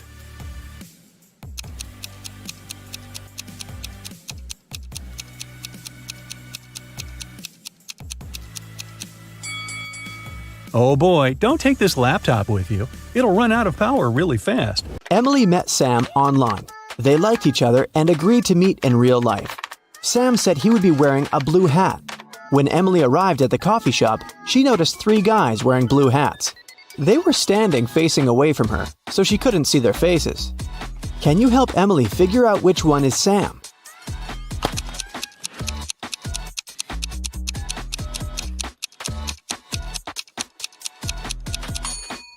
Take a look at the mirror on the wall. The first guy has a wedding ring. The second one is wearing the coffee shop uniform. He must be a waiter, not a customer. And the third guy is Sam. He's holding a rose, ready for the date. Henry had had a crush on Emily since he was a first-year student. Finally, he plucked up his courage and asked the girl out, but she said no because she had a boyfriend, Sam. Henry was very upset. One day, Emily was walking home. Suddenly, 3 guys came up to her. They wanted to take her money, but the girl didn't have any. She didn't know what to do. She tried to call 911, but the guys snatched the phone from her hand. Luckily, Henry happened to pass by that place. He saw what was happening, ran up to the guys, and yelled, "Stay away from her! I've called the police!" One of the criminals shouted, "Let's go! Henry called the police!" And the guys ran away. Emily said, "Leave me alone, Henry. That was stupid." Why did she say so?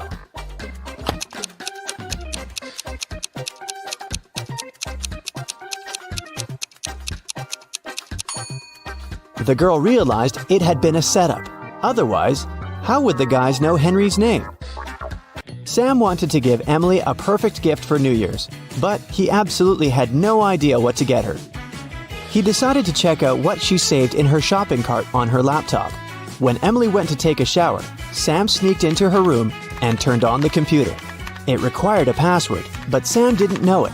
Luckily, there was a note lying next to the laptop saying 7337.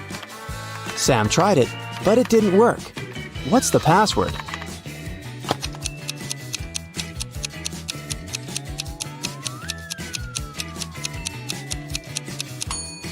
Sam should try 33333333777. Voila! Sam discovered that Emily was dreaming of having an electric piano. He went to a musical instrument store and bought the best piano he could get. On his way home, Sam realized that he'd forgotten his wallet at the cashier's desk.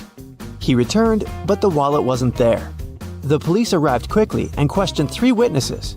The cashier said that she hadn't seen the wallet. Mike said that he'd come up to the cashier to ask about violins, but he didn't see any wallets. And Diana said that she'd been talking on the phone with her husband. Who stole the wallet?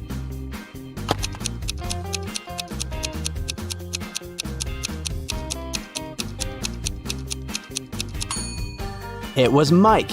No one specified where Sam had left his wallet. Mike knew it because he had taken it.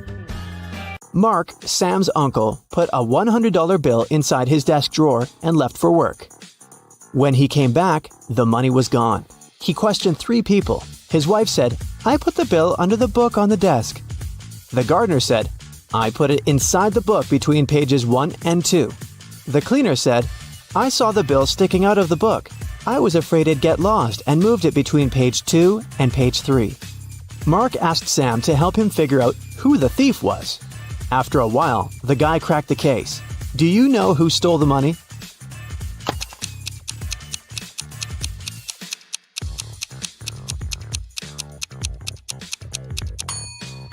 It was the gardener. Pages 1 and 2 are the opposite sides of the same sheet. Emily got a new job as a hairdresser. In the middle of her shift, her manager saw some hair strands on the floor and asked, "That's weird. Whose hair is this?" Look at the 3 ladies. Can you guess who this blonde hair belongs to?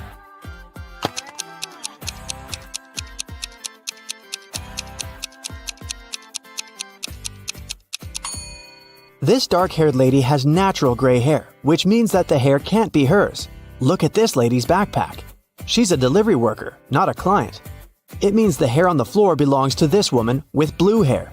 Emily gave her a haircut and dyed her hair blue. According to Emily's work contract, she has to do 4 haircuts, 2 hair dyes, and 3 stylings during one day. Each haircut costs $45. Hair dye is $70, and styling costs $20. Can you calculate how much she's earned today?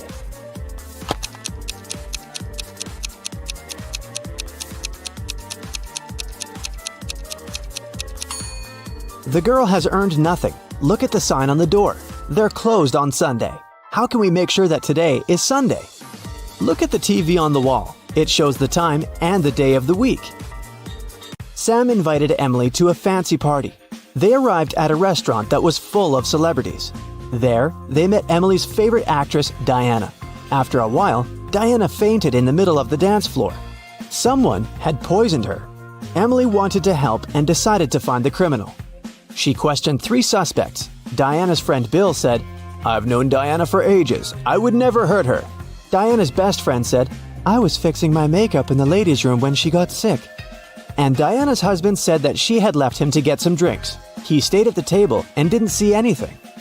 Emily knew for sure that one of these people was lying. Can you guess who it was?